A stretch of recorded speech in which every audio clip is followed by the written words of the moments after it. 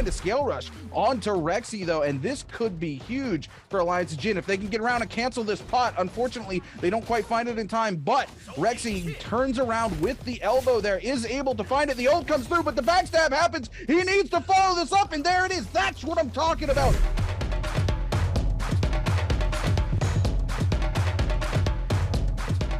Just have to be at the right place at the right time, and clearly Mike knows exactly when to do that here in this game number 2. And Holoroth is Rexy trying to see if he can go for the massive juggle onto Panda. Is he going to be able to do it? Unbelievable. The right click comes in and absolutely decimates Panda, man, sending him up to the sky. Says see ya later.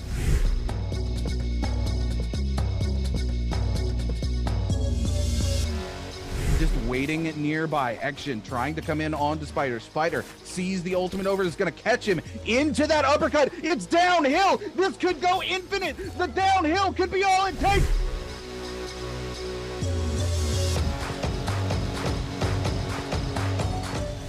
Here, and it looks like it's not going to be enough, as actually might be able to go through with the reset here, as Shazing has a 14% win rate within the realm of Yang. Action putting in absolute work here, as he's might be able to get close here, but it looks like the shield is going to be...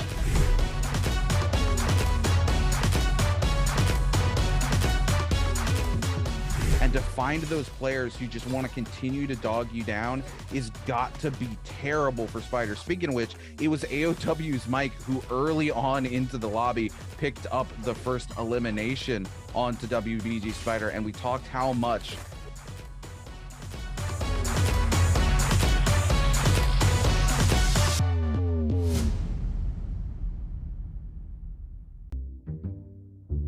我勒个娘，也聊天。赶紧来试试。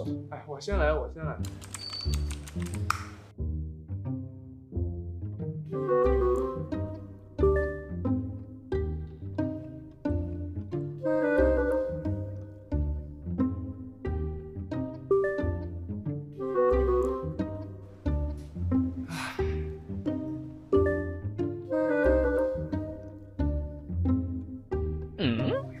这没啥。让我试试，让我试试。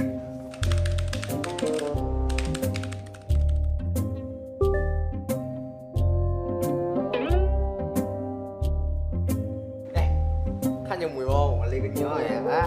哎，看着啊！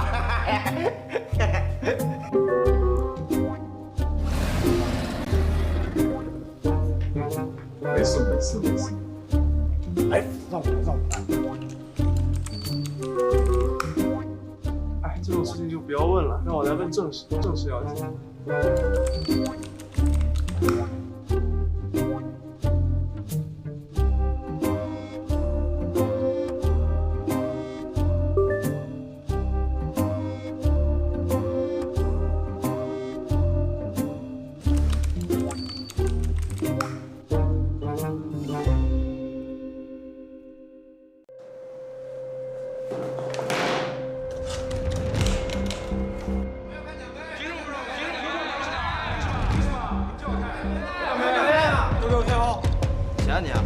你在装什么啊？你谁啊？啊！我楚大少修罗榜第1，没有资格看奖杯吗？我小星神联赛第1泰，凭什么不能看奖杯？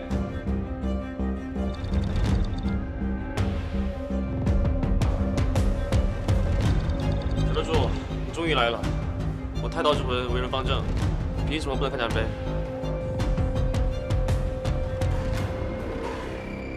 但是小德柱好啊。 你们啊，看门都不会看，谢谢啊，小德柱。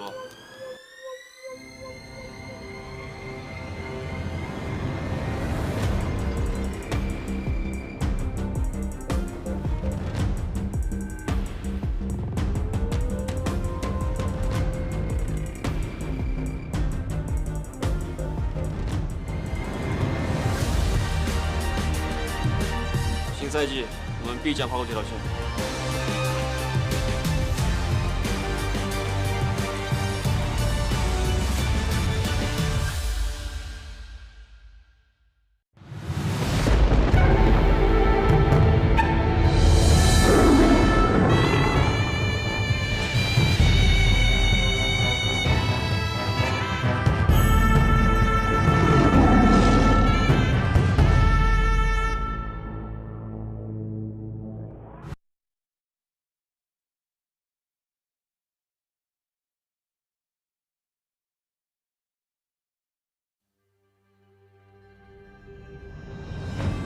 又有人要面对阴极真神的恐怖了。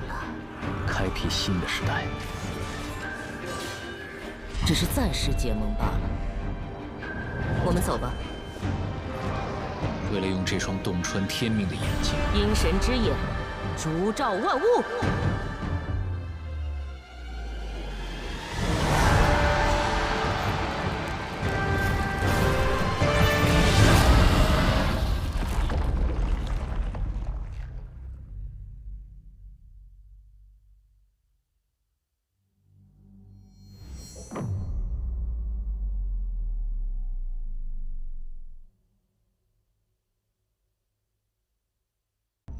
乐哉院中游，周览无穷也。百会吐芳华，重台鸟高枝。林木分交错，悬池系黄柳。清玩必详情，仙轮出战晚。座中发美赞，意气同阴魁。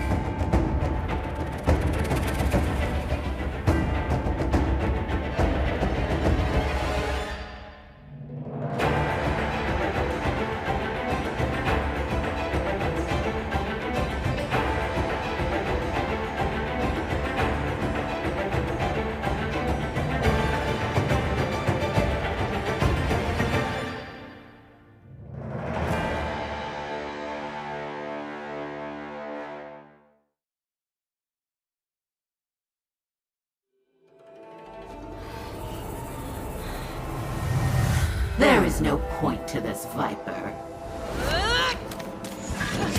You've spent too long fighting mortals and have forgotten much. And I am no mortal.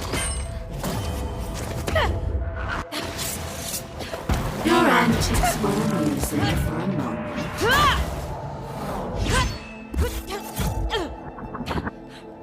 But it is time to accept your fate, sweet daughter. You're not my mother. You're a monster! How ungrateful. To be my child is an honor, for I allow you to serve me in death as in life. Now kneel. Viper? And who is this pest? Justina Gu, Winter's Grace.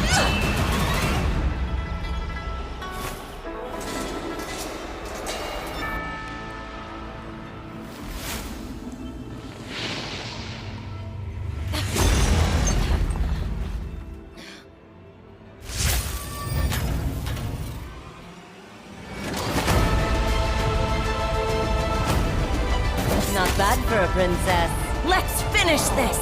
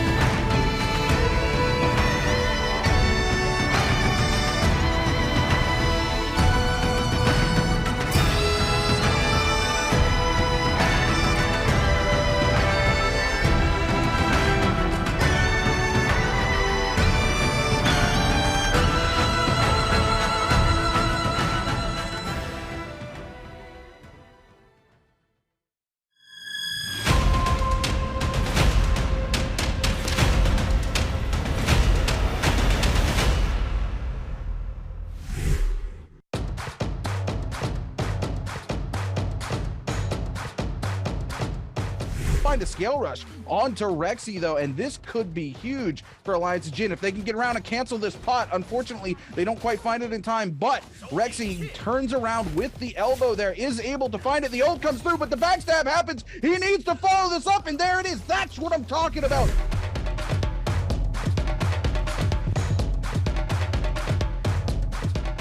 Just have to be at the right place at the right time, and clearly Mike knows exactly when to do that here in this game number 2 at Holoroth. Is Rexy trying to see if he can go for the massive juggle onto Panda. Is he going to be able to do it? Unbelievable. The right click comes in and absolutely decimates Panda, man, sending him up to the sky. Says see ya later.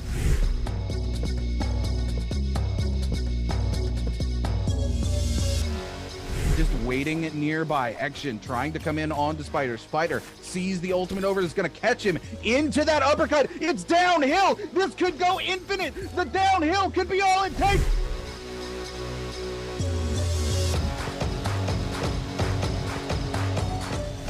Here, and it looks like it's not going to be enough, as actually might be able to go through with the reset here, as Shazing has a 14% win rate within the realm of Yang. Action putting in absolute work here, as he's might be able to get close here, but it looks like the shield is going to be...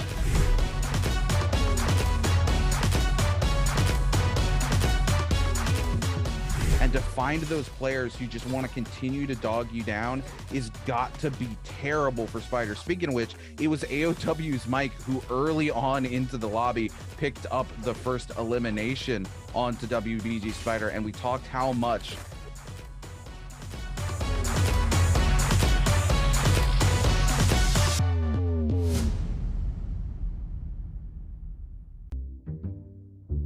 我勒个娘，也聊天。赶紧来试试。哎，我先来。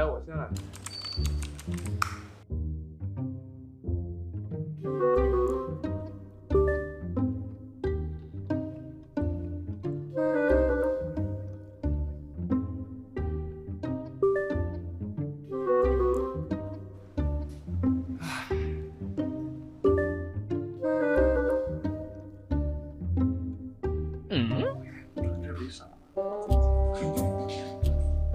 让我试试。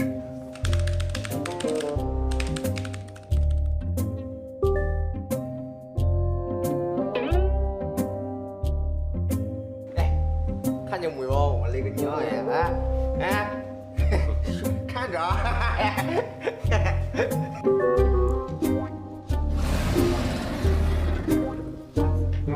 没事。来，让我来。哎，这种事情就不要问了，让我来问正事要紧。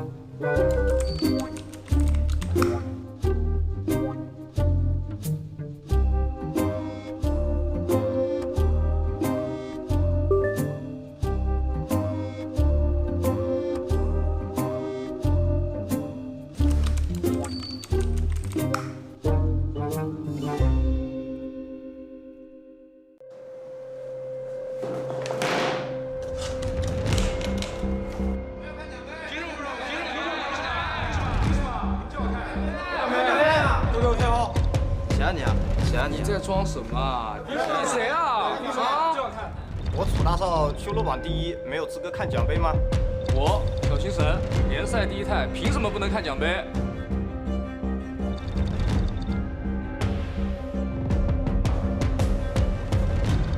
小得主，你终于来了！我太刀之魂为人方正，凭什么不能看奖杯？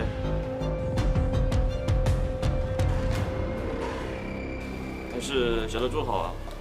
你们啊，看门都不会看，谢谢啊，小得主。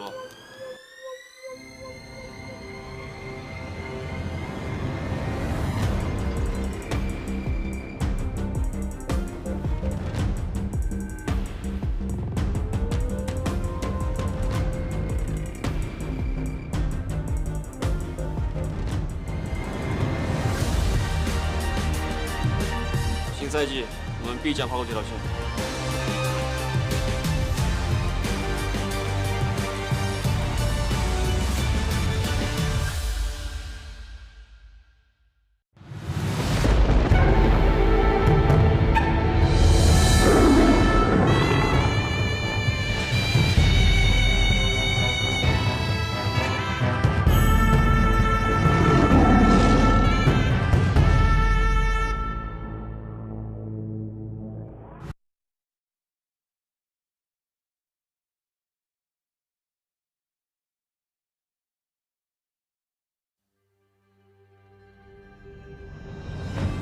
又有人要面对阴极真神的恐怖了。开辟新的时代。只是暂时结盟罢了。我们走吧。为了用这双洞穿天命的眼睛，阴神之眼，烛照万物。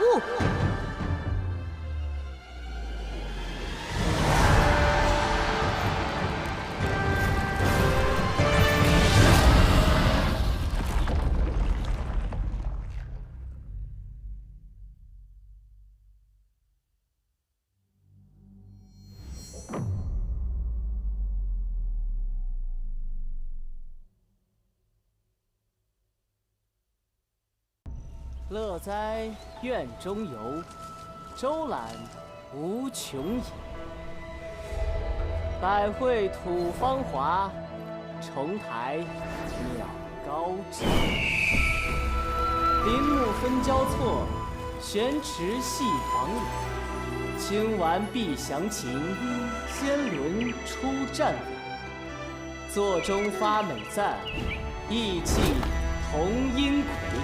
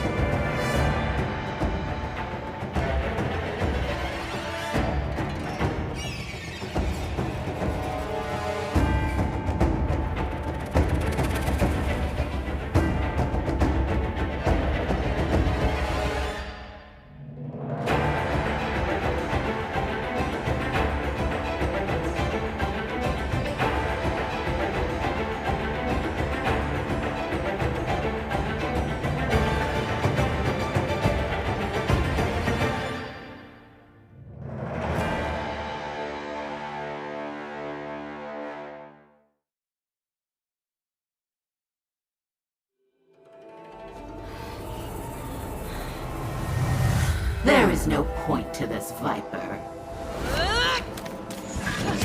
You've spent too long fighting mortals and have forgotten much. But I am no mortal. Your antics will amuse me for a moment.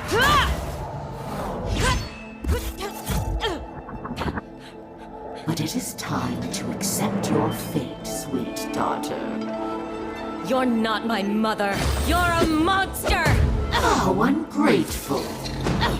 To be my child is an honor, for I allow you to serve me in death as in life. Now kneel. Viper?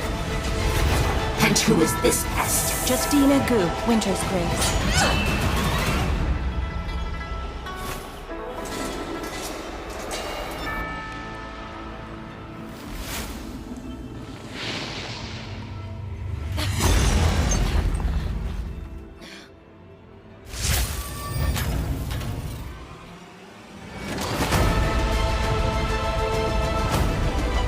Not bad for a princess. Let's finish this!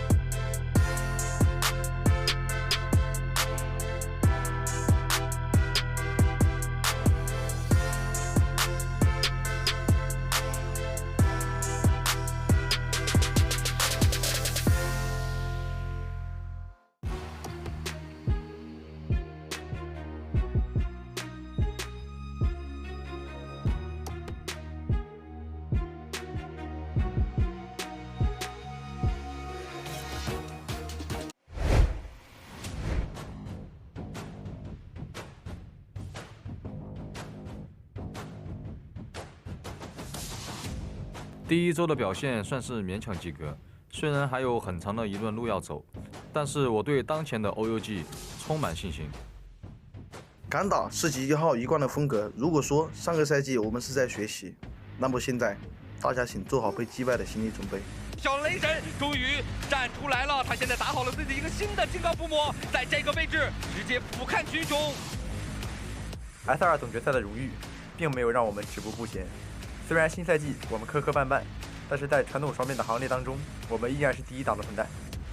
现在直接抓了一波，右键现在一个直接双抓，金色手先秒一人孙悟空，然后另外一次又把平头带到手里，再一个双抓，这就是神吗？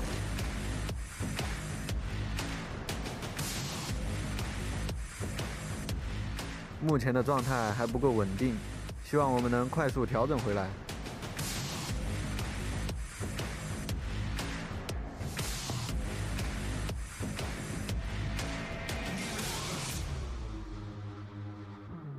看到我们新赛季的表现，不要惊讶，因为这就是我们基本的实力。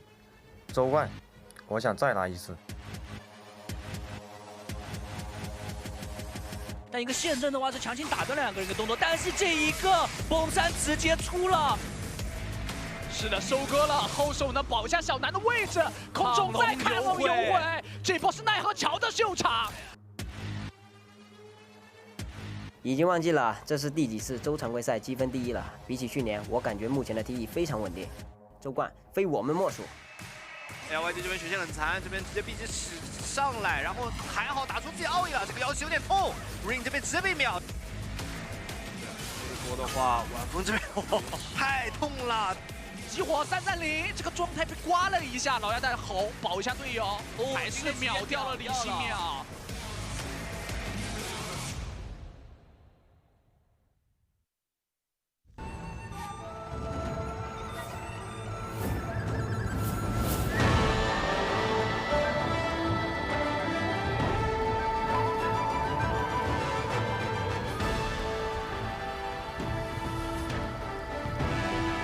欢迎来到2023永劫无间职业联赛春季赛的首个3排的周决现场。Girls Game BIWEEK1 Final. 大家下午好。 And happy afternoon, everyone. 常规赛的精彩的角逐，最终晋级的所有战队也已经向本周的3排周决发起冲击。现在所有战队的代表也已经准备就绪。让我们欢迎选手登场。 Today's champion. Let's magical to see who will be our champion today.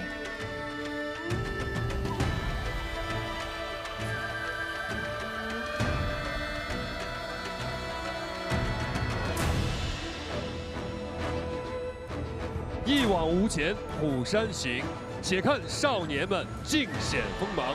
2023永劫无间职业联赛春季赛3排周决， our 现 players 在 are 开 ready 始。 and our match will be started soon.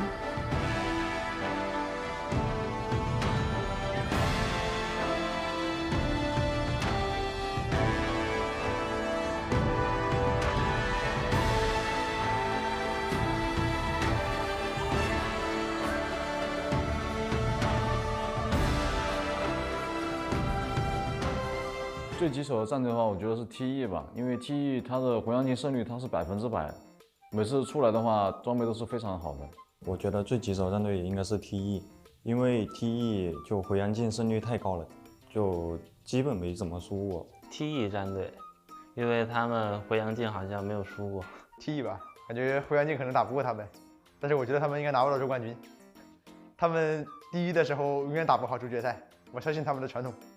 我觉得可能 TE 来说是最棘手的队伍吧，但是他们的周决发挥每次都非常的让人意外，每次都带着积分第1进去，拿着前5开外的名次。TE 吧，因为 TE 的实力大家都知道，但是 TE 在周决在常规赛表现很好，但是在周决其实并没有那么突出，希望他们不要太突出。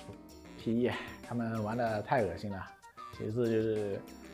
每次他们仿佛有降智光环一样，他碰到的对手就突然降了智。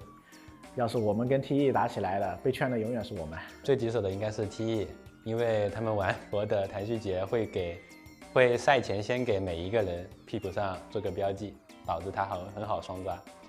那肯定是 TE 嘛，因为 TE 有个神的名字叫踢沙哥，所以说我觉得他们是估计这个冠军是随便拿下的。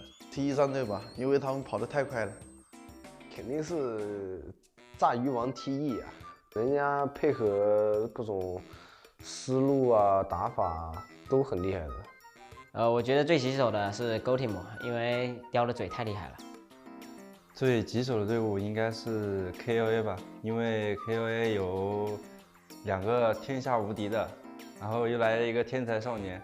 我觉得应该是 GS 吧，因为他们是之前我们那个小虎所带领的嘛，朋友之间分外眼红嘛。我觉得最容易拿捏的队伍应该是 Go Team 吧，因为他们上场的阵容和我们是一样的，而且路线打法也差不多。拿不了 BG 吧，因为他们没拿过周冠，我觉得他们拿不了。我觉得是 GS 吧，因为我前队友小虎在那，我随便就拿捏他。那就是 GS， 毕竟他是新来的嘛，没有接受过联赛的洗礼。我觉得最能拿捏的也是 GS 战队吧，因为也是有小虎嘛，彼此都是老朋友了，彼此知根知底，所以也是这样的。最能拿捏的队伍是 GoGoH 里的 TYY， 线上随便拿捏，线下也随便拿捏的。周决赛中最能拿捏队伍是 A 队吧，因为他们的小钻石说进周决有手就行，但是我昨天看了一下，他们刚好踩线进。随便拿捏的队伍，只要他队伍里没有佛，我们 XCG 应该是能随便拿捏的。最能拿捏就是基地嘛，董卿已经被我掏了太多次了，身体构造各方面都已经熟悉了。感觉都不好说，因为我们是被拿捏的那个。没有任何一支队伍可以随意拿捏，都很厉害。太高情商了。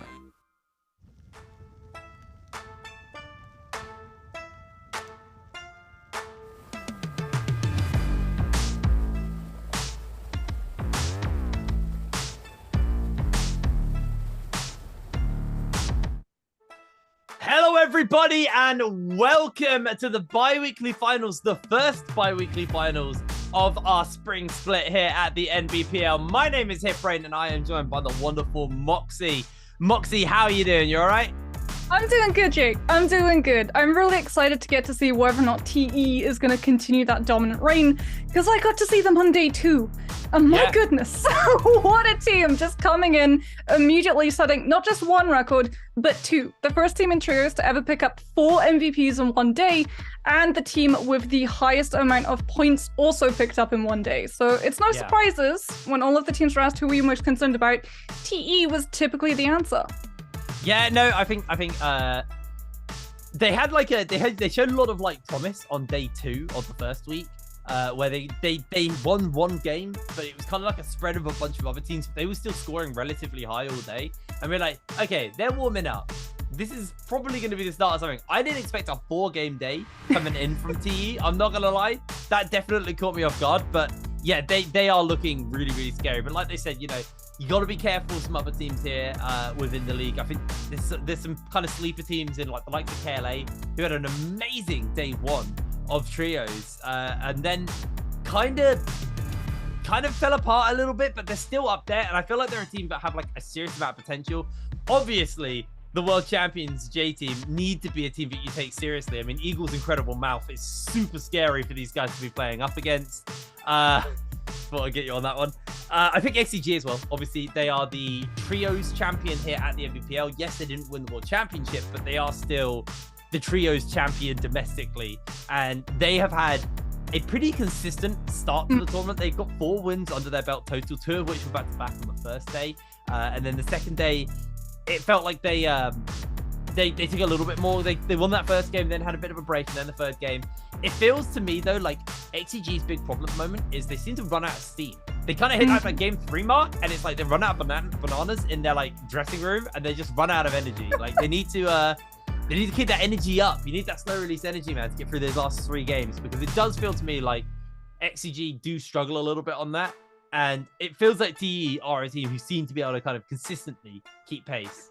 Well, here's the thing though. When we looked at the interview, the players were identifying the same thing as we have been on the caster desk. TE used to be Fun Plus Phoenix, right? It is the Fun Plus Phoenix roster from the previous season. And that was a problem for FunPlus Phoenix that last year. And it was bi-weekly finals.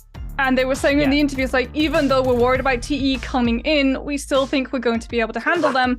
Because literally last year, they would never be able to make it into the top 5. But oh my goodness, I love it so much. You can vote for yourself. Yeah.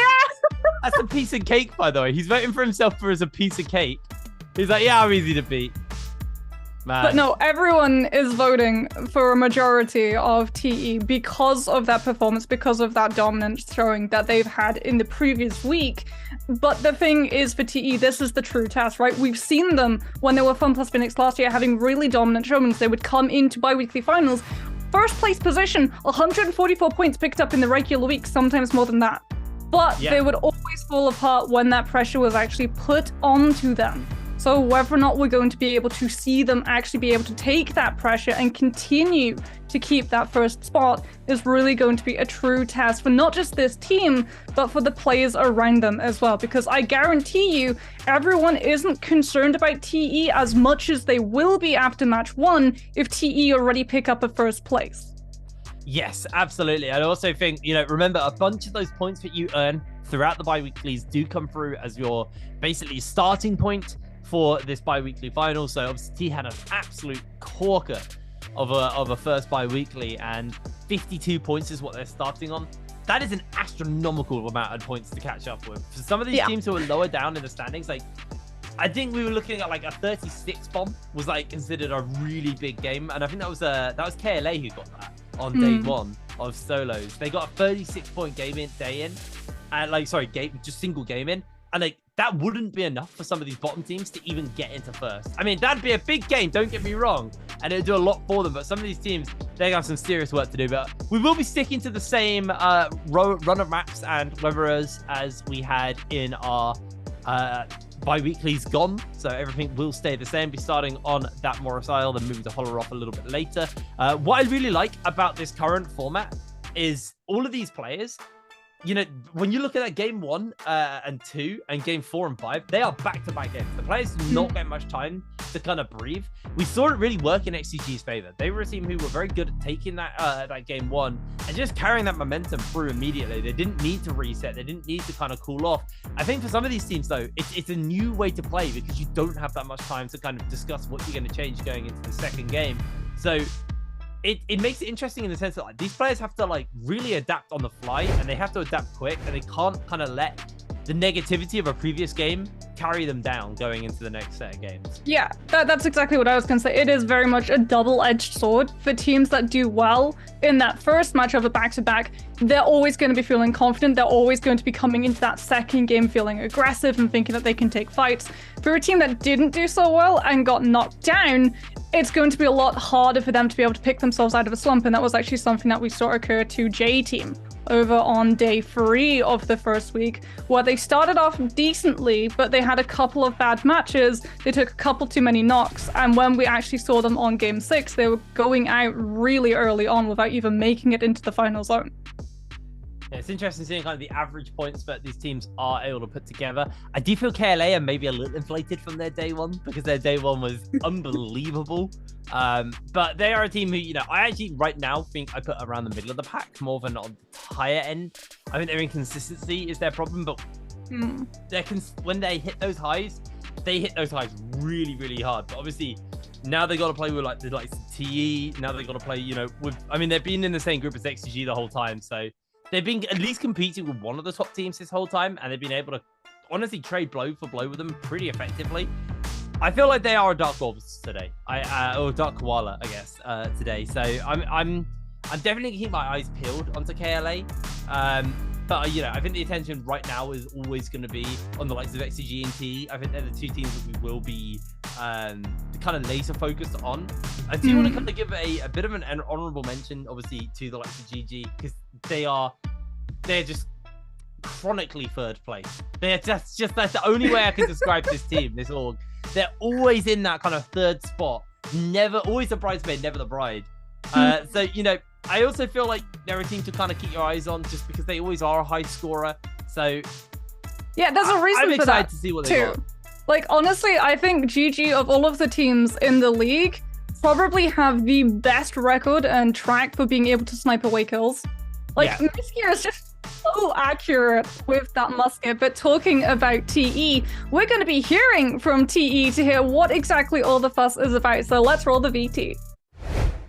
然后就佛的发挥就已经对你们整个队伍的发挥都有限制了。你佛发挥的越不是你的大佛发挥的越好，你们这个队伍拿分啊就肯定会更多嘛。当然你不可能把其他人都忽略了。你大佛好，你大佛如果发挥的特别好，你其他人没发挥，那有什么用呢？你大佛又不能1打3，对吧？还是得有其他人就相辅相成嘛。所以说阵容就是需要相辅相成，要不然大家都选他自己拿手的，那随便打乱杀，不是这样的，对吧？关于这个第一这个魔咒，这个我们想了就无所谓，你该怎么打怎么打，能拿多少分拿多少分，不用再像以前一样就是限制自己，我是第一，我要稳住，不稳了，就该怎么打怎么打，放飞。Go TE's LYD giving us a little bit of info into the team's thinking about not just the monk meta, but also, the reputation that they have coming into this first bi-weekly. They know that a lot of teams are expecting them not to play as well as they have been in the regular week. And I think that's honestly something that they're going to take advantage of, right? If they're able to immediately just throw a curveball in and start finding their footing and finding these wins, a lot of these teams are going to be prone, especially when it comes to contesting really valuable spaces like those Gate of Yang fights, because TE, like the players have said themselves, have developed not just a reputation for not doing too good in the bi-weekly finals, but being absolutely beastly in the Gate of Yang fights, to the point that we're even seeing some teams entirely nope out of the fight, and instead decide to camp out the soul altars and pick on teams who have that Yang depletion and have to take a fight. Yeah, absolutely. I think that's kind of like the big thing to kind of note as well, though, when you talk about TE is, on their former team, FPX, these three were lackluster in the bi-weekly finals. So it's something that, I feel like a lot of teams, they'll be very scared of TE and they know they're capable. I think that can't be overstated. But they are a team who did choke. They were known to choke. This group were very known to choke in these bi-weekly finals. So maybe they've spent some time figuring out why that was and what kind of caused that issue for them, and obviously maybe look to fix on that. A team who haven't really got any experience with this though is KLA. These guys stepped up on the first day of trios, kind of fell apart by that second day, but I'm curious to see how they actually do place at the end of today. How the bi-weeklies go. Maybe they're a team that don't crack under that pressure. Maybe they're a team that do crack under that pressure. This group, they are relatively new as a group together. Obviously, some of these players have played previously, but as a team, I believe they are pretty new together. So I'm excited to see what KLA have got and what they're going to be capable of doing once we get into the action and into the thick of everything. Actually, while we're talking about it, JJH, honestly, a team who kind of caught me off guard. I think they're still one of the lower teams coming out of today on my kind of like rough power ranking. But they were a team who I kind of underestimated, and then towards the tail end of their performance, I started to see some really big stuff coming out for them, and they actually did win a game on the first day of trios as well. So, they're definitely not another team to be understated. I mean, I can say that about all teams, to be fair. I think there's a lot of teams with a lot of potential. It's those who are going to actually take that potential and do something with it. That's where the real question is. I think we can expect the likes of GG to perform. Maybe not win, but perform. I think that's unfortunately their curse. Always great, but never quite perfect. Let's see what the hero selection is going to look like. I'm expecting a lot of Pacific Rim. That's going to be my... Oh, wait! I am Jake, pleasantly surprised. You want a spoon to eat those words, buddy? I mean, there's a lot of Pacific Rim in there still, but man, I am actually blown away that we're getting this much Yoto in the first game. I mean, again, it is a dusk map, so similar to the reason why we see a lot of Takeda being run, it does mean ultimates are going to be online. Whether or not they want to give it to the Yodo or whether or not the Fireflies are going to go to the Viper, however, remains to be seen. This is a discussion that we were actually having before the broadcast began. The Yodo's ultimate does a lot of damage, but it also leaves us susceptible to being grabbed. Yes, Viper's ultimate can still leave you susceptible to being grabbed, but the stun that can connect onto not just the Monk, but also the Farrier means that if the Monk does actually get CC'd, you can't just hop into that Fifi mech and immediately feel a lot safer and at home. But as you said, we're still going to see a couple of Pacific Rim teams coming through. J-Team going to be going for a little bit more of that style of play. TE, however, going to be mixing a couple of things up as we can have a look at where some of these teams are going to be dropping into. No one going immediately for the throat of Shipwreck, everyone actually trying to land around the outskirts of it, thinking that if a team does push immediately into the direction of that ship, they're going to be able to scrounge loot on the sidelines and then push in, which would be a great game plan if the other two teams hadn't done exactly that. So it's going to be a very hectic landing spot for a lot of these teams.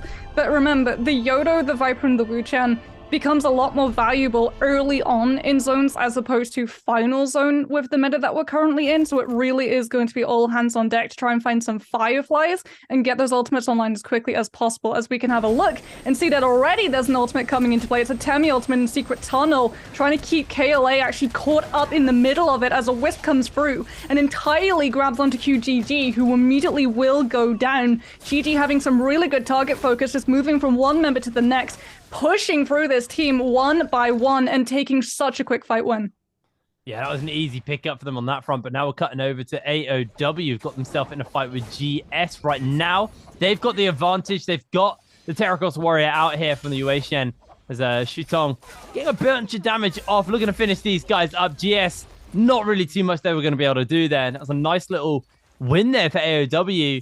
They do have XCG stalking off in the distance, so they need to be a little bit careful, and they are going to have used a lot of resources up here, and XCG, they're actually waiting and seeing if it's worth their time to pounce or if they're going to call it off. I think they've not actually got enough of their ultimates up, so they know that a lot was burnt down there, but they don't actually have much to burn themselves. So I feel like they are just going to back away from the fight. Xiaonan only had grey armor, so they didn't want to actually take that fight, knowing that their Monk, even if the ultimate did come online, he would just be too weak to easily burst it down, especially with a lot of these players going for that Yoda composition when it's early on in the game, and a lot of these Transformers don't have that loot scaled up into Final Zone. They're not running around with purples and full legendaries. That Yodo is still going to be able to absolutely burst through every single player on that team. And they don't really have the cover to be able to keep that Fifi mech up either. As we can head over to look at Shipwreck. This is what we were expecting, right? Team's not directly dropping into Shipwreck, but instead going for the outskirts so they can loot up and then look for a fight. UWG have done just that, coming in with a purple greatsword, trying to get the connection off the left click as the other two members have created the stagger space, but he's not able to actually find the pick until now. He's going to go for the Transformer 2-tick, looking for those grabs, as it is going to be JJH just immediately trying to reposition themselves as GD rather, try and actually catch on to the stragglers. Viper ultimate coming on through to catch Chu-1 Yui, who is isolated away from his team.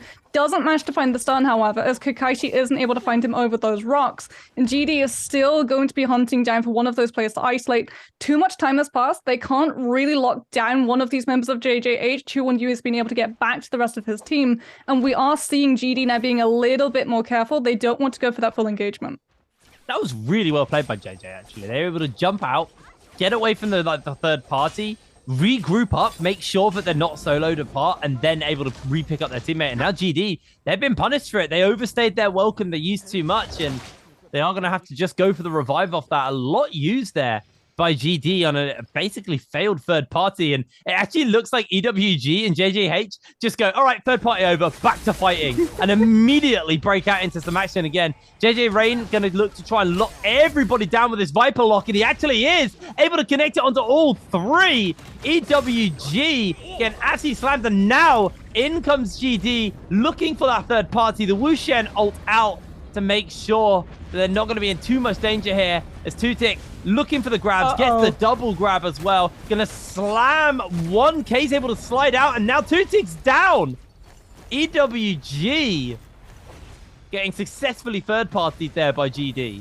Yeah, GD making the really smart decision to come in for that third party once again, but before they actually look for the engagement, they drop the Bane's Breath. So even though they're running into 2-tick without ultimates, even though he's able to find 2 of the players, 1, his loot isn't good enough to actually have the double slam get that kill, and 2, his movement is entirely hampered by the fact that he can't really run around the map. He doesn't have place to support him. The UE ultimate was already burned and forced out by JJH, as now we move over to another team with the Monks. Alliance and XCG both gonna go for that Transformer ult up, but Xiaonan is already reduced to 50% of their health, and as a result, he's just playing on the defensive. He's trying to run away and body for the rest of his team so that Lin doesn't get that space to be able to look for the grab. The Transformer is down, and as a result, Li Xinghen now has to just try and distance himself from the Monk, otherwise he's going to get grabbed out.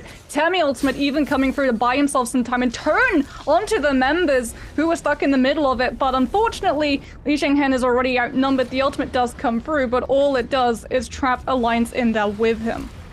HQ actually trying to see if maybe there's a play that can happen here, but he is 1 versus 3. They are next to that Soul Altar as well. The Bane's Breath raining down onto these guys.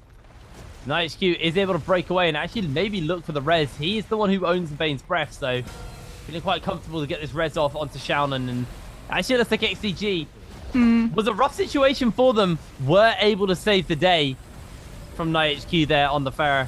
Actually pick up his teammate. A pillar down as well, so that if Alliance do try and come through and poke away at XCG, catching them when they're out of that Soul Altar, they're going to be able to hop in the mech and pick it right back up, as XCG will be able to survive. They did burn a couple of those resurrections, both Li Xinghen and Xiaonan having to use the Soul Altar, but the rescue does come through and the team will sustain, as Alliance, because of that Bane's Breath, have been forced away.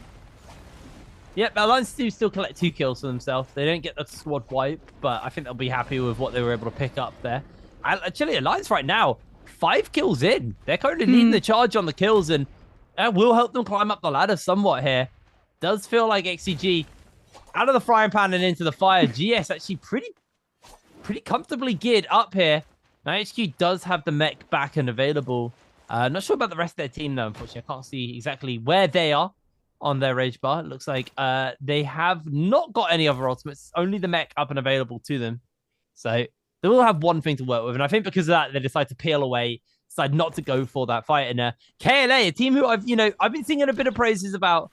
These guys, they performed very well on that first day. Second day, not quite so well.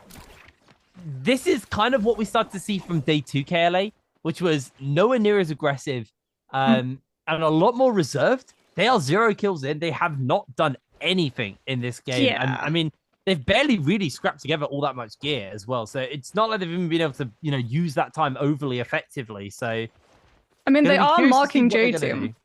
They're marking J-Team. They're looking to see where this team that's running away from that zone is going to go.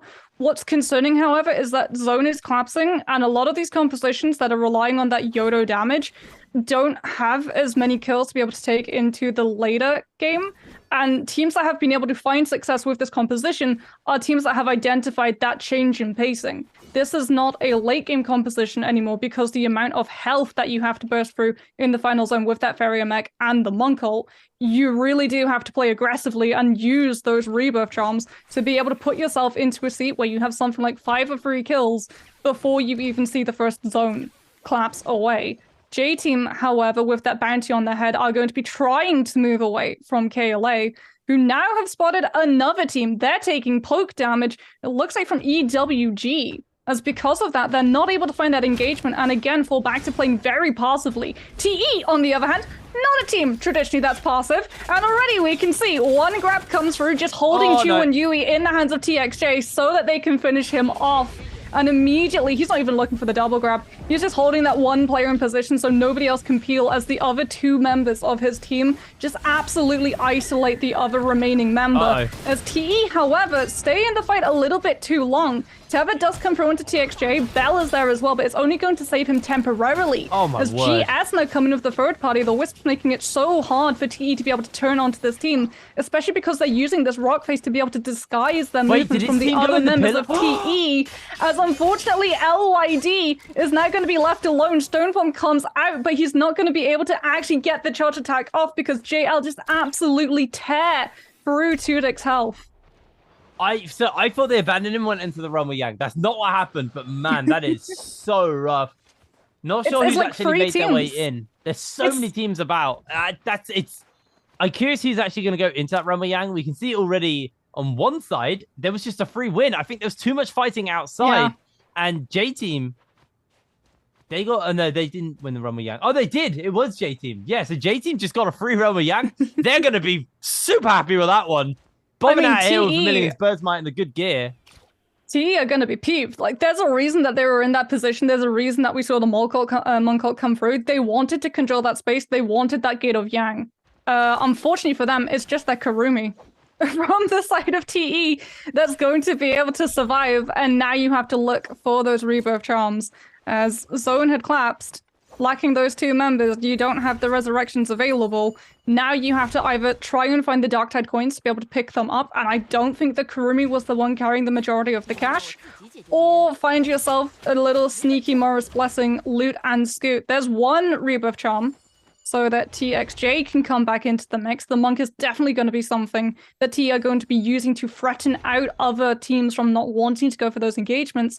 But you're still missing that key component of the Yui to be able to use his ultimate to cover up when TXJ drops out of that monk form and becomes oh so vulnerable, something we've already seen teams take advantage. Sleepwalker, on the other hand, one of our teams who is known for being a very good monk, is on the Viper at the moment. There's the stun, but again, like, they just don't have the follow-up damage. PP is able to find one pick onto 3-3-0, but the Wisp grabs out the Viper. The Wuchen ultimate has to come through so they can try and relocate, and as a result, they will be able to get the reset on time. But this is the problem. This is what we're about to start seeing, Jake.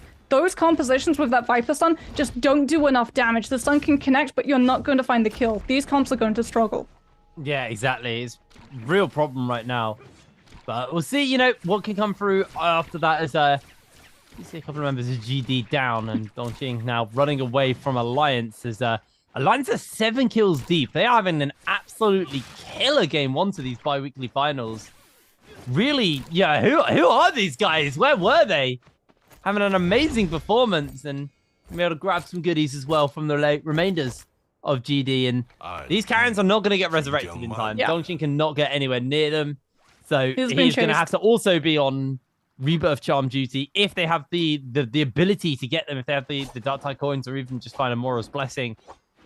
It's going to be a hard ask. It's going to be a tall ask indeed. Now cutting over to J-Team, who find themselves in a fight with XCG. Remember, they've still got that Vermilion's Bird's Might, so they are feeling comfortable. And with the double slam coming in from Eagle, XCG are getting absolutely slammed. And they are the second team out, of today's lobby. J-Team really getting a great start here, picking up 5 kills. Getting a free run with Yang, 6 kills, sorry. Getting a free run with Yang to themselves and everything. You can ask for a better start. Yeah, J-Team are going to be very happy. They're going to be feeling confident. This is a team that really does rely on that emotion and confidence as a platform, especially when you're running in a composition like this, right? You have to make the right calls of when you want to monk ult, especially if you're not running something like a Temi, because it just becomes a lot harder to keep that monk up. Now that we have things like the Farrier, the Yodo ultimate, because there isn't really the wind wall to stop the Viper from being able to connect onto you, as well as just repeating crossbow and venom tip. That is definitely probably the thing that you're most concerned about. However, TE have been able to keep themselves out of a fight long enough for VVV to now be brought back one more member. So this is going to be the full team of TE if they can make it to a soul altar. GG just going to be hiding in that ballista tower as that zone starts to collapse on through. TE now looking for a soul altar. The problem for them is that Alliance are in that area, and as a result, TE can't take this fight. TXJ is too far away from being able to have that ultimate up online. He also only has a blue katana, so yep, the armor is purple, but he still isn't going to have the oomph behind the slams to be able to find those kills as quickly as this team needs. Otherwise, that monk is just going to be absolutely ripped out of that space without a Yui to be able to cover for him. As TE know, they can't take a fight if the monk isn't going to be able to immediately win one mid-ultimate, and they just have to wait and see whether Alliance move away and allow that soul altar to be freed up. As this is what a lot of teams now start to do, maneuvering forward, positioning for space. We can already see WBG trying to put themselves in position to be able to just hunt other teams out, see whether or not this Gate of Yang is going to be contested. As a result, they do actually move right past the team sitting in the canyon bushes, waiting for that to come online so that they can sneak their way through as well. As it looks like JL are actually going to be going for the Morris Blessing, which unfortunately for them, they don't know it, we do, contains Draco Storm. The one buff that you really don't want out of all three of them. However, could you imagine saying that 6 months ago, though? Like, ah, damn, a Draco Storm. Like, 6 months ago, that was like the one to take. Crazy. T do actually get a YD up, by the way. That was their last member who's down. And it's right here... Smart, though. Because what they do is they wait for things like the Morris Blessing, they wait for the gates to come through, knowing that Alliance's attention is going to be pulled away from the Soul Altar, and it means that they can finally get LYD back into the mix. All right, where is this Runway Yang going to open up? That is the question. It's going to be J-Team. Do they get everyone in? They do. They might get jumped on the way out. We have seen teams do this, and they won't be getting a Vermilion Spur Smite from this one. Who will they be? If they get a second Runway Yang for free,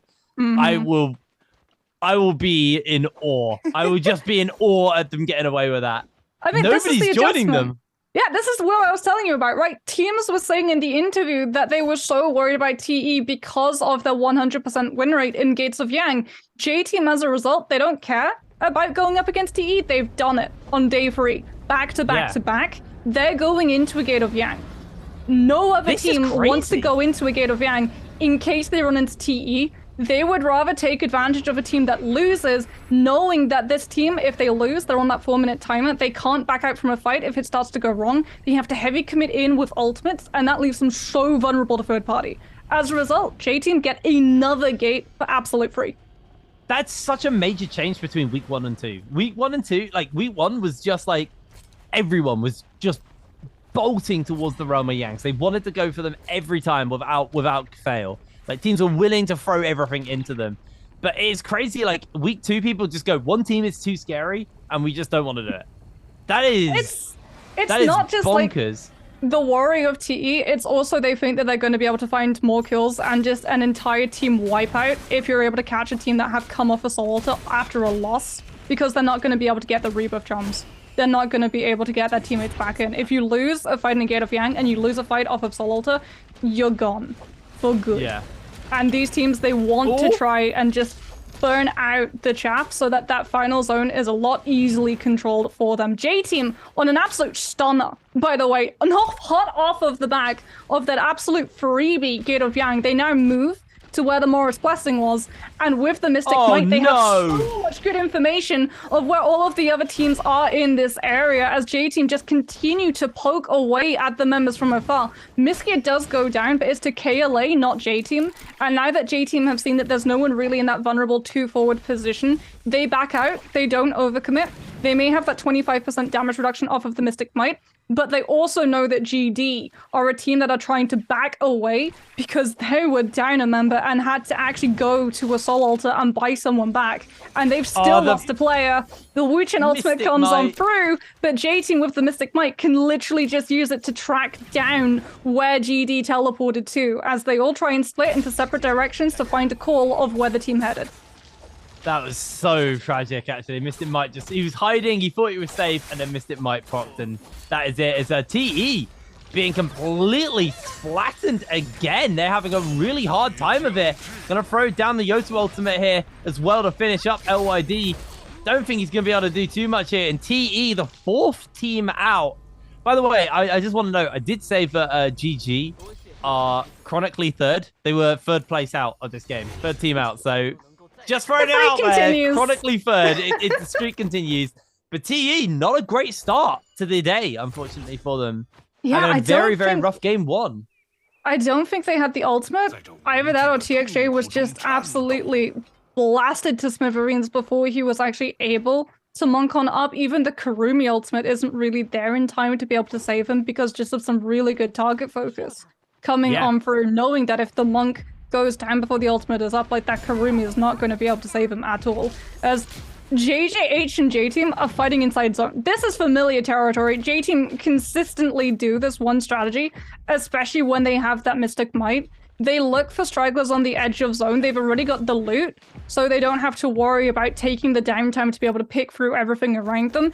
Instead, they go hunting for kills. Sometimes it doesn't pay off for them, other times it does, especially when you have that Mystic Might and you can find those players that are using the edges of the zone, hoping not to run into full teams so they can wait out time and just be able to pick their way through some of the loot around and buy the Darktide coins to be able to get their teammates back into the mix. Yeah, absolutely. It's an interesting game as well because, you know, we had an expectation that J-Team were going to be good. We heard about how good Eagle's Mouth was, but we also... You're not letting that go, are you? No. There was another one in there, but I didn't note on that one. But there was TELID. Instead of high IQ, they put EQ, as in like audio. He's like, oh, it's a really high EQ play. I'm like, yeah, it's loud. No, but Alliance are another team who are catching me off guard. I'm actually really impressed with these guys. They have 7 kills right now. They are playing just a phenomenal game. They're having a really, really good run of it. So I've got my eyes on Alliance a little bit here. I'll see if that's maybe a flash in the pan with these guys because unfortunately for Alliance, they are a team who, you know, occasionally do get a good game on the board and then struggle. It's probably the best way to word it without being mean. But, you know, they definitely caught me off guard a little bit on that front. KLA actually showing us a little bit of life, finally. This is what I wanted to see out of them. Finding himself in a skirmish here versus the likes of WBG, actually scattering away the moment the fight looks to be a little bit too scary for them. And they are just going to peel off and look to try and get some of that health back. They got 4 kills. Not quite what we want. We do want them to have a couple more kills going into that later circle. Like you said, the Yoto comp doesn't function on just getting all those end game kills now. It's not all about that. But I think the good news is when you actually look at the scoreboard, there's only 4 monks left in the lobby. If some of those monks start to go down, then suddenly, yeah, Yoto actually can look to get a bunch of kills in the end of the game. So you can have those kind of final circles where it's aerial combat. Yoto's just firing sword shot after sword shot at one another. I think the problem that KLA is going to be having here, and that dream is one of the teams running that monk comp is J-Team, the team who are seemingly pretty unstoppable in the current state of the game. I mean, everyone at the moment is just wanting these Morris Blessings. KLA, actually, because they took that vote early against WBG, were able to push WBG away from taking the high ground above that box, so potentially they could be able to use that high ground and just pump damage onto J-Team, punishing the fact that there's not a Temi ultimate for this team, as GS have been able to pick themselves up a box. Ooh, lovely Cavalry Bloom showing, coming out from Jototo. As we have a look at what exactly was inside that box, Legendary Spear as well as Legendary Armor for the Monk is definitely going to make that ultimate hurt, as KLA, unfortunately, not able to find the positioning that they were looking for. The box goes a little bit too closer to GS, and with that Temi ultimate drop, they weren't able to actively contest it. Not running something like that Karumi, they weren't able to warp alongside it. So have to just be content to pick up the scraps that are left behind. This is problematic for them, as now they're caught between J-Team and GS, and they don't want to run into GS because they know that they just picked up that box and Legendary Armor is going to be on the Monk. And they don't want to run into J-Team because, unbeknownst to them, J-Team also have a couple of legendaries for that Monk composition, and that's going to lead them to being absolutely lethal. Good news for them, however, is that J-Team and GS haven't spotted out KLA. Instead, they've spotted out each other. And Eagle with the Teva and what looks to be Stormstride as well, looks like they actively want to take an engagement against one of these teams. They just want intel of whether or not there are other teams around that are too close to potentially being a third party. As moving over towards Eventide, a lot of these teams, because they didn't go for those boxes, don't really want to contest this space. At the moment, WBG being one of them, Jing just hanging alongside this building. In fact, everyone from WBG just hanging inside this building so they can avoid what you love to coin the Buccaneer phase, as the cannons come out and all of these monks just try and keep that rage 100%.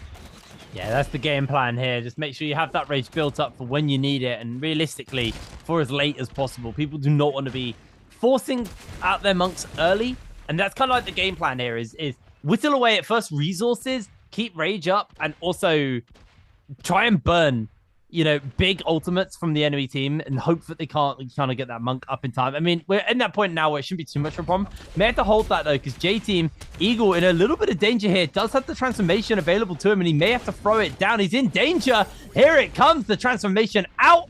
just taking cannon shots from above. Alliance with the scatter shot on the arrows, actually doing some serious damage to Eagle, running him low. Cannon shots and bow shots landing onto Eagles.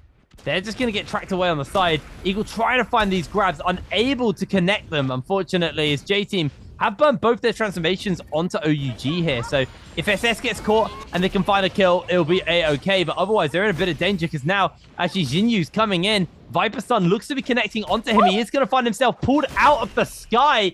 KLA look to maybe pounce onto him here. Eagle able to heal back up and actually step away.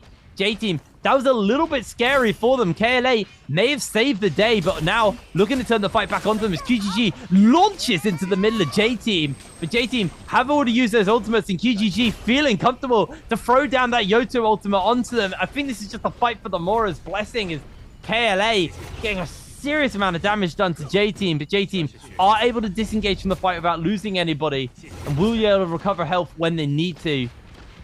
Looks like KLA have actually got themselves now caught in a fight with OUG, and it feels like these three teams are just trading that aggression between one another. They are just going to step away for now.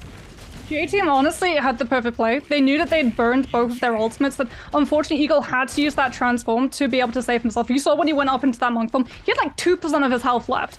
But they make the best out of a really bad situation. Instead of just dropping the monk immediately because they know that the second Eagle does that, he's going to be vulnerable, they actually run the team that's following them towards KLA and invite a third party, knowing that KLA and OUG are going to turn on each other, and J-Team can actually use that opportunity to back out, especially because they have things like that Karumi tether. So if one of those teams get too close, they can just use that tether, make sure that they use the umbrella to be able to knock any 1, 2, 4 forward back, and also use the tether to keep either 101 TN or Eagle up if they take that forward aggressive position. As a result, J-Team's members are still fully intact. This Transformer composition is still absolutely brutal. As the cannons come through, Wuchen TP, as Eagle is able to find a kill onto KLA's QGG, forcing that Wuchen to having to use the TP to be able to just book the Ken back to safety so that they can get the revive. And immediately J-Team with the tether onto 101 TN can hold on to this position, but they were actually able to find where the Wuchen TP'd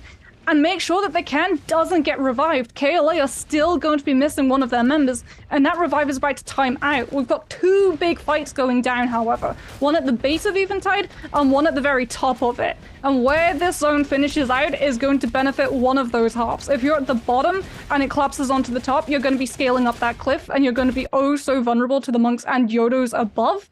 But if it's at the base of this cliff, all of those teams at the top are going to have to free fall into these monk compositions who are just looking to grab fire out, as Eagle with the monk is able to find a grab onto one of the members of AOW, doesn't manage to find the kill, but pulls him out of position. He's able to actually get away to the rest of his team.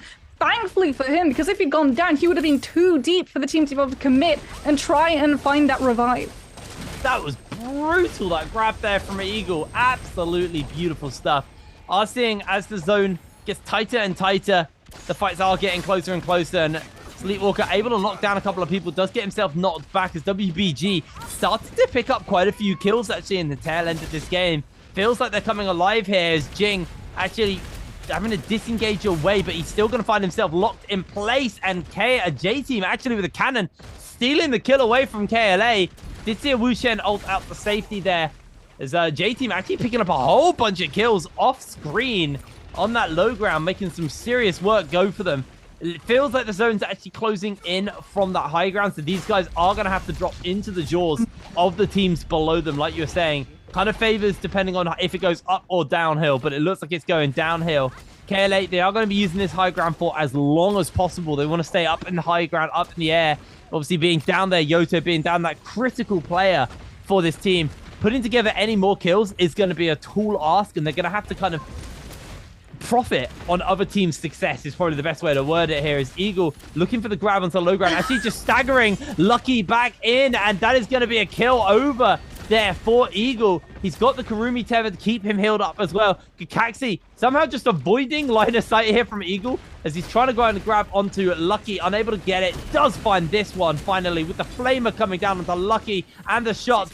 They are going to de-transform though from Eagle, so now does have to try and get himself onto high ground, but Lucky's bot back into the zone and should just be finished up. J-Team with 12 kills to kick it off, having an absolutely phenomenal game one in these bi-weekly finals, and this is their chance to start strike.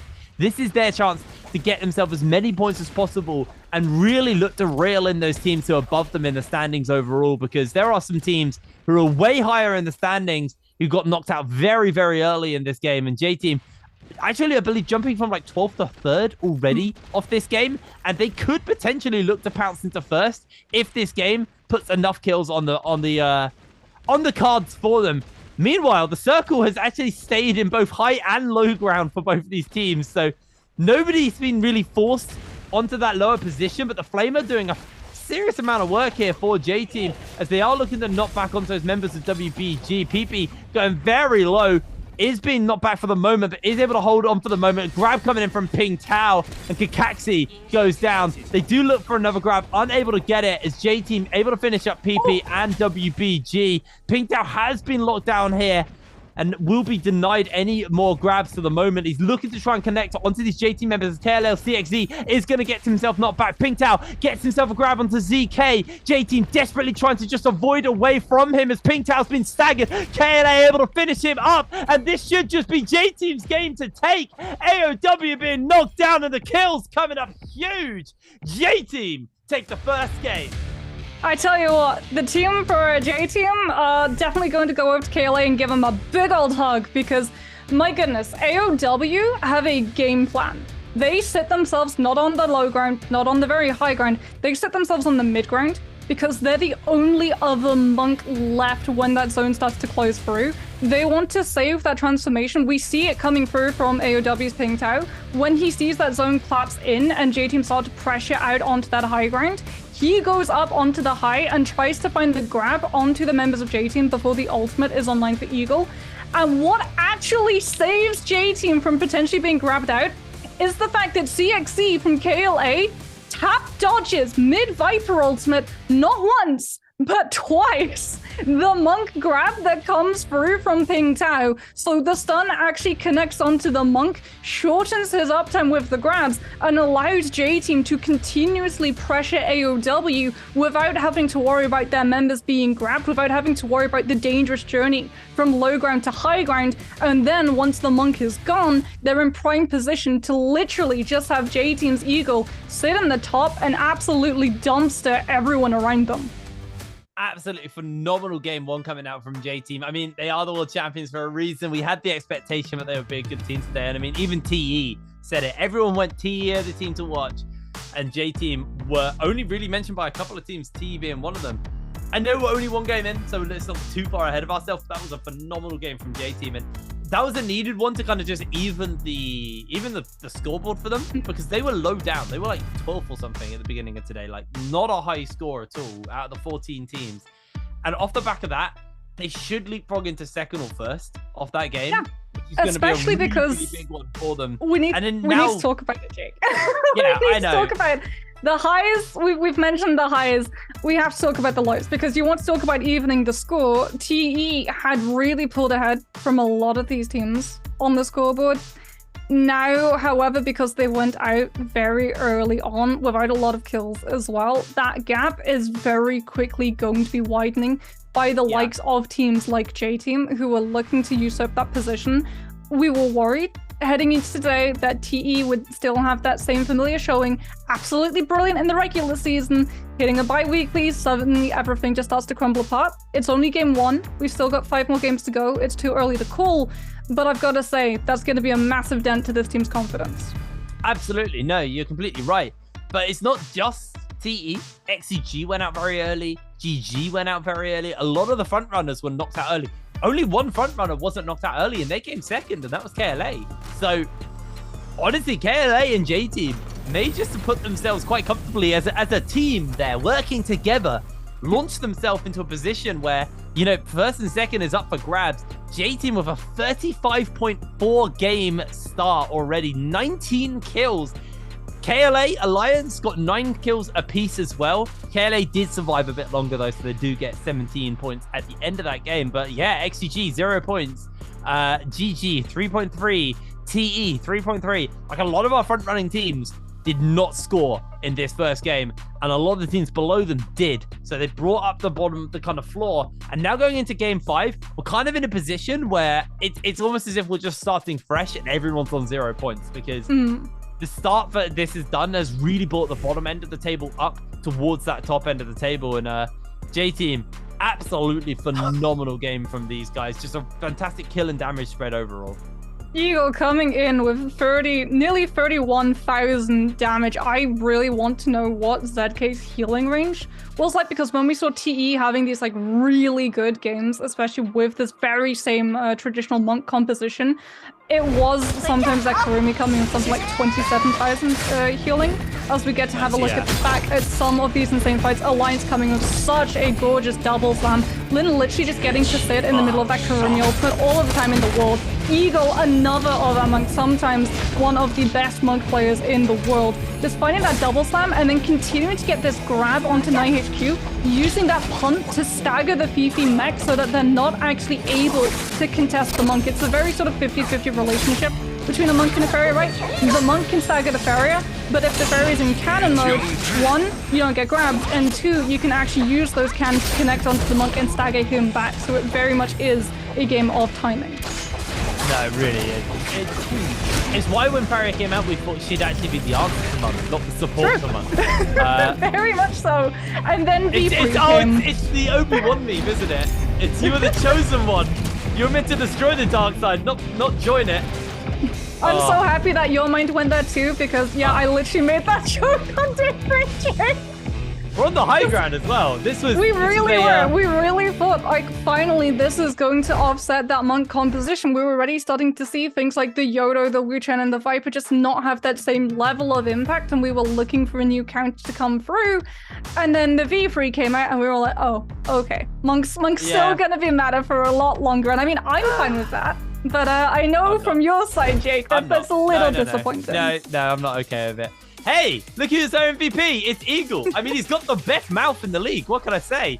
Eagle, a phenomenal game coming in. 30k damage coming out from Monk.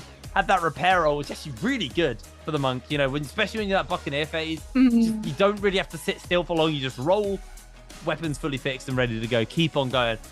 Absolutely phenomenal stuff coming in. 19k damage from that cannon as well. So he did a majority of his damage in that Buccaneer phase with that cannon. Oh, actually, we saw him in the mid game using the cannon as well. And these guys, I mean, they got 2 Realm of Yangs for free, man. Like, you just gear your monk for free. Yeah, and I mean, going forward, I think that's going to be something that I'm really going to be looking at, whether or not we do actually get to see the Realm of Yangs actually being contested, because again, like, it did feel like a lot of it was down to the TE reputation. But now that teams are seeing that TE didn't really find that first couple of picks or even a top 5 finish, maybe they start returning to the Gates of Yang, especially because J-Team literally didn't care about a potential fight. They were like, you know what, we might run into TE, but we're going to have the confidence, we're going to fight them, we can beat them. We know that these are too important for the comp that we're running. We're not going to sacrifice that ability to be able to build into late game. And that ability to be able to hold from early to mid to late game allowed this team, when other teams were losing members very early on and having to find soul alters and buy teammates back, J-Team never stumbled. All 3 of their teammates continued to live throughout the entirety of the zones. I mean, J-Team also playing their trademark comp, and I know it's not that particular version of J-Team, but founded that comp. It's actually TE's version of J-Team that founded that comp. But they were playing the traditional Karumi Yueishen monk and not this new Farah comp. I'm curious now, we're moving on to Holoroth shortly, what that's going to be looking like, because there was lots of discussions when Holoroth kind of started getting played in the 2nd season of the Nbpl. You know, it's not as good for the monks because, you know, the terrain doesn't always favor, you know, people were talking quite a lot about like the 60-40, where like 60% of the maps, of the final circles on Morosile actually favor monk, and then the 40% don't. But on Holoroth, it was the other way around. It was only 40% were actually good for monk, and 60% particularly weren't, because there's a lot of terrain, there's a lot of things that just kind of block and get in the way of monk. And monk obviously not the most mobile of the heroes in the game. So when you do get stuck on that terrain and people are able just to kind of avoid you, Monk seemed really weak, but we started to see more and more people actually pick the Monk up, especially in week 1 of the trios. Monk was having a lot of presence on Holoroth, and a lot of that came back down to the Pharah, because all of a sudden the Monk has a mech. They can just fly over and position the Monk perfectly for where he wants to be finding those grabs. So I actually feel like this is the map where we'll see more Pacific Rim. I was wrong in the last game. I was genuinely shocked by how many Yoto comps we saw, and I think you were right. It was just because there were a lot of Fireflies, and it mean those early fights do suit them. So I'm curious to see, what comps are going to get pulled out here in this next game. And my eyes are on XCG as a team as well, because they're a team who really stretch that Monk comp out as much as they can. Because remember, the first time you pick a hero, it doesn't cost you any points. So no one spent any hero points yet. But what we did see with XCG was they'd repeatedly pick the Monk and then just pick new heroes to support it. So as the Monk cost got more expensive, they were at least saving and kind of like having an economy, I guess, in those kind of like later stages of the tournament, and then kind of picking up something like the Takeda Z-Ping comp as well towards the end of the day. And we do see some teams really like Takeda, especially during Worlds. A lot of teams were picking that one up. I just want to know, did J-Team's coach have Kermit in his pocket? I'm pretty sure I just saw a Kermit jacket. I mean, look, NBPL always has drip, right? Remember last season where there was it AOW necklaces? Yes, I do remember. And the team logos on the hands was with like the stamps, the temporary tattoos, where other teams would get the temporary tattoos of other team logos. It was so wholesome. I mean, I swear, esports always is like an industry where like sometimes it just struggles to have any personality. There's a lot of players who just are like, oh, just play the game. That's it. That's everything. But like Nbpl, all of these players have such like bright personalities. It's such a positive vibe, man. I love it. It's Like- like whenever we see the VTs and they have like the weapons as well, you can see that like they Yes. just look so happy to be able to try and do the stunts. They look awkward and happy at the same time. They're like, oh, it's a weapon. And then they're like, what do I do with it? But I'm happy I'm holding it. It is wholesome. I was thinking about it. Like in any other esports, if you were to like fake tattoo another team's logo onto your hand, it'd probably be seen as like flame. They're probably like, yeah, you're bad. But like in here, it's just like inclusivity. It's just like, it's happiness. Also, can we talk about Pinktown's hair? That looks like he's got like a dry ramen and just like Oh my god! into his head. Jake! Nope, I'm officially an old man. I'm allowed to take the mick out of young people's hair now. That's how it The works. grumpy esports boomers is showing. Yeah, I'm having my transition from young hip brain to old hip replacement brain. I was gonna say, does anyone actually still say hip in this day and age to describe like something No, good? just me, because I'm old. So I'm just gonna start Happening. calling you Rain then. There we go. Oh no. Anyway, we've completely gone off track. Holoroth's a fun map. I actually really like Holoroth. I'm sad we don't see more Holoroth now. I feel like we've had enough time. Because for a while it made sense why we had 2 Holoroths, right? Because it was a new map. And keep in mind, Holoroth came out in between season 1 and 2, and there wasn't a lot of time in between season 1 and 2. We've had Worlds, we've had a whole season of it, and we've had quite a lot of off-season. So I feel like I want to start seeing 3 Holoroths, 3 more. I feel like We it's just want time. more Snowstorm final zone. Oh, I love it. I just feel like it really shakes up things. You don't get settled that way. You're kind of on your feet. You're constantly getting that like energy up, and you don't get not lethargic. I mean, lethargic's a good word for it, but you don't settle, right? You get lots of time. It keeps you on your toes. It definitely keeps That's you the on one. your toes. Absolutely. But I'm expecting, especially because it's Starry Night, this is exactly where we're going to see a lot of concentration for the specific rims. No one running the Takeda or Zip, which is definitely surprising, especially in terms of things like solos. Zip and Takeda normally tend to come out on Holoroth because players feel it's stronger. But again, going back to what you were saying, like when Holoroth first released, the verticality threw a lot of people into thinking that Monk composition isn't going to work. Now that Pharah can come through and drop that V3 and allow the Monk a super jump, it becomes a lot easier to be able to run that Monk, even if your ultimate is forced out and the teams just either scale rush or grapple away up a cliff. you can still follow with the mech and chase them down.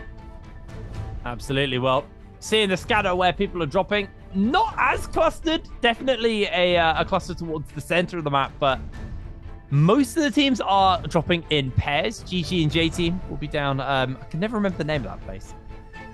For that, they're dropping there. City of Tang? That's the one, City of Tang. Imperial, we obviously have Alliance, and I didn't see who was dropping with Alliance, but, you know, not so many people down at my favorite drop spot over at Imperial. And yeah, it seems like a pretty scattered start. One team are going to be spawning immediately at the puzzle, but I feel like they're going to get jumped on pretty quick. Nobody wants them to start the game by getting just the goodies from that, especially if there's a red armor. I am still sure that we haven't had a professional red armor yet in pro play. I haven't seen one. I don't know if you have. I'm pretty sure. I don't remember. I have seen somehow we it. haven't. I just don't know if it's an NBPL, but we are in NBPL at the moment, and AOW are already in a fight. The Wisps coming on through from Wukong.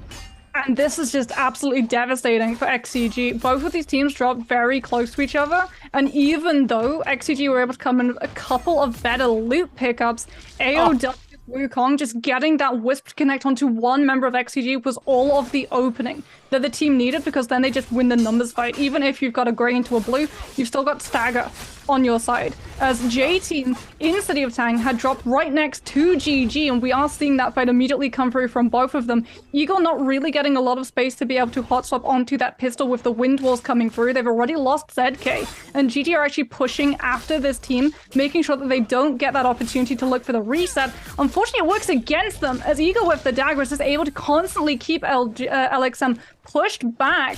Brufero does go down, but GD now comes back in with LXM trying to push onto Eagle, who's trying to fall away, and the greatsword from LXM hits into the members of J Team. However, it only picks up Eagle. So 101TN is actually with that dagger able to follow up, and the revive does come through onto J Team, who win that fight overall.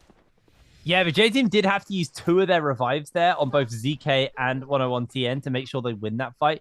Yes, they keep Eagle, so if a fight does go bad, he can revive by Resurrection Charms and bring them back, but they did have to use a fair amount of resources to win that fight. Now, there is a bit of a cluster of teams gathering at the puzzle, as expected.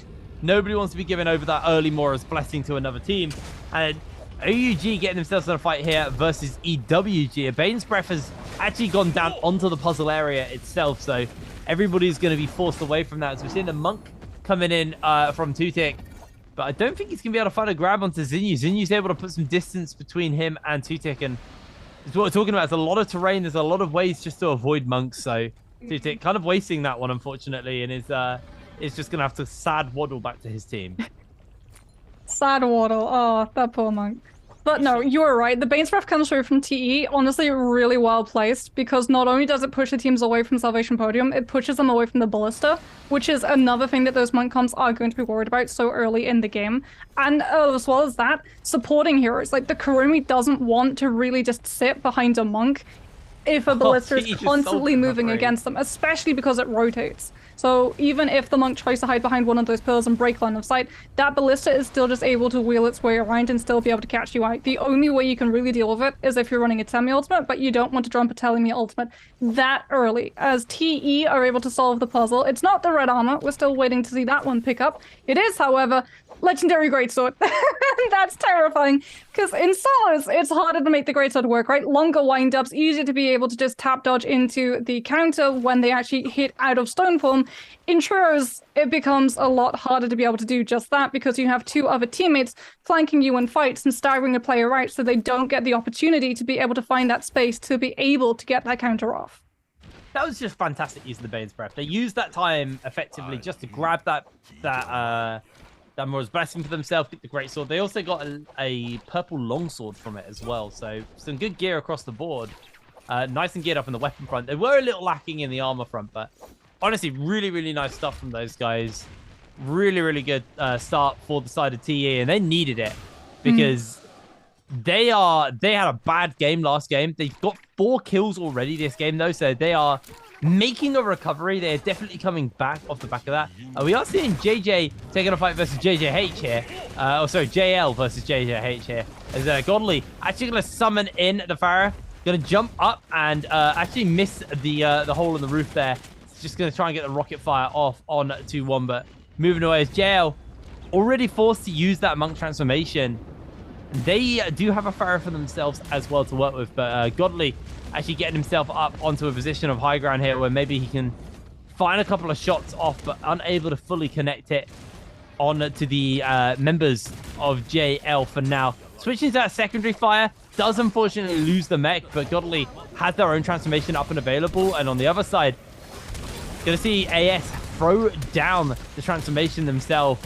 And it just feels like Godly wants to hold on to this monk as long as possible until AS does transform out. But it looks like he is able to find the kill and doesn't even need to use the monk. Yeah, JJH honestly doing a very good job of just baiting all of the members away.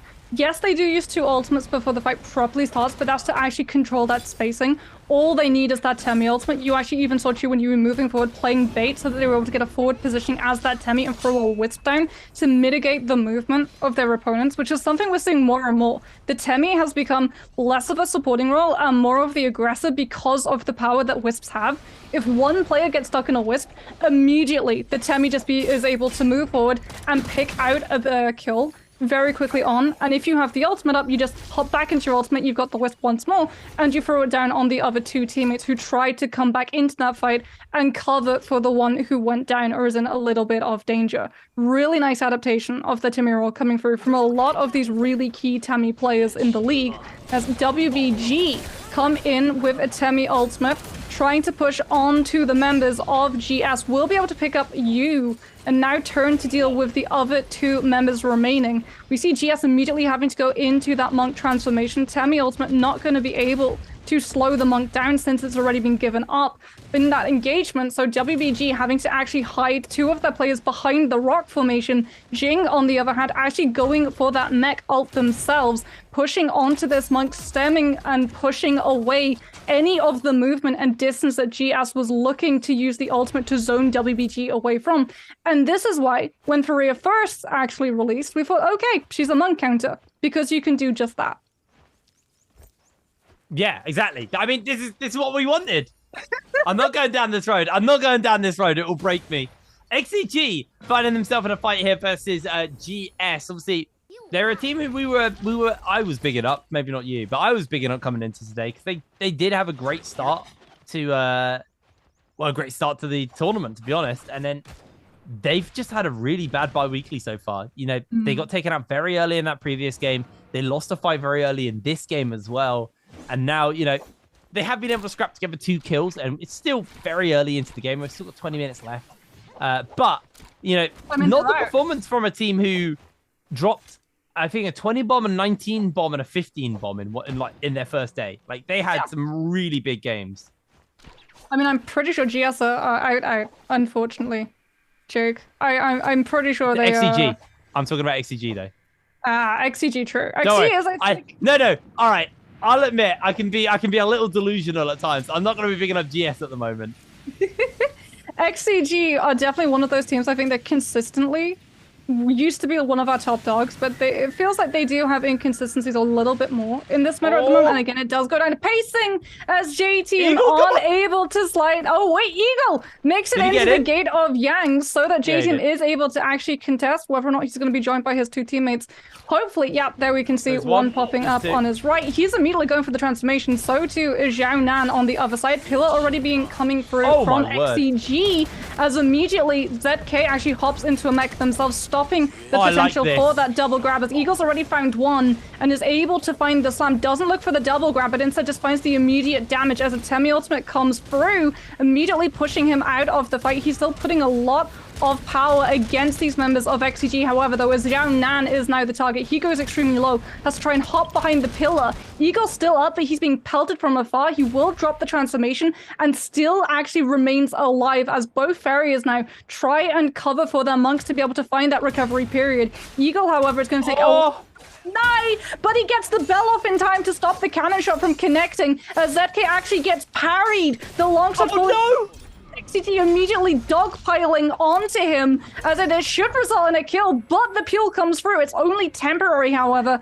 as XCG are able to push through the members of J-Team, isolating fights, using better control of ultimates on that Furia mech, and finally winning a very closely fought Gate of Yang.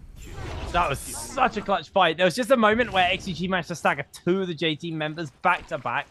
And that was it. As soon as those two got like staggered together and basically just got completely slammed, it was completely doomed for them. Now J-Team, the winners of the previous game, they have that Realm of Yang depletion on them. And like you're saying, some teams are now just camping at the soul altars, waiting for these teams of the Realm of Yang depletion to come out and just take the fight versus them. Because they know, you know, there's no real consequence if they take them out, and they're not going to get run down by them in the future. They have just removed them from the game. So we'll see if J-Team are going to be able to make a recovery from this. Have to keep our eyes. But TE also getting their hands on to a Bird's Might after they did win their own Realm of Yang. I completely forgot the name of it, even though I said it. So see what they're going to be able to do with that one. OUG do get their hands onto the Mora's Blessing that spawned, and you know, not a Draco Storm, so they'll be happy. Mystic Might, you know, might not just be the Vermilion's Bird's Might, but it's still a good old Mystic Might for themselves. They got themselves a little bit of damage reduction and the ability to scout out fights. Meanwhile, GD are going to be looking here for a fight versus GS, instantly throwing out the Monk transformation. Sandstorm comes out, lovely grab from Kakaxi there. They're actually staggering the Monk back, so now they do get Zhen Wukong in with the slam, as Pingtao actually losing a lot of HP here. They do get another grab out from K. Pingtao very low, is able to slide away for now, but Dongqing is able to finish him up as Zhen Wukong double slams coming in, and AOW just removed from the game.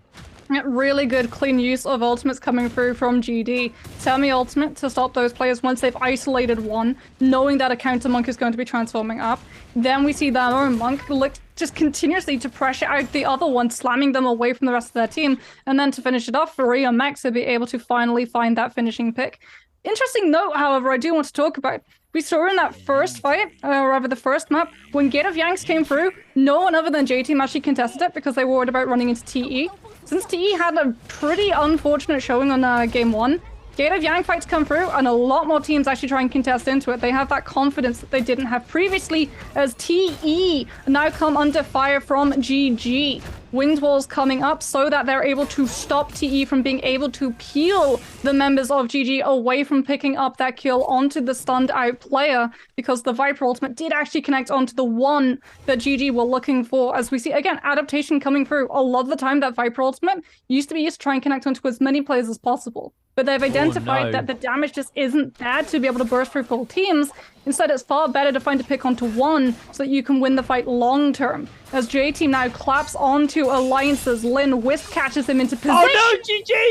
Able to find the pick, Bell to stop the follow-up, and then actually finding that riposte. The stagger comes through as GG now come in for a third party. Temi ultimate comes down, but 3-3-0 is already in the middle of it, as Eagle now has to actually go for the transformation. He's gonna actually use that to cancel out of being caught by Miskia's Viper ultimate, but he still goes down as 3-3-0 comes through with the pole sword.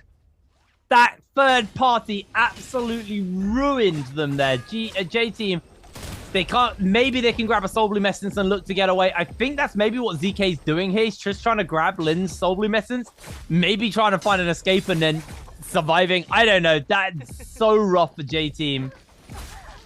They thought they had it. They thought they'd won it, and they lost it. But now GG getting jumped onto by Lucky. The Poison Mushroom's doing a lot of damage from the splash there, but Lucky is being juggled. Got to throw down the healing with the umbrella. Can he survive? Can he win? No is the answer. Alliance are out. Well, J-Team, however, are still in. They still have the Temi. That was actually what ZK was doing. Oh, he's a genius. Yeah, he backed out. He backed out, went to grab the rebuff chance for J-Team, right? The fact that you have members under the Soul Yang depletion, like, you can sacrifice them. You then lose that Yang depletion. One member backs out, buys a rebuff charm, gets to a soul altar, and gets one teammate back in, and J-Team can just cycle through rebuff charms to keep the full team back in this fight. That was so clever. That was so clever. But actually seeing TE's fight here versus, was it GD? It was GD. So we actually didn't see their Realm Yang. This was while we were watching that very close XCG versus J Team one. This was what was going on the other Realm Yang. It was just TE doing what TE do. They win Realm Yang. That's their thing. Another one has spawned up, so we'll see if they're going to jump in and if everyone is going to contest them on it. But now they're actually kind of just gatekeeping it as KLA have slid into action to see if they're going to try and stop TE. But it looks like both these teams are just going to back away from one another here. Yeah, TE don't have ults, so they really don't want to actually take that fight.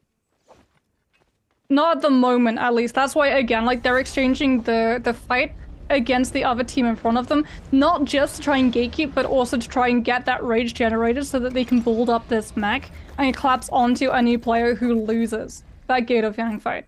As we are going to see Gate of Yangs potentially come through. JJH, it seems, are going to be able to win one of theirs. TE, without going for that gate, going to be content to find themselves a shop and just roll through a couple of those shades so they're better equipped to take a fight that comes afterwards. Look at what they're doing as well. They're keeping an eye on the Soul Altar. They know that they didn't take the fight in the Gate of Yang. They know that a team that did is going to have lost if anyone actually challenged, and so they want to see whether or not they can collapse onto a team. But doesn't really feel like we had active Gates of Yang. I think JJH actually got one for free once again, very similar to J-Team in that first series. So TE not actually going to be able to find anyone coming off a Soul Altar and having to give that position up and scout out other opponents. Do you know what happened there? They won a Realm Yang after everyone started to doubt them, and then went, oh wait, yeah, they are actually still quite scary. So then everyone decided on the second spawn not to jump back in again. That's what happened there. Oh, that's rough. That is real rough. 29 players left, 10 teams left in the game, so we have lost 4 of our teams so far. As WBG, they are going to get themselves a Draco Storm off in the distance from that Mora's Blessing. You know, I mean, it's still a buff, right? It's not the buff you want, but it's still a buff. You can't really turn your nose up at it. It's not a guaranteed team fight win, though. Yeah. It does look like ZK. It's not the buff that you want, though. It's the loot at the moment, right? If you get a buff, great. If it's Mystic Might, brilliant. 25% damage reduction, you can go against some of those teams that did take fights in Gate of Yang, if anyone did, because remember, second Gate of Yang is going to be Mystic. It's not Vermilion.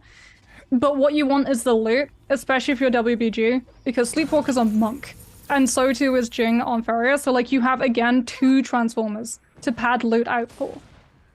Oh, J-Team actually found himself a fight here versus Jing. It's just ZK. He's desperately trying to get that Rebirth Charm off, but he's fighting into Draco Storm, gets the counter back, and WBG coming in. ZK is down just a little bit too quick to jump in and try and find that Rebirth Charm for himself. So now J-Team just 101 TN. Maybe he can get in and save the day.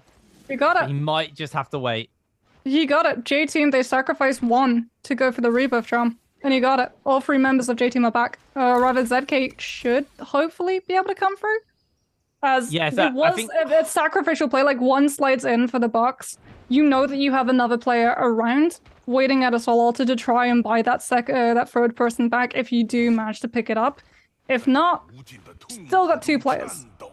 If you do manage it, great, you've got all 3. As TE also still have all 3 and are feeling a little bit more confident after that Series 1. I think they're coming in with 8 kills.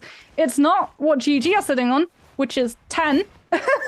Which is insane, because GG, right? It feels, other than like that third party onto J-Team, it doesn't really feel like we've been seeing big engagements from this team.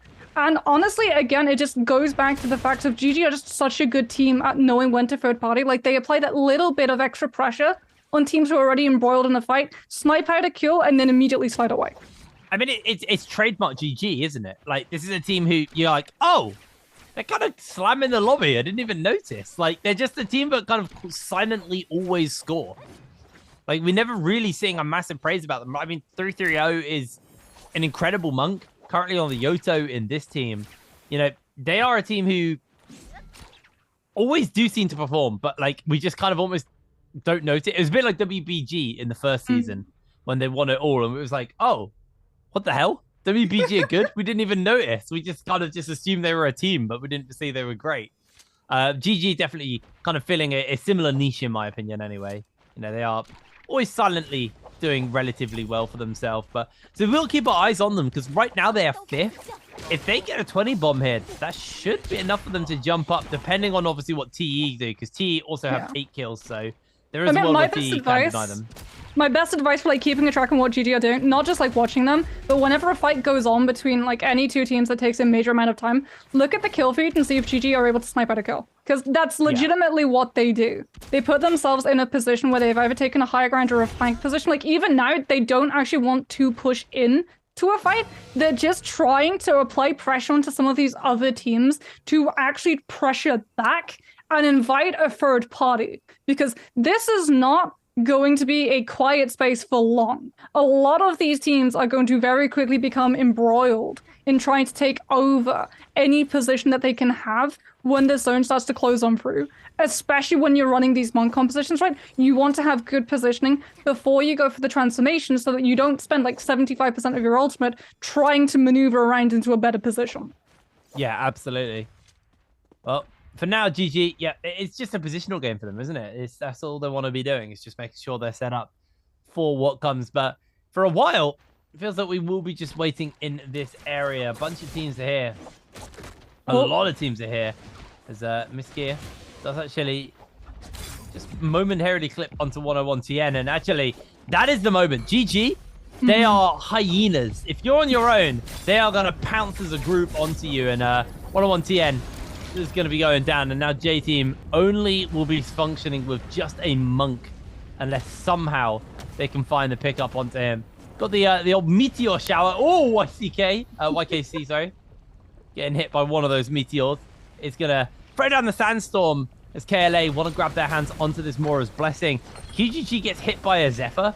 Is inside the sandstorm though, so he's feeling relatively comfortable. They were able to grab, but they don't actually grab the swarm. They just grab the golden armor.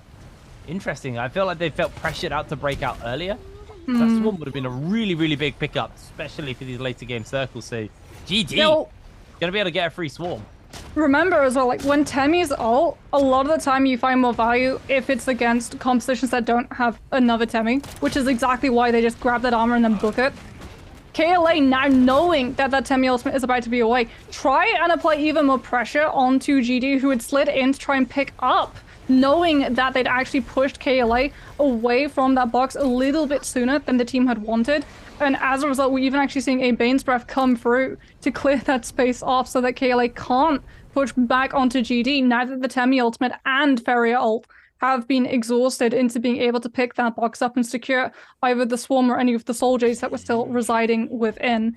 GG going to be positioning themselves on the lower ground, out of focus, out of line of sight, but in a really good position to catch on to players that if they take a little bit too much of a beating in some of these fights are going to be dropping down into what they think is a safe spot on the low ground to find a reset option. Instead, they're going to be falling right into the hands of a team that are going to be waiting, like you said, as a hyena to rip them limb from limb when they show any sign of weakness.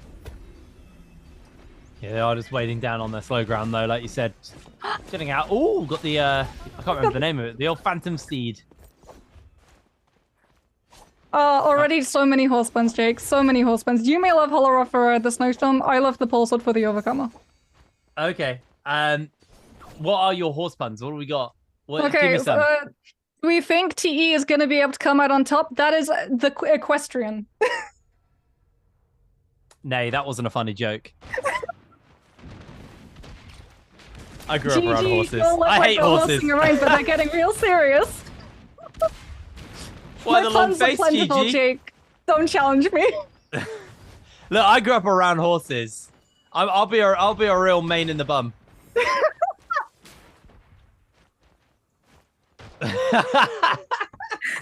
Oh my god. This is really getting out of hoof. We should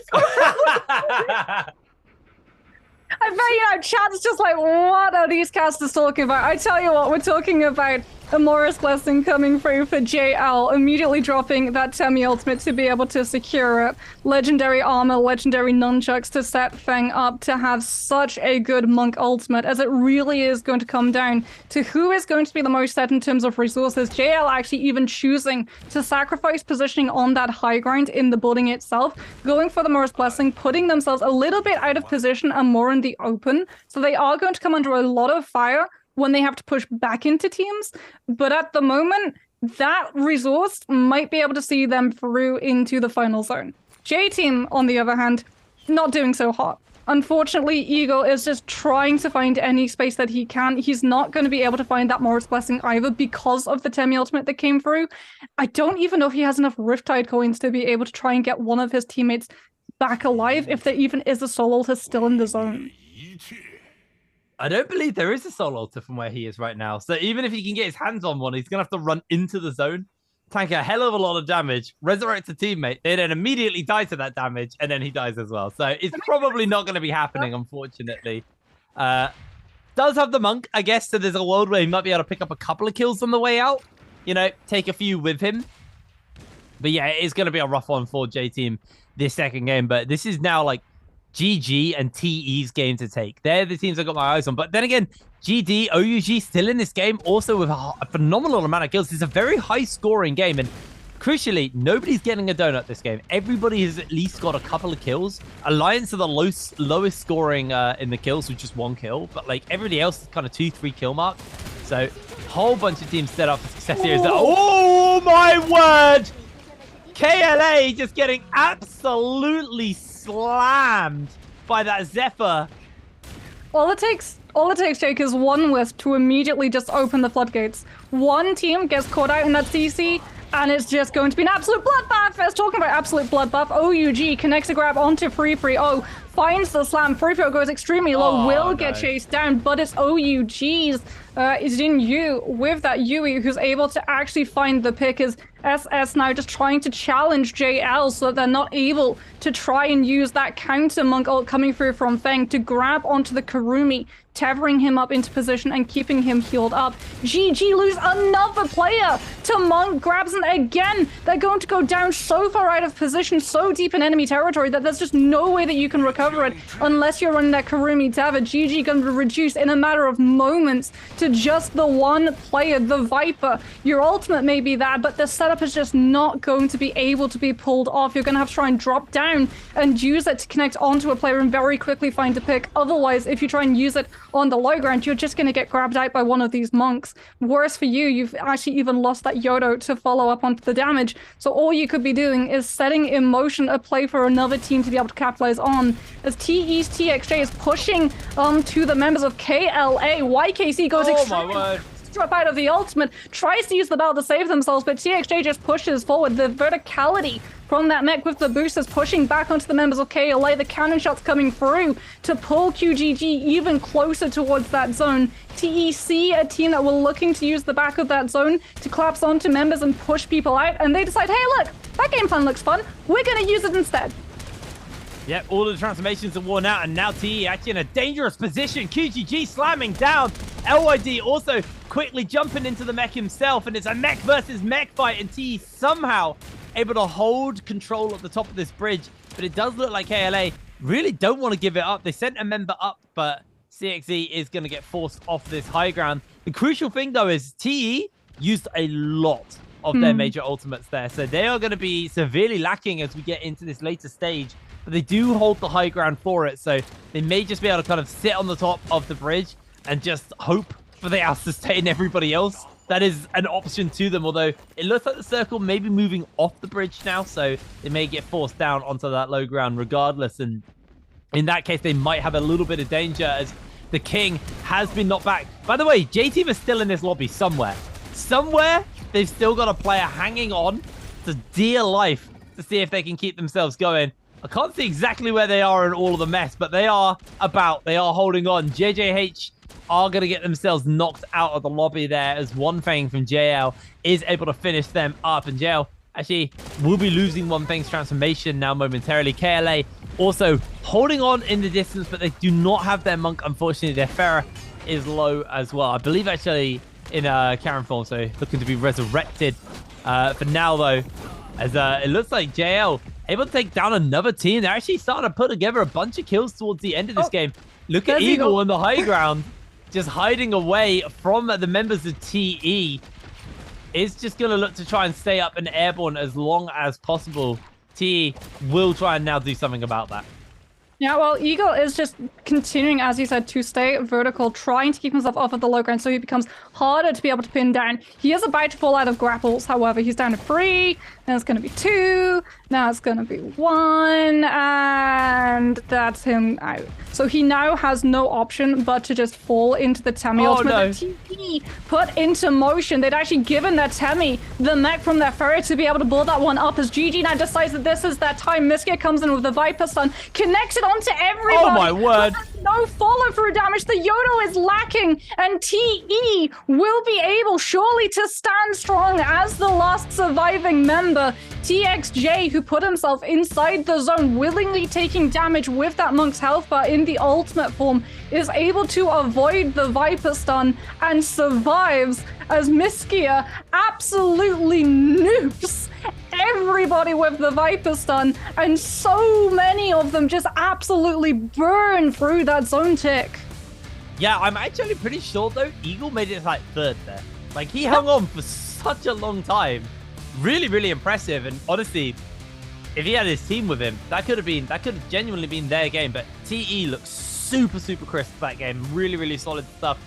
I'm happy to see some life coming in from KLA as well. I think this is 2 games that they've been pretty consistent today. They haven't taken a win yet, but they are making it into the final circles. They are finding kills for themselves. So, you know, there is an element of consistency coming in from these guys. But TE definitely found their 2nd win coming out of that game. They needed it because that was, you know, that was a rough start to the day. Got taken out very, very early and were able to kind of make a recovery into game 2, into Horroroth, and it was more in their favor. It was more, you know, we were playing that Pacific Rim comp. There was not lots of Yoto comps and things, but, you know, they weren't so comfortable because they're good on the Monk, especially when everyone else is playing Monk. So it was really good to see, you know, TE find that 2nd win coming in to that game 2. But the question is are they going to be able to keep it up? Because there's still 4 games left to play.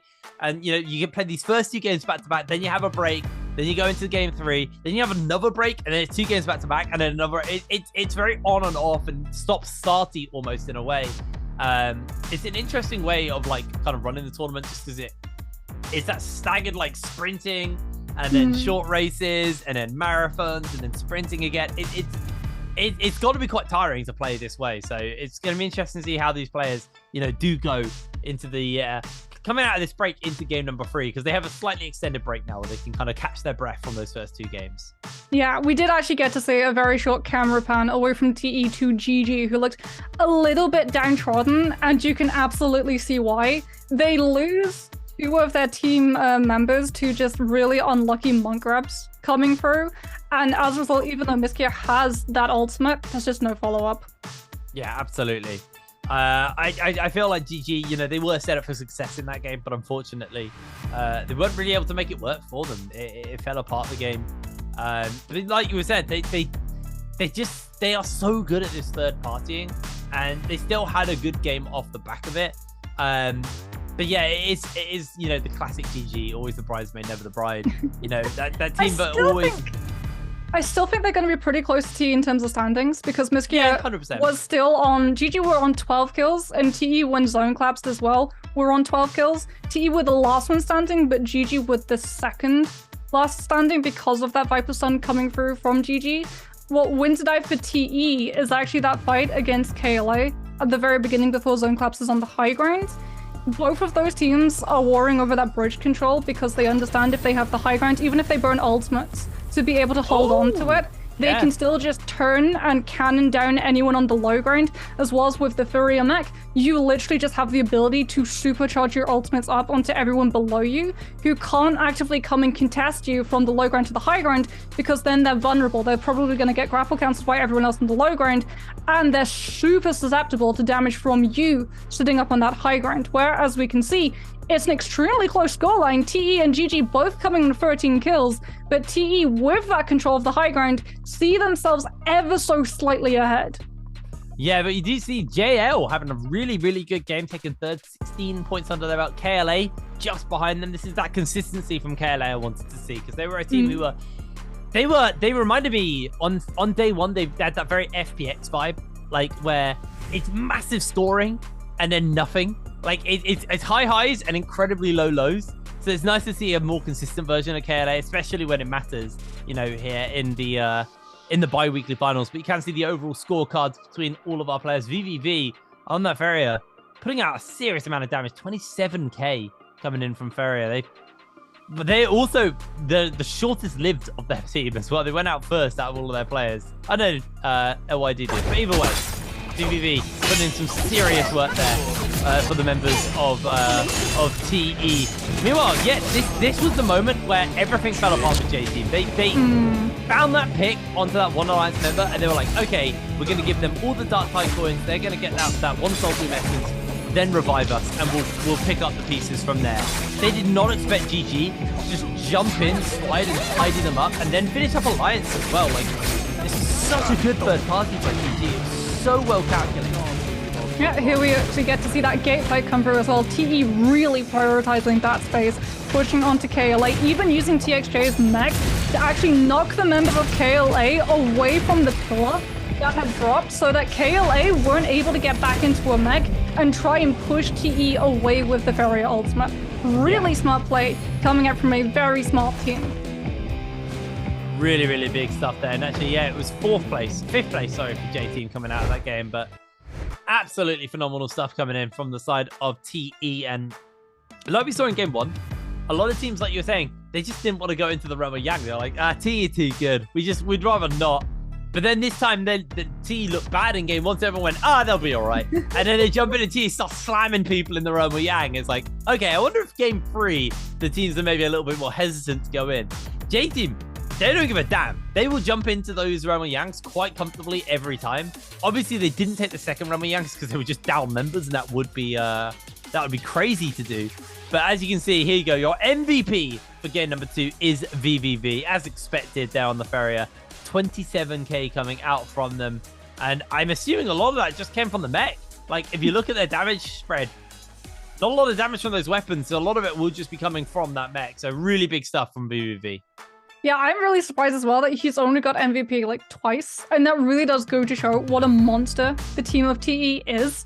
Right? Yeah. All of them are absolute superstars. All of them can clutch it out. VVV is just so good at being able to flex, right? He plays a brilliant Viper, honestly. I say this to Rune all the time. Him and Kakaishi are honestly tied for probably the best Viper in the world right now. Then 100%. We have him being able to hop onto Kurumi, and apparently he can play an absolutely monstrous Feria as well. Like, what can this guy not do? I've been saying it for a while, but I think he's the best Viper in the world. So it is nice to see him like absolutely kill it on like some of it's almost entirely different from the Viper, you know. It's a very different style of hero, so it shows him as an incredibly flexible player. I'm expectations high for VVV. Always going to be the case, but we are going to throw for now, and then we'll be back with that game number 3. So don't go anywhere. We'll see you in a moment.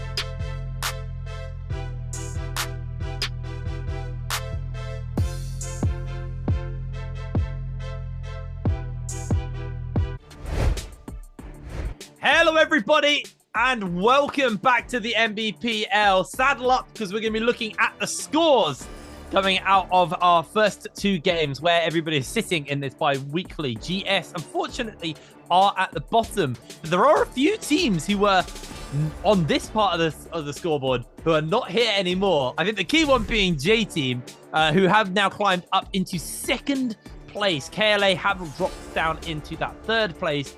And GG, I believe, have remained pretty much in exactly the same place. But TE just about hanging on now. I say just about hanging on. They just had an amazing game, but they had such a bad start. But they lost first, claimed it back. And I don't want a back and forth between these two. I want them both to have like big games from now on. I want J Team and TE to like really sharp. I want to see them in the realm of Yang, ruling each other going into this third game. But we'll be moving back to Morris Isle for game number 3, Moxie. So yeah, I what are our expectations, I guess, coming into this game? Because I wasn't expecting so many Yotos at the start of the day. I was expecting more of that kind of Pacific Rim comp. We got a lot of it just on that last game of the horror. Yeah, I mean, it's either going to be everyone goes towards the Takeda Zip or everyone tries to keep running the Monk. Remember, we do have that 15 hero point rule, however, so the more you do run that Monk, the more expensive it does get. But we're already seeing a lot of teams being very smart about how they swap things in. I know you were talking before the broadcast even began about some teams just having that Monk and swapping out every other hero that you could play. Sometimes we're even seeing things like a Matari come through to be able to complement the Zipping and Takeda, so you have that ability to be able to self-sustain and survive all the way until that final zone, because we've seen, right, from teams like GG and even J Team, who didn't have a great second game, but still were able to keep that position in second place, even though they don't actually punch above 6 points, because Eagle is able to survive on his own long enough into that final zone that he's able to clutch things out for J Team in terms of time. The problem for them, however, is consistency. I can feel the ghost of Runekeeper showing up in chat, just mentioned whenever I say this word more than 3 times. It really is going to come down to who between TE, GG, or J Team are going to be able to consistently put the most points on this board to decide who walks away the winner of our trio's first bi-weekly. Well, we're going to have to be finding out fairly soon. We'll be moving into game 3, and at least at that halfway mark, we'll have a good idea. I say that, and then it always changes. I feel like the first half of the day, especially this season so far, like the first half of the day has been significantly different from the second half of the day. I mean, like, I go to the first of our trios, it was all XCG, and then KLA just popped off from like game 3 onwards. And then on the other days, it was kind of like TE looked really bad on their first day. Like, their first couple of games were not that great. They weren't that impressive. And then suddenly they kind of came alive towards the end. And we just see other teams also popping up. So, you know, I think the way that the pacing is right now, it does actually give room for other teams to kind of find their stamina, find their second win in that second half of the day, and really change things up. So normally I'd like to go, yeah, we'll have a good idea, but maybe we'll have a surprise lined up coming into that second half of the day. Obviously, we still got to get there. Still going to see what the teams are going to be playing coming out of this out of that Holler Off game and now moving in. Are we just going to see the kind of the Monk variations, the flavors of Monk?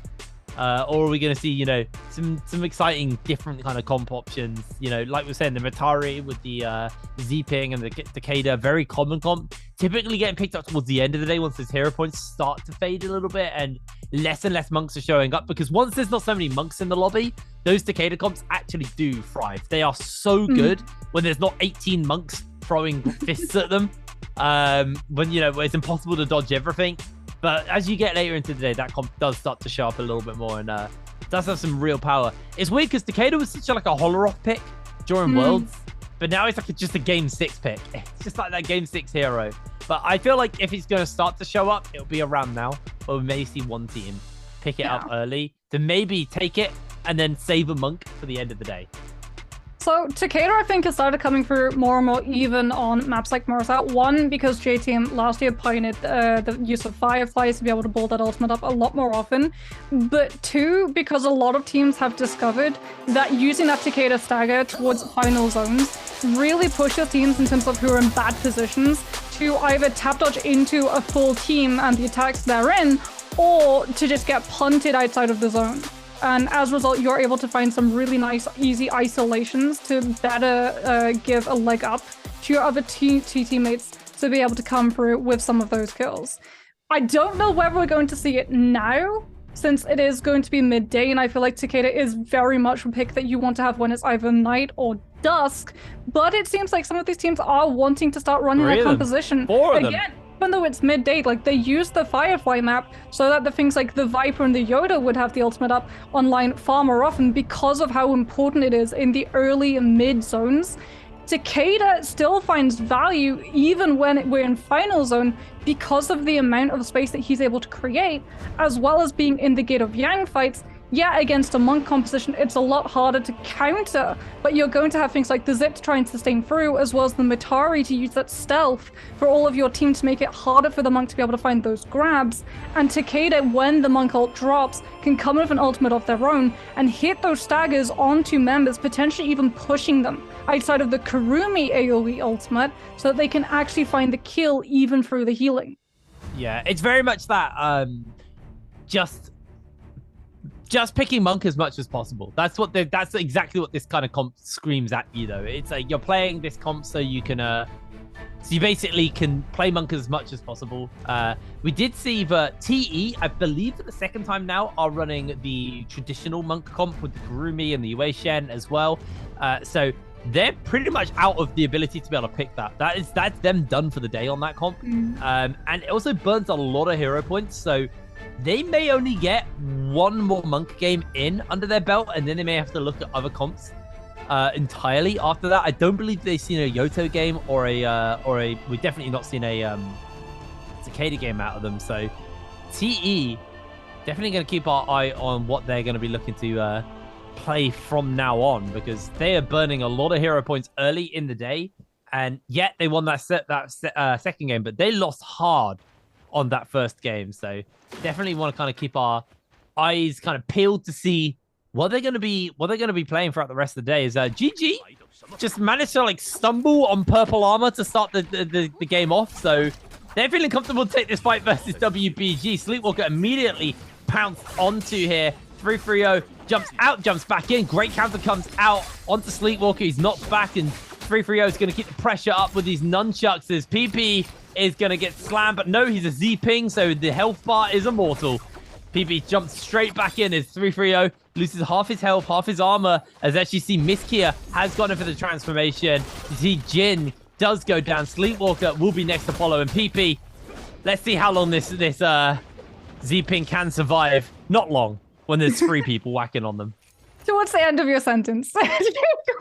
was the answer to that question. GG, again, just as we saw in game number 1, immediately hot dropping into secret tunnels to be able to build those ultimates online. Run into WBG, who had the exact same thought, and we do see the Zip come through and try and sustain WBG so they can hit the ultimates afterwards. The problem is that GG's Miskia already has that Yui ultimate bolt up, so GG actually bait WBG into fighting inside of that very small building where there's not a lot of space to be able to dodge away from the Yui, and as a result, they are able to isolate PP down to just the 1 versus all 3 of them, and can very quickly burn through that Zip sustainability now that there aren't 2 other teammates to be able to cover and buy his space to look for that reset. TE already having a real good start. They've been able to pick up 3 kills off camera as we now head over towards Slasher to see whether or not they can pick up a 4th, as it is going to be JJH going down to them. Rain goes down, and TE will be able to post up 4 kills on the board. A very aggressive team that's now found the confidence to be able to take those fights early on. As XCG, without Leashing Hen and NiHQ, find themselves very quickly jumped upon by OUG, who didn't even have to burn an ultimate to be able to lock that one down. They come in with the King sitting purple armor for that Zip. So you want to talk about longevity and sustainability, look no further than this team. Purple armor for a Zip very early on is going to make it extremely hard for these teams to be able to burst through, especially for these Monk compositions that just haven't been able to find the right style of weapons to be able to actually scale into the ultimate. As 101 TN doesn't actually have that problem. He's already found himself purple nunchucks. So as a result, this team feels pretty confident in being able to hold their ground against AOW as they push in. Yeah, as long as they don't go down, they're going to be feeling very comfortable going in towards the realm of Yang. So the problem is 101 TN's being absolutely hounded. In comes OUG to try and finish this one up. It looks like the King's able to hold for the moment, as where Zunwu Wukong able to just about slither away, very low HP, able to hold on for the moment. The Bane's Breath is actually going to be raining down onto this team, so Zunwu Wukong healing up here with that ultimate, a whole bunch of damage off, but is able to just about disengage from this fight, and all of these teams scatter to the wind. Nobody wants to hang around. Nobody wants to overstay their welcome here. There's a whole bunch of teams in the surrounding area. SS is just a free kill waiting to be grabbed, and Xinyu trying to block for them may just give up their own life instead, as Lucky is going to keep the pressure up. And Alliance, they had a fantastic game number 1, starting to get himself into a pretty good start already with 2 kills, but they now have to win a fight versus the rest of AOW, who have slid down to see if they can take this one away. Pingtao was looking for that scale rush and able to connect it, but now he's just going to get juggled, knocked back, and Alliance just grabbing even more kills. Did Shitong throw out a ballista shot onto the members of Alliance? He did. Well, Shitong sends his team out. The ballista to force the Temi ultimate. The Temi ultimate evaporates. He then moves forward with the Wu Chen TP. He divided that third party. Will be able to get the revive, as they actually have to drop the F2 to be able to keep themselves up and alive, as Alliance now see that Wu Chen TP, see AOW with a very low Yodo, and push in to punish. They're able to find that counter against one of the members of AOW as well. Wukong goes down very, very quickly. And unfortunately for AOW, that play didn't really work out for them, burning that Wu Chen TP and trying to hide around the tower of Ballista rather than moving a little bit further away, allowed Alliance to come back into the fight far faster than AOW were prepared to deal with. Wukong's health was way too low when that fight began to be able to offer up resistance. I mean, Alliance actually got the kill, then they let them res out, and then they got the kill again. Like, they just farmed kills off them there. Alliance 5 kills deep as again. It feels like some teams, just like maps like Morris Isle, obviously very familiar map. It is the first map of the game. They've had a lot more hours on this map than they have the likes of Holoroth. So it just feels like Alliance feels so comfortable on Morris Isle. They just look like a completely different team here on this map. Super aggressive. It's really, really good to see from them. And AOW, unfortunately, all in Resurrection right now. They are trying to put together a bit of a recovery. Cutting over to TE right now, who have got themselves 4 kills. So actually also having a pretty killer start to the game. Getting themselves a bunch of kills kind of off screen, just picking up some scraps and fights elsewhere. KLA only got 1 kill and J-Team 0 kills right now. So J-Team need to try and find some openings for themselves to kind of get some points on the board. I mean, J-Team are running that traditional Monk comp, so they can play for later games if they want. I kind of have the expectation, but we'll probably see them try and contest a Runway Yang when they spawn up. I think J-Team have been very consistent on that, and yes, they did lose to XCG in their Runway Yang in the first Runway Yang of the second game. But we'll see, I don't think that would have knocked their confidence. I feel like they're not going to fall apart off the back of one Runway Yang loss. I hope not, anyway.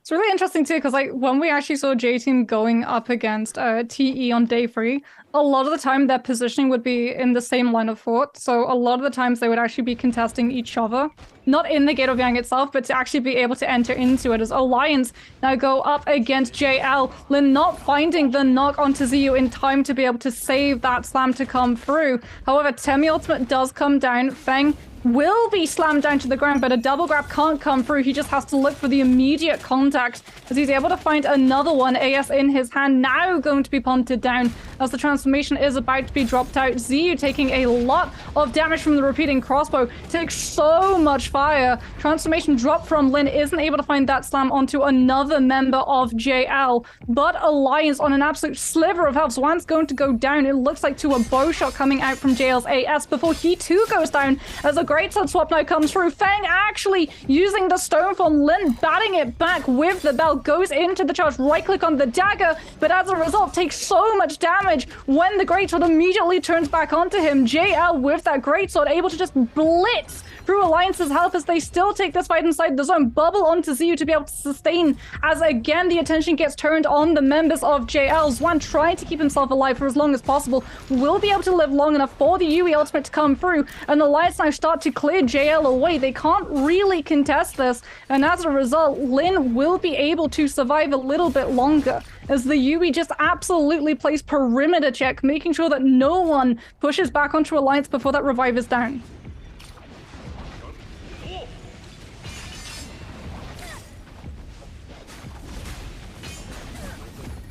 Yui still going to be up at the moment as we see the fight has gone on for so long, Jake, that both monks already have their ultimate back. Again? They're fighting in the zone at the moment. Poison Tick coming through to try and chunk through one of their health bars. Lin taking so much damage. Ziyu also in the same state. Temi ultimate coming on through for the side of Alliance to allow them to have even more control, but they're fighting inside the dome. Lin with the Wisp makes it a lot harder. Oh no! As he go down to range, the bell comes through, saves him, but Ziyu has a bell of his own and is able to come in with the left click on the staff, connects onto two of the members of Oh, no way! They're dead! Doesn't have enough damage. Poison Splash comes through, but Alliance is still able to survive. The question is, can they survive the zone tick and get the revive back in time for them to be able to reposition and not be caught out as a straggling team? Well, meanwhile, in the realm of Yang, KLA are taking themselves a fight versus TE. YKC jumps up into the high ground as he loses his transformation immediately. A very, very clutch fight between both of these teams going toe-to-toe here. Nobody's really been able to find a major advantage on each other. They've got 50 seconds left, so somebody needs to find an opening. YKC loses a lot of health, immediately getting himself into a bit of danger. QGG buys some space as YKC tries to jump away. They've still got the tether, they've still got the healing coming in. He's not going to be able to get that monk transformation up in time. Pops the bell once again, and actually it looks like TE lose VVV. LYD goes down, and here we go. KLA finding their opening, finding their opportunity to take this fight. They win. KLA beat out TE in the realm of Yang. TE not going to be happy about that particular stat for that particular realm of Yang. KLA able to take it. GD off screen does look like they were also able to pick themselves up over Million Birds Might alongside J Team. So all three of these teams going to be feeling emboldened to take fights while those buffs are up, and every other team now has to make that decision. Do you camp a Soul Altar and try and jump onto a loser, hoping to pick yourself up a kill and put yourself at risk of running into one of those teams who do have those buffs, who are looking for fights? Or do you play it passive? Do you play it safe? Normally, we see smart teams like TE, if they're not able to actually take those Gate of Yang fights, set themselves out for the next 2 minutes and just play alongside the edges of that zone so they don't run into the teams that win.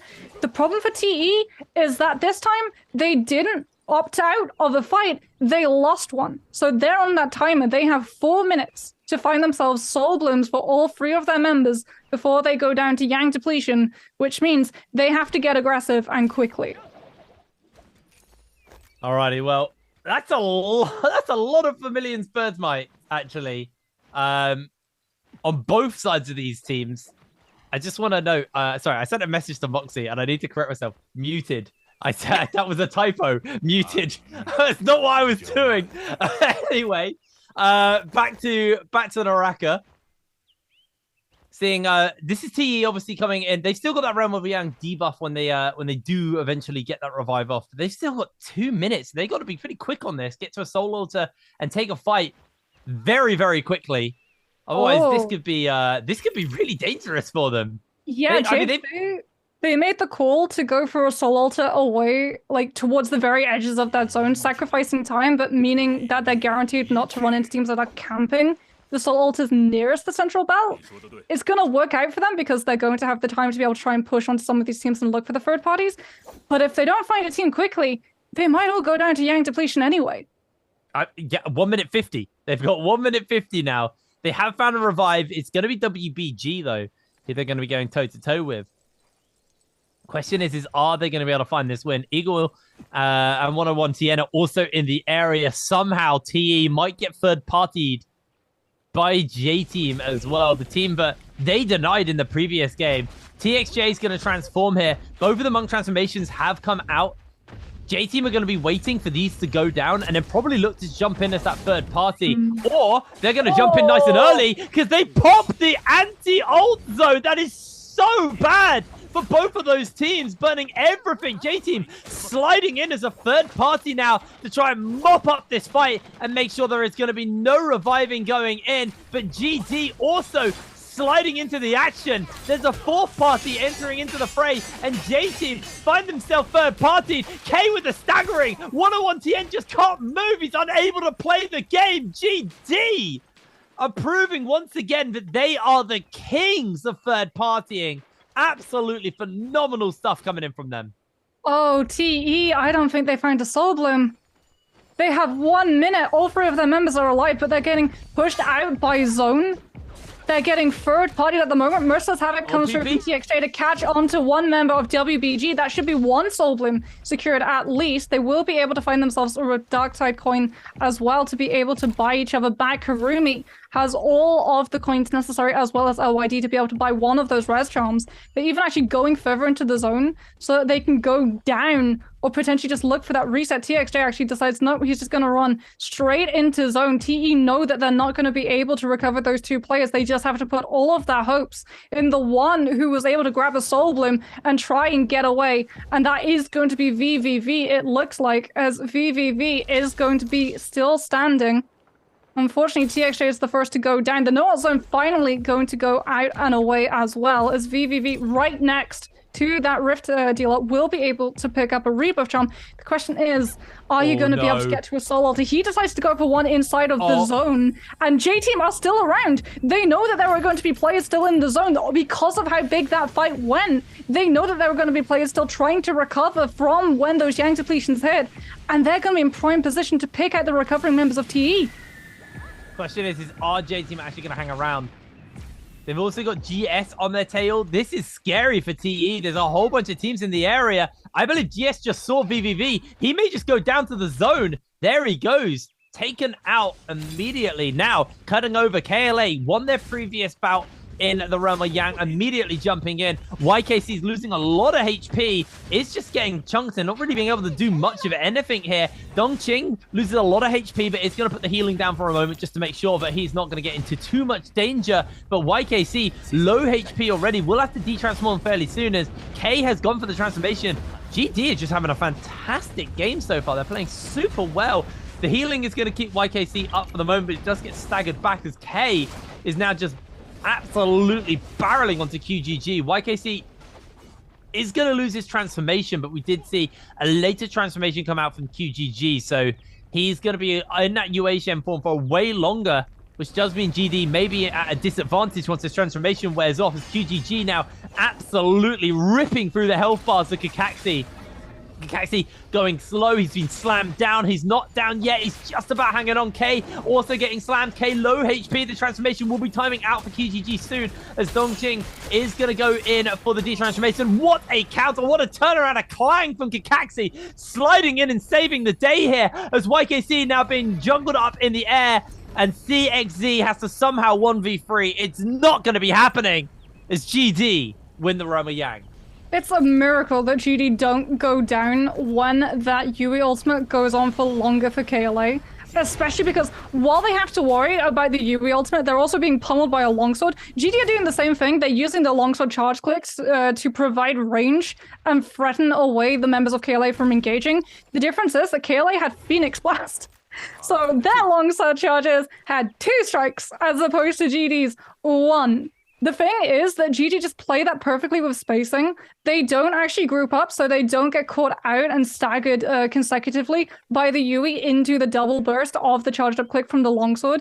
And as a result, when that Yui ultimate drops out, they're able to find that target focus. They're able to find a counter as well onto the pulse sword. Pulse sword does a massive amount of damage, but it's also pretty slow to charge up. As TE, unfortunately, we're going to have to see a replay. They lose the 1 player that they had remaining that they threw such a high gamble onto, going to a soul altar in the middle of the zone, hoping that everyone else was still recovering from the massive fight that went down.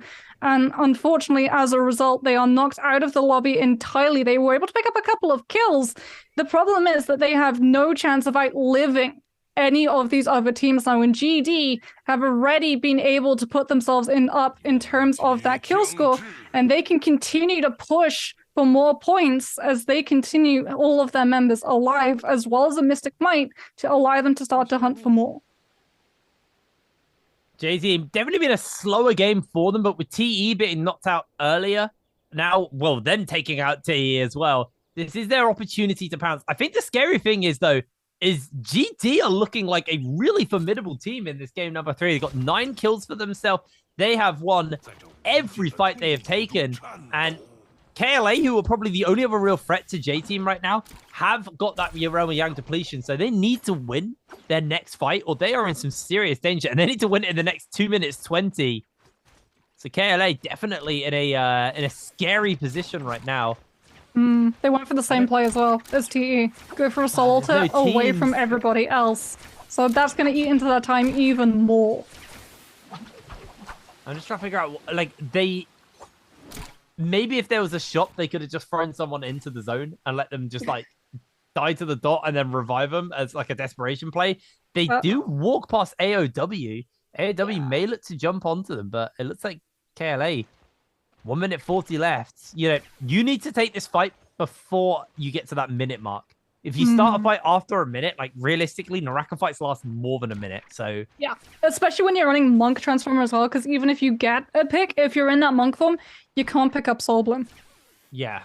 You have to drop the ultimate early, and you don't want, if you're KLA, to drop the one ultimate that's keeping everybody else away from you. The second they see that Monk ult gone, that's when you're going to get third party, that's when you're going to get fourth party, and because they didn't see AOW, they now have to continue to head closer and further in towards Sunwings, taking a fight on Central. Bounty does come out, so they are going to know where a couple of these players are. The problem is AOW know where KLA are as well, and they could potentially have followed them and look for an in on the third party. KLA just trying to isolate one of these players out so they can find a Soul as quickly as possible. Bad news for them, it was Eagle. This is why Eagle was in that forward position. He knows if things go a little bit too wrong, he can use that transformation and deny KLA the kill of being able to pick up a Soul Bloom early, as KLA are just forced to frantically throw an ultimate after ultimate. Karumi ult coming through. Grab is attempted from YKC, but so far no kills on J-Team's side. The tether from ZK keeping Eagle entirely intact at the moment, as KLA having to go so aggressive actually put themselves into a position to be grabbed. CXZ might just go down, not to the ultimate, not to the zone, but to the Yang depletion. They have 23 seconds left, Jake. It's going to be so close. And here comes no! Yes, coming in with a Viper ultimate, trying to stun and connect onto the members. J-Team's 101 TN gets caught right in the middle of the shroom, so we'll take a chunk of damage from the poison splash. But now we should see KLA, if they were able to pick up a zone, if they were able to pick up a Soul Bloom, they might not go down to Yang depletion. That third party might have allowed them a time to recover and get one of those corpses. But unfortunately for them, JS are focused not just on J-Team, but on KLA as well. J-Team's biggest undoing in this game is being third-partied. They have been third-partied in every engagement they have taken. How on earth? They've been denied the game, and somehow KLA get away with murder. That should not have worked. They took that fight way too late. They were way too greedy on the res, but GS, honestly, the heroes here. I'm pretty sure KLA might need to get JS's couple of flowers, couple of chocolates, a thank you card, definitely. Oh, I was just gonna say a PayPal account, but yeah, all that. Man, J-Team are gonna be fuming with that one. They're gonna be so mad. Yeah, that was their opportunity. TE going down so early without really that many kills. If J-Team had been able to outlive them and come into that final zone with a chunk of kills, they could easily have overtaken that score. They really could have. They really, really could have. But unfortunately, not going to be the case there for the side of J-Team. Another one of our top teams has been knocked out. And actually, this now sets KLA up to potentially take the win. Or at least take first after this game. If they have a good enough game. That's the big asterisk on that, though. It does need to be a good enough game for them to do so. GG are a team who could potentially undo that, though. Although they've had a quiet game themselves. Yeah, they've been playing very strangely silent. Like, normally we see them sliding for the third parties, but it's been GD and J-Team who were coming in for the third parties. I think a part of it was because GG didn't go for the Realm of Yang fights, so they didn't have the confidence, things like Vermilion Birds, to actually go up against a couple of those teams who did, both J-Team and GD, when they went for that third party, did have Vermilions, online, so they knew that they could activate that anti-ultimate area. They didn't have to worry about going down because they couldn't use that monk transformation to biggin up their health bar and allow them to survive a little bit longer. But as a result, GG, because they've been playing safely, yep, they're not really coming with the amount of kills that we typically see from them at this stage of the game, but they do have all 3 of their members alive. The loot isn't the best, granted. Blue Cannon's going to make it a little bit harder to have that monk online as fast as some of these other teams who did build towards that late zone, but you have 3 of your players still intact. The same cannot be said for a couple of these top teams. Let's just keep an eye. Now we can see the scoreboard and see where everybody is at. KLA are in a bit of danger because they don't actually have their monk. They need to go get a rebuff charm if they can and get him back, but that is going to be a tall ask at this point in the game. You're in a very small circle. I don't even know if there's a soul altar about, is there? Yeah, I think we saw KLA. It was either KLA or JJH, one of their players. I think it was the Karumi. Actually, when we were looking at that bird's eye view on treetops, someone grappled away and into the zone. I'm guessing to try and find either a Rift Dealer or a Soul Altar, as JJH's run is just sitting in this tree. Chu1 Yui is right there alongside him, so it must be KLA who have gone to try and find a rebuff drum. Well, we'll see if they're going to be able to get that rebirth off, because that would be the difference potentially between them taking first and not effectively. So we'll keep our eyes on them on that front. Does look like GD are going to get their hands on to this Morris Blessing. No one's even contesting them. These guys on a tear in this game. Golden armor now over to their monk, so he's going to be even healthier. Purple nunchucks. There is a swarm as well. I don't know who picked that up, but I mean, if you get golden armor and golden weapon onto your monk, he dropped the what a champion, actually. He dropped the swarm, and I think he's giving that over to his UA Shen to make sure they have as much damage as possible as well. That makes sense. Like, your monk typically builds soul jades towards the cannon phase, things like flame breath, bound shell, so that your cannon does the most amount of damage because it hits the most amount of players at one given time, right? So you're constantly building rage, not just off one person, but off of multiple. Oh no! Yet to see your rebirth come through! Oh, I feel like I jinxed it. I was about to say I haven't seen KLA buy their monk back, and now they're gonna lose CXZ as well. That's gonna be a really tough spot for this team to be able to recover from.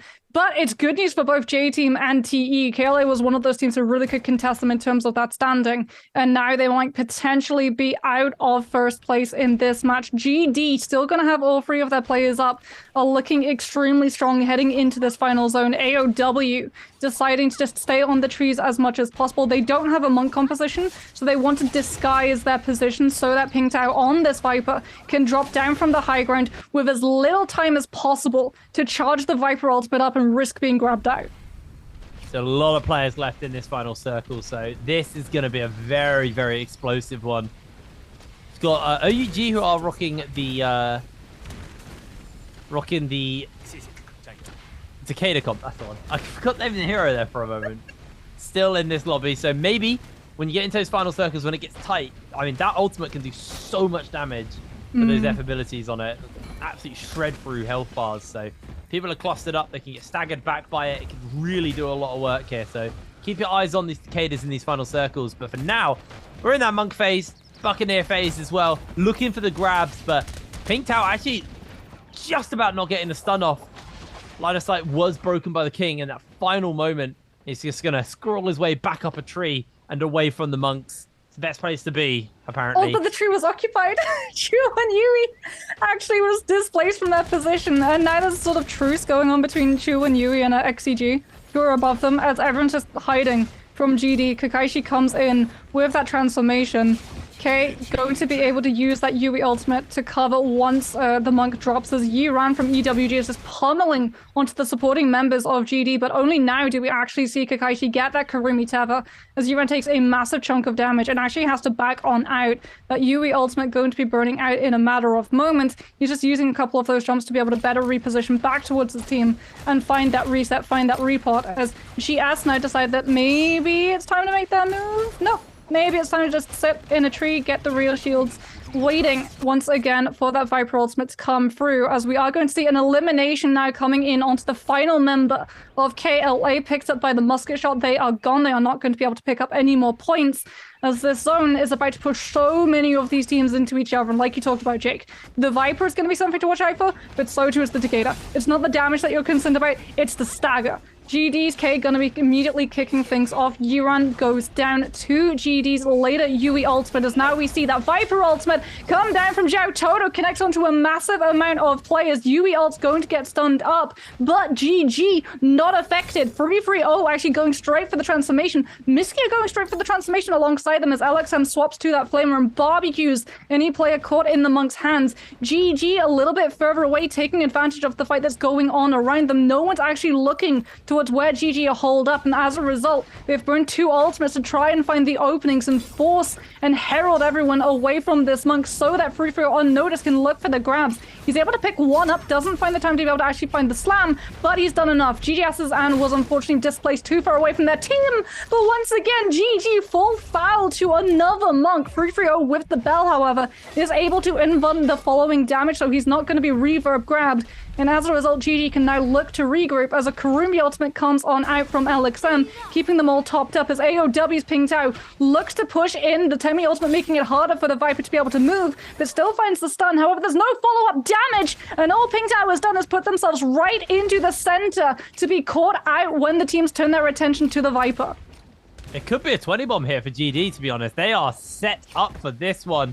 Right now, K is eating a fair amount of damage from that flamer. He is going to drop down to that away from the members of 3-3-0. GG get a grab on to one of the members of GS. Slam comes down. It's not quite the kill finished up, though, as GS's final member is able to hold on. Xiao just about squirreling up that tree with a sliver of health. He's got to have about 1 or 2 health right now.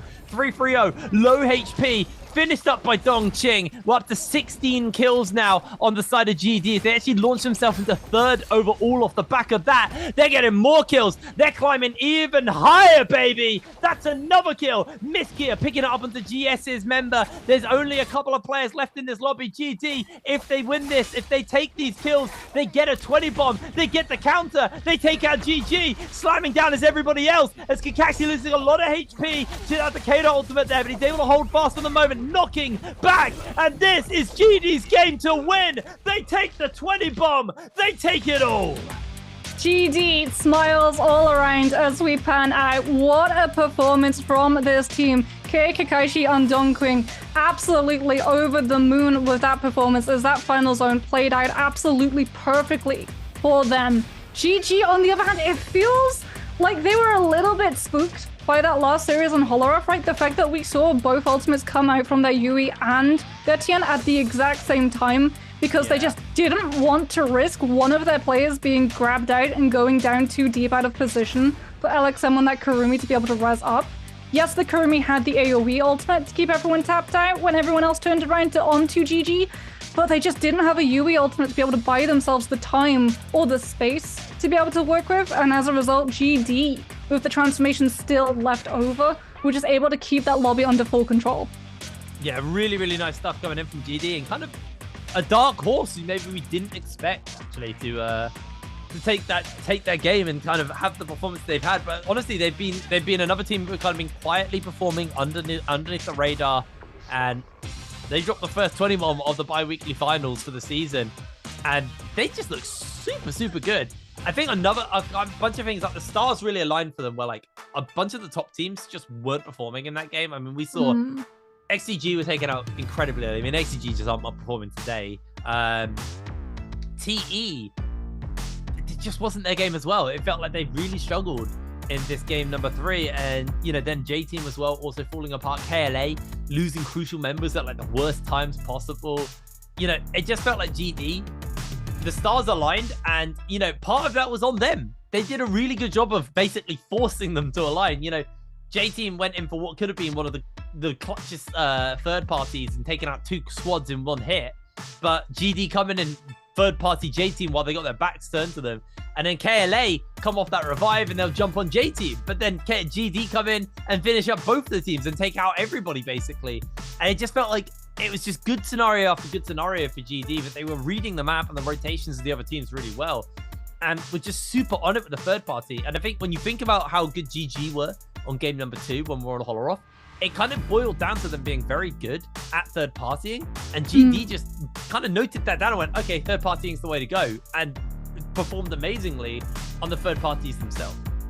Well, I mean, talking about the ways to go, one way that I really hope we don't see continuing to go is teams choosing to res at the furthest soul altar from the zone. Yes, what are you doing? Like, Yang depletion has a 4-minute timer. On paper, that sounds like a lot of time, right? Especially because when you come back after losing a Gate of Yang, you're immediately given all of your ultimates back so that you are best set up to take a fight. Because that's what you're meant to do, Jake. Quickly take a fight to rip the soul from the bodies that you drop, so you can then look to recover. And I feel like this is the problem. I feel like teams are trying to big brain the change of pacing that we've seen, where teams now are focusing not on Gate of Yang fight takings, but on taking camps of soul altars closer so they can catch on to those teams in that desperate situation.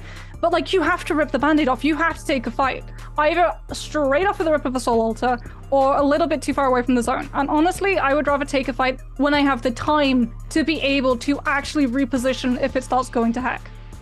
Look at that, 38.6 points, a 21 kill game for GD. They played that phenomenally. OUG takes second with 15.8, and then GG do take a third spot there with 11 points. But Alliance also putting 9 points on the board entirely from kills.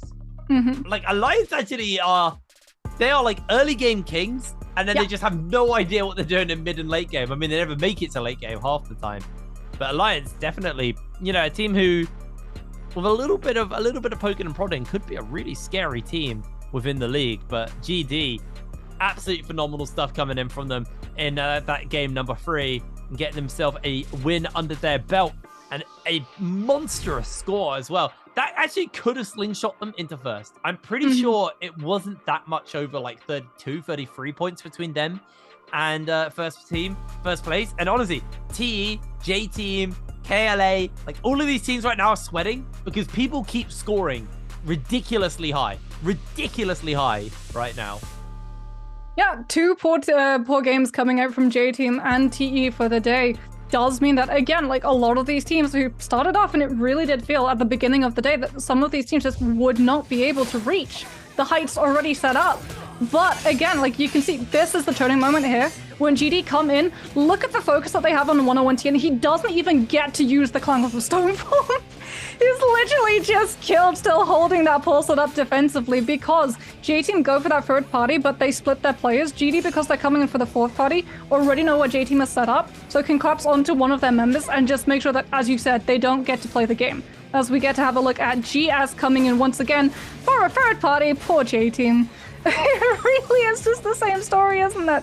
It feels like they're just having the worst luck at the moment. KLA are able to actually use this moment to be able to escape. Again, they will really owe GS a couple of flowers and some chocolates after this.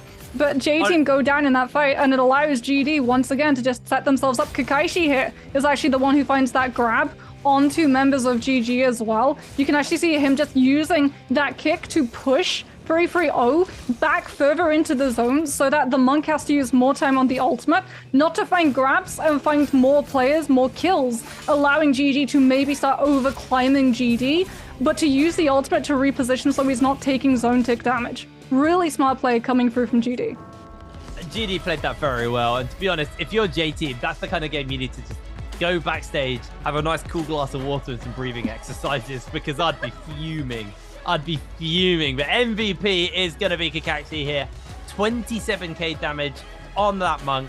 Dragon Roar, Soul Release, Desperation, Flame Breath, Nunchuck Sap, and Soft Step as his Soul Jades in that game. Just a really, really solid game coming in overall from him. He did 10k with his ultimate there. So, I mean, Monk be Monk, I guess. Monk do lots of damage. Huge stuff coming in from these guys. There's a reason he's like the most consistently picked hero, no matter what meta that we're in, right? The ability, one, to just threaten away other teams because you're in that ultimate form, and two, just find almost instant kills if you're able to find those double grabs. Like, even if you don't find the kills, a lot of the time when we see those Monks go for the early transformations, they're not looking for a kill in Final Zone. They're looking to displace a team so that they can grab a player out of position, isolate them away from the other two teammates, so that that team then either has to spend resources and give up positioning to either try and scurry forward and get that teammate back, or throw resources in to make up for the absence. Yeah, I don't know if I want to get onto Monk.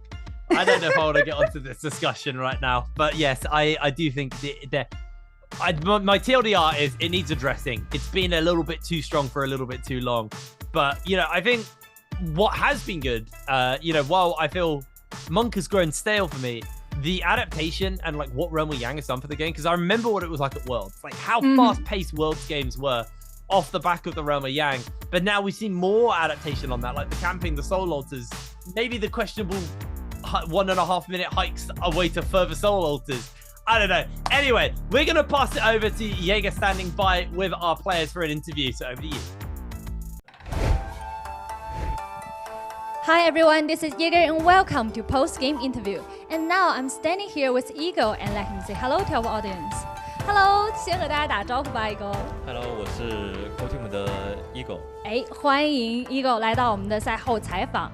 So I have a question because in the game 3, I think it's really like in a pity because at that situation, it seems like you are left behind. I would like to know what happened at that time. 那我们其实看到今天 J Team 的整体发挥呢，其实还是不错的。那第3把是有一点点小可惜，那一波是怎么会自己被留在了后面被留住了呢？因为没有钩锁，然后也当时决策没有做好嘛，就有点犹豫，所以就没有做好接团准备。原来是这个情况。So I think it's really like in a pity because I'm out of the grappling hook at that time, and I think we have something wrong in the discussion in the game, and like I'm leaving behind. That's why it's really in a pity in the game 3. But it's okay, 因为今天其实整体的发挥还是很好的，所以说 let's move on to the next part, answer for treasure. 好的，我们接下来就要进入下一个问答的环节，一会儿给我们的观众朋友送去我们今天的福利，也再次恭喜你们今天其实开始的一个气势如虹的气势啊！希望给大家送完之后，自己也可以有这个气势，好不好？那接下来呢，这边有道题目，我会先给大家公布一下规则，一会儿我再翻译给你，我们可以聊一聊，先不给他们说正确答案啊，然后一会儿我会跟你说，让你开始之后呢，你数一个英文的3、2、1，这个你会吗 ？OK， 那我们就一会儿去截屏送出我们的福利。Okay, so you guys can see a question on the screen, and if you know the answer, just type them in the chat box. And our lucky guy today will be whispered after our player counting 3, 2, 1. We take a screenshot. He will be whispered. Okay, so let's see today's question. Today's question is, which teams is leading the scoreboard now? 那我们今天的问题呢，就是目前积分榜，到底谁是领跑第一的呢？我知道 Eagle 现在肯定已经知道答案了，心里，我想让你评价一下，你觉得现在我们选项的这几个战队啊，今天表现怎么样？都挺好的吧，就考拉比较稳定，然后 T 爆发了一把，然后刚才基地也爆发了一把。所以两个战队今天是爆发力很强，考拉还是比较稳定啊。So Eagle said he think like Team GD and TE, they all have very good performance because they are like bomb again in the scoreboard, and KLA always have very good performance and they are very strong. Okay, so I think some of you guys already know the answer, and I think it's time for us to counting. 那我们就准备要进入这个倒计时了。Okay, let's start counting. 你就说3, 2, 1. 3, 2, 1. Screenshot. Okay, pay attention to your mailbox, and if you are the lucky guy today, you will be whispered. Okay, it's time for us to find out the correct answer. 那我们接下来就要揭晓一下正确答案。那 Eagle 正确答案到底是什么呢？GD. Okay, yes, because today's correct answer is AGD. 那特别想问一下，你觉得这把就是你说基地突然爆发了一把，你评价一下他们这个战队，你觉得今天的表现怎么样呢？表现挺好的吧。然后就没有然后了。没有然后，就是给予了一个肯定的评价。So Eagle said he thinks GD today have very good performance today, and we still have other 3 of the games. And I would like to know for you guys today. So J Team, what's your ambition? 那因为我们还有剩下的3场比赛，就要角逐出我们这个春季赛第1周的这个3排周决冠军啊。特别想问一下，对于整个 J Team 来说，这一次你们定下的目标是什么呢？也没有什么目标吧，因为刚拿了一个结位冠军嘛，其实压力不是很大，因为这个是周决赛，其实也算是个小比赛。等总决赛的时候再发挥了。在发挥，其实看得出来啊 ，Ego 整个心态保持的是非常平稳，也是非常好的。Okay, so Ego said, because they just got the champion of the J-Cup, so they are not very nervous today. They just want to have the good performance. OK, 好的，谢谢 Ego 接受我们今天采访，也希望你们接下来也会有个很好的发挥。哎，我觉得你今天这个心态真的很好，非常期待接下来你们的表现了，好吗？好。OK, thank you, Ego for today's interview, and we will take a break and be right back later.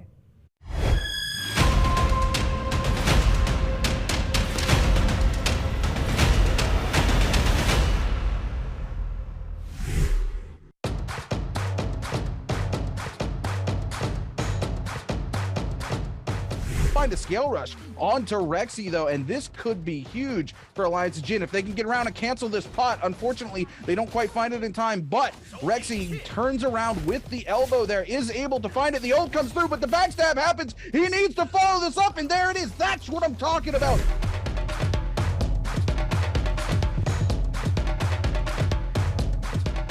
Just have to be at the right place at the right time, and clearly Mike knows exactly when to do that here in this game number 2 at Holoroth. Is Rexy trying to see if he can go for the massive juggle onto Panda. Is he going to be able to do it? Unbelievable. The right click comes in and absolutely decimates Panda, man, sending him up to the sky. Says see you later.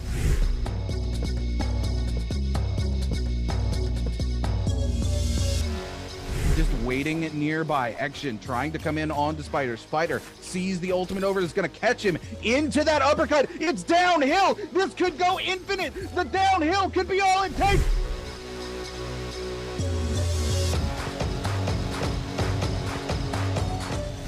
Here, and it looks like it's not going to be enough, as actually might be able to go through with the reset here, as Jazing has a 14% win rate within the realm of Yang. Action putting in absolute work here, as he's gonna might be able to get close here, but it looks like the shield is gonna be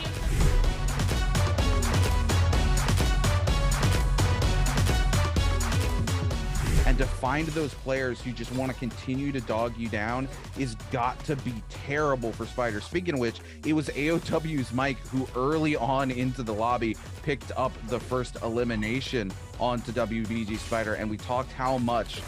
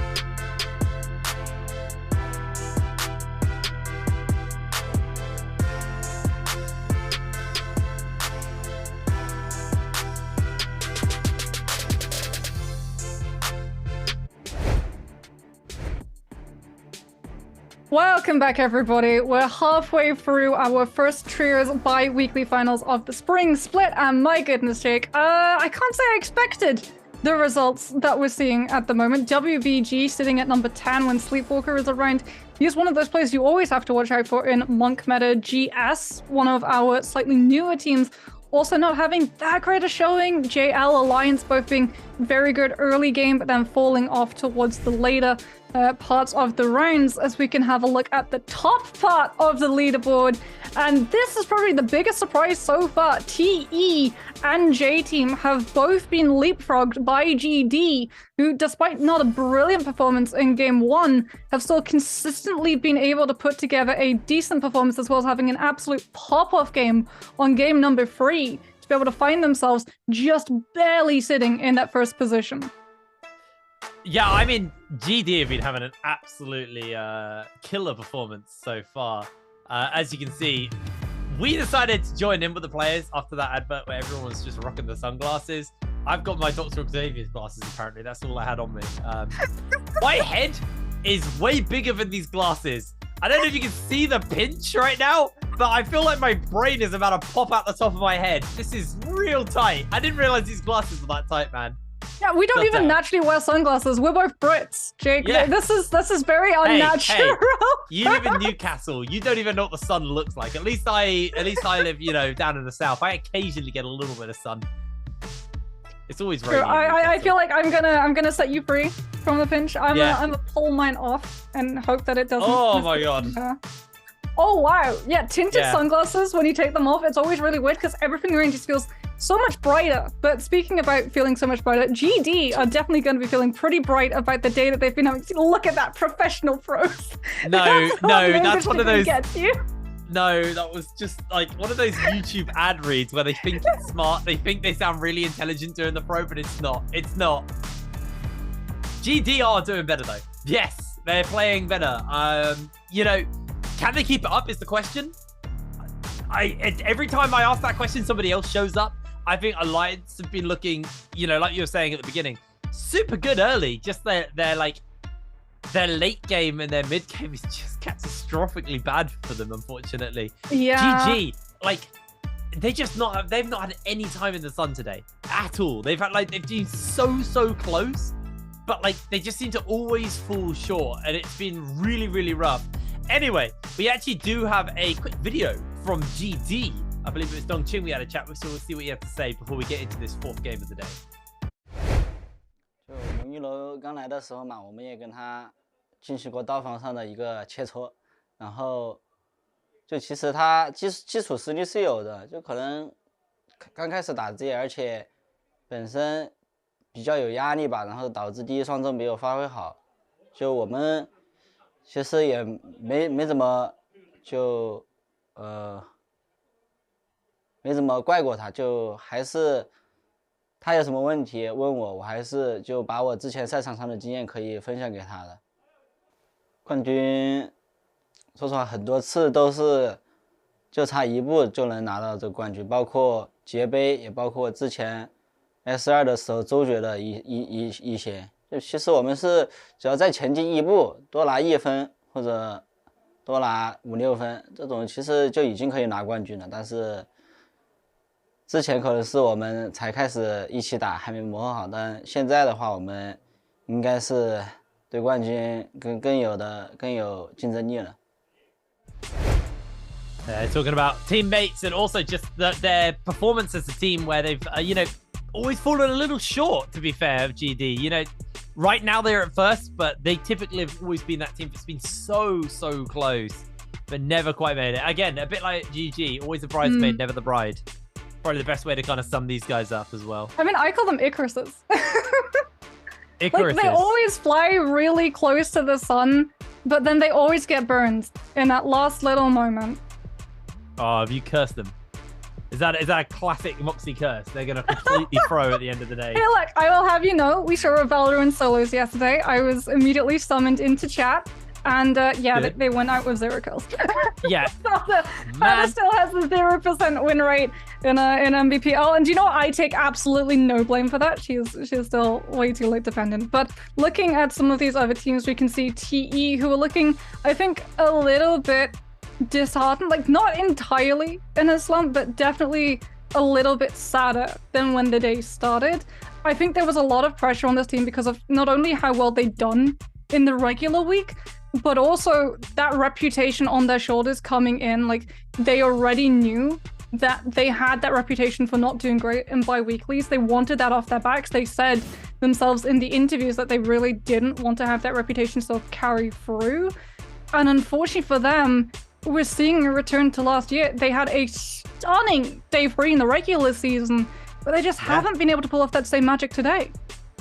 Yeah, and for FPX, it cost them heavily. This kind of when they were FPX, sorry. You know, they kind of rested on their laurels. They kind of got enough points to get through and qualify for stuff. But like it never really resulted in anything. So, you know, for the side of TE now, are they going to be able to shake that off? You know, yes, game 1 was rough, and I think that it's acceptable to say game 1 was rough. Game 2 was amazing for them. Really, really solid game. Game 3 was rough. So they need to bounce back. They need to prove to us that, yeah, you're allowed off games. I think that when you're playing 6 games in a day, especially versus like how stacked these bi-weekly finals are, you can expect to maybe have a rough 1 or 2 games, but you need to make those other 4 at least consistent. Because I think something to note is KLA, while they haven't been scoring high, they've been consistently scoring. I think that's the major difference versus them and a bunch of the other teams at the top of the table right now. KLA have, and this is what they did during bi-weeklies as well, they were just very, very consistent. And that was the key moment for them. But as we can see, this might be the most diverse trios game I've casted this season. There is Yoto comps, there is the Takeda comps, there is the Monk comps in here. There is variations on the Monk comps, I guess, but that's always the case. But this is probably the most diverse comps I've seen so far at the Nbpl.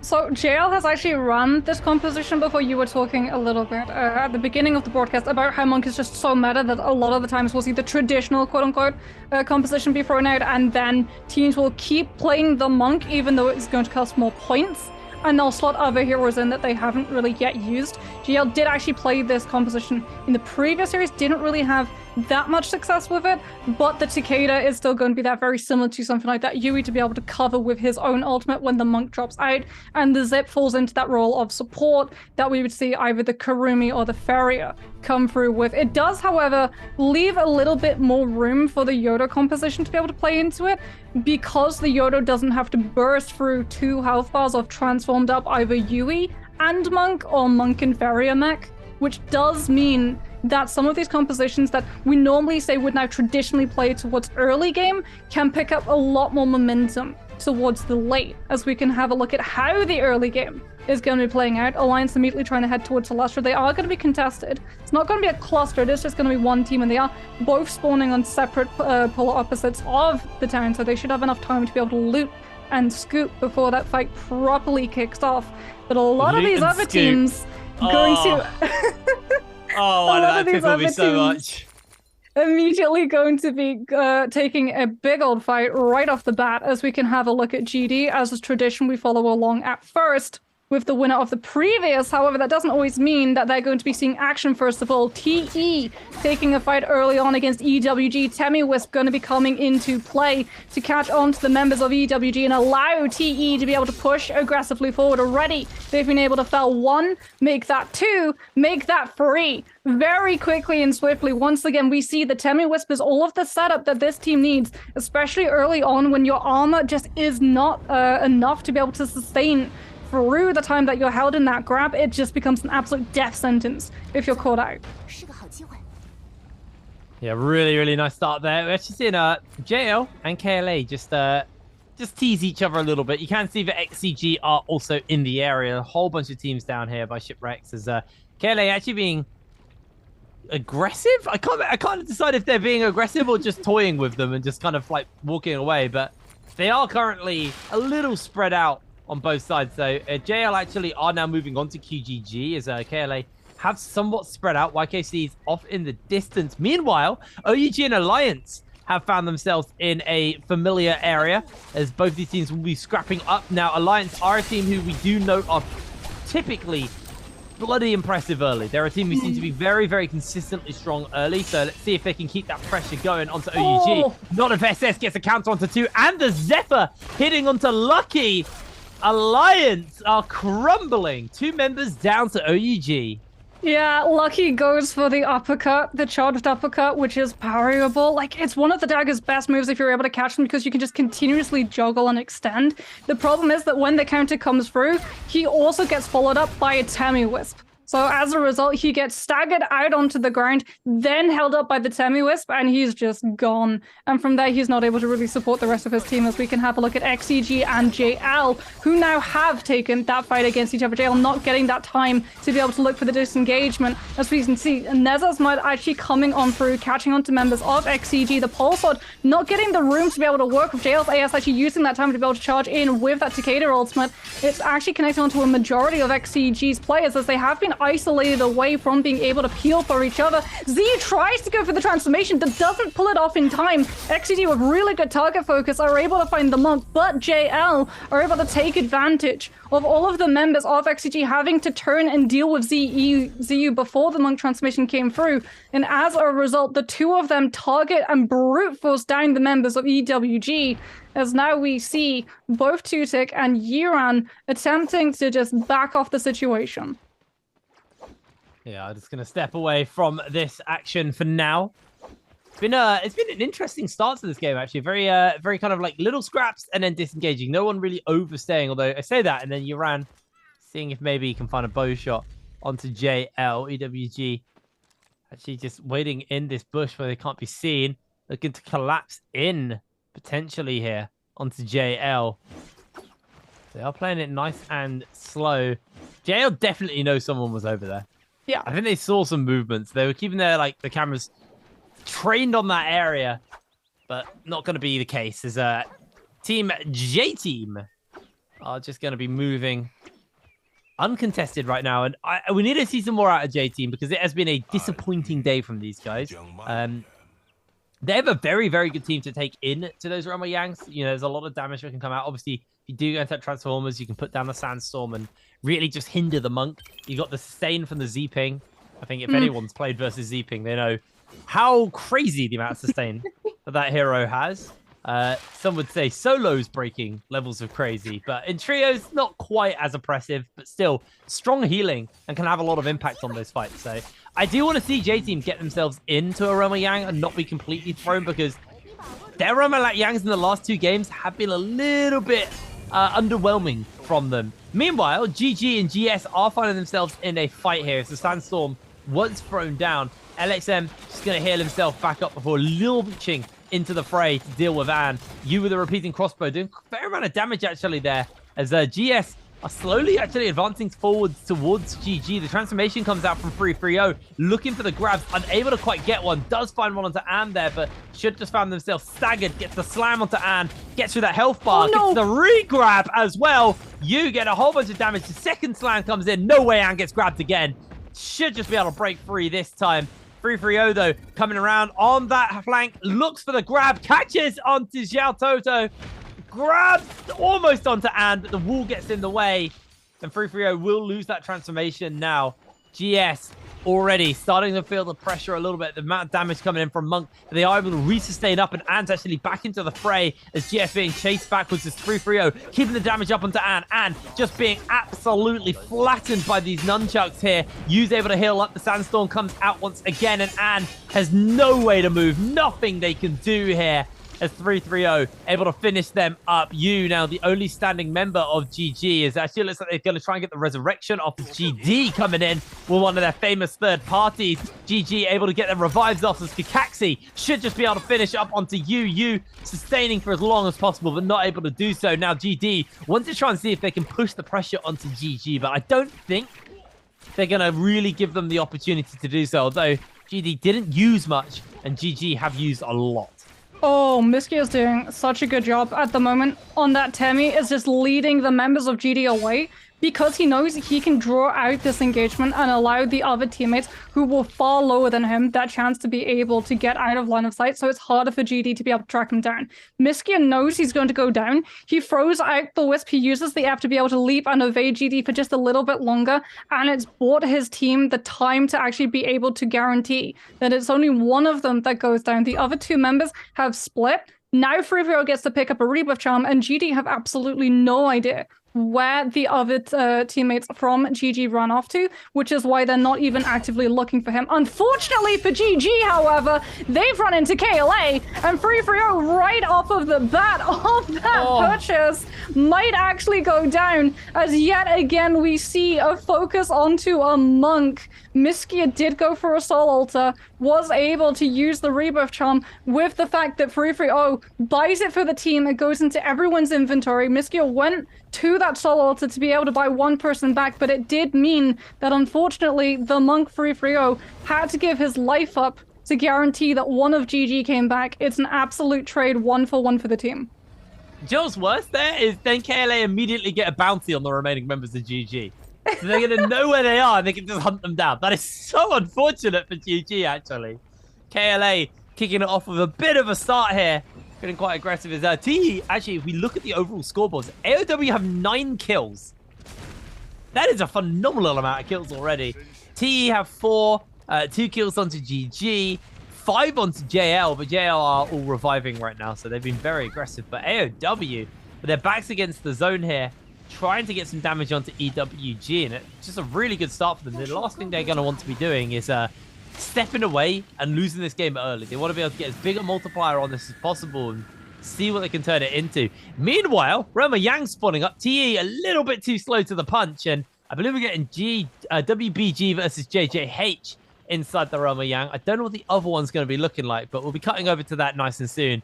We will see the action. XCG, though, are chasing onto TE, but inside the Roma Yang, Sleepwalker is going to be looking for the grab. Godly switches out into that secondary fire with the cannon, is going to just get a bunch of damage onto Sleepwalker and look to stagger him. They do actually catch out onto a grab here from Sleepwalker. Godly going to try and go for the interrupts. He's doing a good job of doing so. That cannon fire doing so much work to WBG. JJH getting the damage up, but they should get the slam down. They lose a player on the other side. This should be WBG's to win. The cannon fire, the mech D transforms, and now Godly on his lonesome here versus the members of WBG. Can he pull off the 1 versus 3? It's going to be a tool loss. The bell is popped, and he is in for a water hurt. He has got the mech, he has got the transformation, but he can't even use it in time. Down they go. Yeah, it is going to be WBG walking away with 1 win on the realm of Yang. It looks like GD were another team that we didn't get to see take their fight, but they are able to come out victorious. They're both going to be able to pick up that Vermilion Bird's Might. It should be noted that GG, because they had that bounty on their head, unfortunately, were able to get the revive onto their Temmie, but actually had to part ways with him because he was the one who got bountied. So he then has to make the sacrificial play of splitting away from the Farrier and drawing the attention of KLA so that the Farrier can live and not be tied down to that bounty's position. As a GD will be just putting themselves towards that shop, brawling for as much as possible. They know that they can hold this a lot more aggressive position as they were able to win one of those Gate of Yang fights. Now they can look with the soldiers that they have to be able to take the fights. Miskia is able to find another Rebirth Charm, whether or not he's actually able to use it. Oh my. Yeah, do you know what it feels like? Seen. It feels like GG are just spinning plates. So like as soon as one starts to go wobbly, they have to run over and get it, and then when they're done sorting that plate, they run over to the next one. Was it GG who kept rezzing themselves in the zone last year? Yes, it was like 15 or 16 res in the zone. Something like 16 times. Yeah, GG might have 16 resurrections. They might just be the cloud. They're literally going through all of the Rebirth Charms that are available. Every single box, every single Morris Blessing. It's all going to be gone. As XCG are going to make sure that TE are gone from this fight. TXJ goes down. The Yoda ultimate coming on through from NiHQ, bursting through the health bars. Ness has Mike from VVV to try and cover, but the fight's gone on too long. Here comes the third party. GS, seeing that ultimates have been invested, come in with a Takeda ultimate of their own, throwing it onto VVV. That zip is immediately the focus of target and immediately will go down, thrown up by the Takeda and then kept in the air by the grapple cancel, meaning that they're able to push that zip away from LYD. So even if the ultimate and bubble had been there, they weren't able to actually get the time to activate them, as LYD is forced into the zone to try and find a workaround, but it's early zone, and as a result, the chase is still going on for this Takeda. Thinks he's found himself a space. He's going to use all of his meds to heal back up, but that is it. He's out of pots, I believe, after this. Okay, use an armor pot instead to get that next one. Zone tick ignores armor, though. Yes, exactly, but oh, that's going to be a rough ask for him. Meanwhile, KLA looking to try and put some kills on the board because they have had a pretty quiet one so far. Oh no, it's 3-3-0. They found Finding themselves a fight. GG are just their plate spinning. I promise you, this is what's going on. They're the plate spinning team. Miski is down. LXM may just go down. This might finally be the end of GG. Why won't you die? As KLA take them down. They're cats. They have 9 lives. They went for like 5-3 those charms. Circus. I don't know, man. Like that was rough. That was rough for GG. I mean, it's still rough for TE. As we cut over to have a look at LYD, like you said, he only had one health potion. He has no grapples either. All he can do is try and left click into tap so that he has a little bit more movement. Even attempted the bunny hop, but the zone is too far away from him, and he goes down. TE picked up 5 kills early, but that is all that they will reach. An AOW already set with 12 kills. Look to cement themselves to take this next game as JJH 48 seconds left on the Yang depletion. Have to find a fight and take it now. The problem is it's in Celestra. It's so hard to lock down a team's position in Celestra because of the sheer amount of buildings to be able to break line of sight. They've got one member of XCG pinned down, NiHQ, a little bit left behind. Oz that Yodo is able to drop the F3 and buy themselves a little bit of time, but JJH absolutely claps onto the Yodo, knowing that one of them needs to pick up a Soul Bloom, the Temi ultimate, just to lock the kill down and guarantee that one member at least survives. As you can see, they find that Soul Bloom and immediately they're gone before JL can even instigate that third party. Really, really nice there, actually. In and out immediately. The bells popped, though. A lot of people's positions were revealed there. But JJH now going down, unfortunately, to the realm of Yang depletion. They did get Chewy, though, to make sure that they're going to be able to get a res off. I believe they'll be looking for those rebirth charms, but they at least got one Soul Bloom essence in response. Alliance, who typically have had really solid starts to the game, actually having a bit of a slower one, but they are able to finally take down Sun Wukong from AOW. And AOW, who had 12 kills, have been eliminated from the game. So that is all they're going to be able to get is those 12 points off the back of that. So a pretty rough one on the side of AOW. And this could be the likes of GD, KLA, J Team's time to kind of pounce and actually try and climb back up that ladder, or at least in GD's side, hold on to the top of the ladder for a bit longer. It looks like J Team are actually able to turn the fact that they've got a bounty on their head, so you can actually see 101 Tians just running with that blue marker now. They're able to turn it against AOW.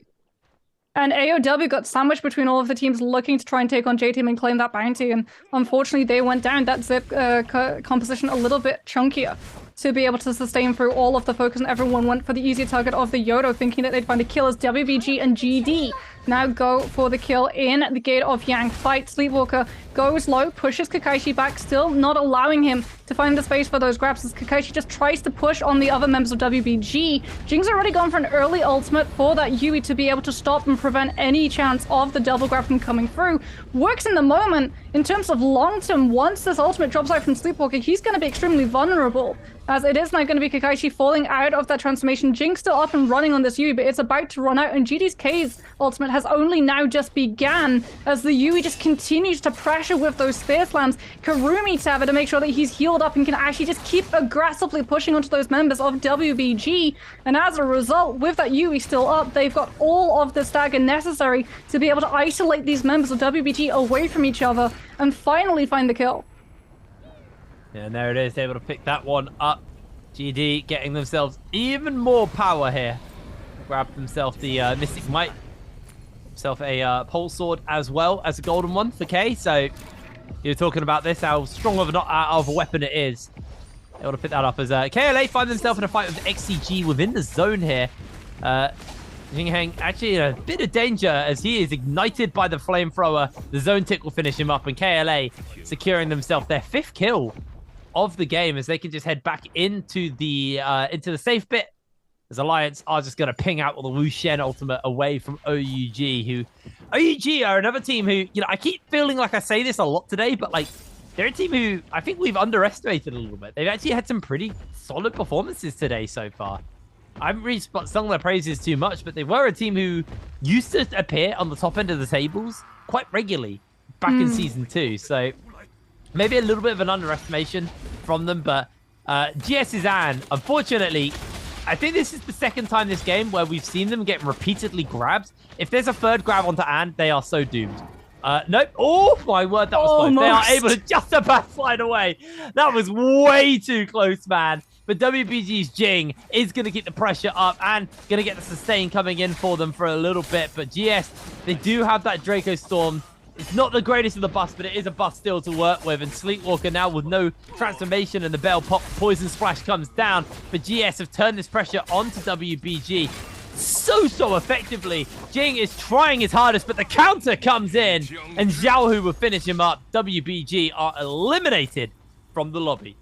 You as the MVP in that fight, and gets grabbed up, and the the Zip rather, is able to not just use the ultimate, but actually land a bubble onto Anne as he's grabbed and then slammed into the ground. So he just has constantly got that sustainability going onto his side, and they're just not able to find the kill, and that's what WBG are looking for, right? They are off of the Soul Altar. They lost the fight in Gate of Yang.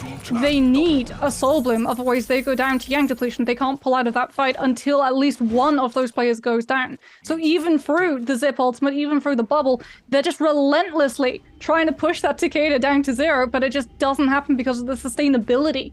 You getting to hold that position, even looking for a flank angle, with the repeating crossbow, knowing that the monk isn't going to try and go for a double grab when he's trying to just hold this one player in motion so they can confirm that one kill, puts enough pressure onto Sleepwalker that unfortunately for WBG, they lose the fight and they will go out of the lobby as GD now going to be setting themselves up in Purple Bush. They've got a bounty on their heads, but they do have Mystic Might, so they're going to have a really good information of where anyone who's actually trying to pick that bounty up is going to be able to come from, and they can use it to set up an ambush, jump out of that purple bush, and collapse onto the one person who's going to be taken by surprise. Yeah, unfortunately, though, it will be timing out fairly soon, though, so they won't have that Mystic Might for too much longer. One thing to note is how fast this lobby's moved. We've got 8 teams left, 23 players, like, this has been a relatively fast lobby. We still got over that 10-minute mark left until the final circle fully closes up. But like, we have lost a lot of players, a lot of teams. These guys are coming into this game 4 very, very aggressively and kind of very fast and loose. Obviously, this is the next game where we go back to back. So we do this game into Holoroth after this pretty much immediately. So I think for some of these players, it's a matter of, you know, they're high energy. They've just had that more extended break after game 3, sorry. And they are ready to take these next 2 games on head on. And I don't think it's that. I think it's a lack of Faria. I think because if you look at the amount of heroes, there's like 1. It's not so many transformation comps, and the transformation comps that there are very like kind of glass cannony, I guess is probably the best way to word exactly. So when the monk ults up, you don't have to worry about saving resources to bust through a Faria mech afterwards, right? So you can heavy commit into a fight, finish it off super quickly, and then just get out. Because we've seen what happens when fights go on too long. It invites the third party. Faria being in the meta means that these fights last for so long that teams aren't even close when a fight breaks out, can sometimes still swing into the area, see what's going down, and have enough time to be able to set up a third party. The current situation that we're in at the moment, third parties haven't really been coming through because a lot of these teams have just been pushing into these fights super aggressively, either finishing off entire squads super quickly or just getting 1 kill and sliding away before that third party can be attempted. The J-Team are actually sandwiched between Alliance and GD here. They lost a lot of health to those cannons. There's some significant damage there as J-Team trying to peel away now. Alliance are going to keep the cannon fire up onto them. GD as well. Both these teams have a gentleman's agreement to fire onto just only J-Team, and J-Team definitely feeling the hurt on that front. With the Mora's Blessing opening up, that's what this is all going to be about. Oh no, that was a Kurumi umbrella. God damn, I got baited. That's the second time I've done that this season as well. No, yeah, you're right. It is a Mora's Blessing. Oh! They were using the Kurumi umbrella to keep them healed up so that they could try and keep it opening as the cannon. I get baited by it every time. Sometimes I'm like, it's an umbrella. No, it's a Mora's Blessing. Okay. Look, it's like fireflies. Look to the light. When there's a light beam sticking in the sky, it's a Mora's Blessing that everyone's contesting. Especially this late into the zone. Like, we're even seeing the Temi ultimate being dropped. OUG heavy committing in to be able to buy themselves that commitment on to opening it up will be able to go through the goodies and pick themselves up legendary armor for their Takeda to make him even more aggressive when he moves into those frontline fights. Yeah, really nice stuff there from OUG, able to grab themselves that. Did they not get the nunchucks? I feel like they didn't. I feel like they kind of missed that one. I mean, some players prefer other weapons, and if you think about it too, they just use the Temi ultimate. They know other Temis are in the area. Cannons are coming through. Wisps are coming through. You pick up that armor, you run. Yeah. I mean, yeah, we've seen it quite a lot today, to be fair. So yeah, I guess it makes sense.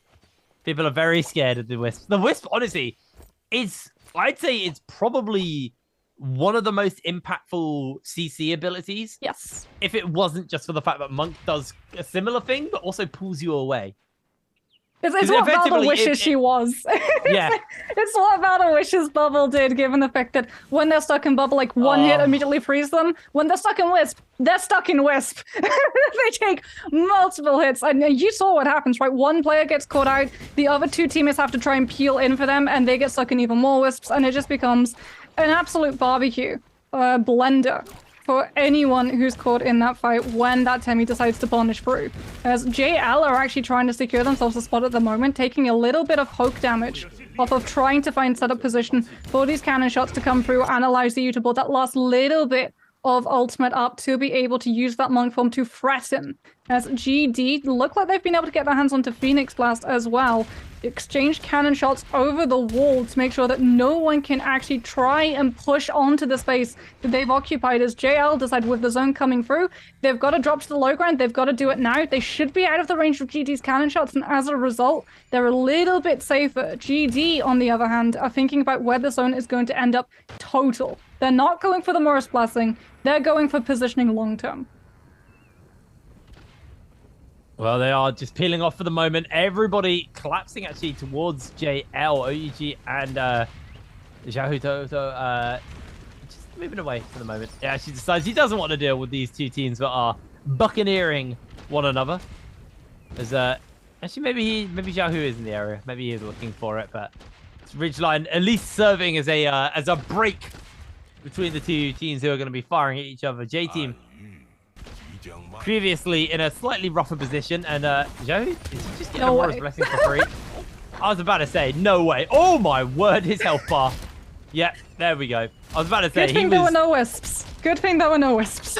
Yes, very lucky. He's going back in. He doesn't learn his lesson, mate. Oh well, my what's the word. definition of insanity, Jake? It's. I was gonna make a joke, and I decided not to.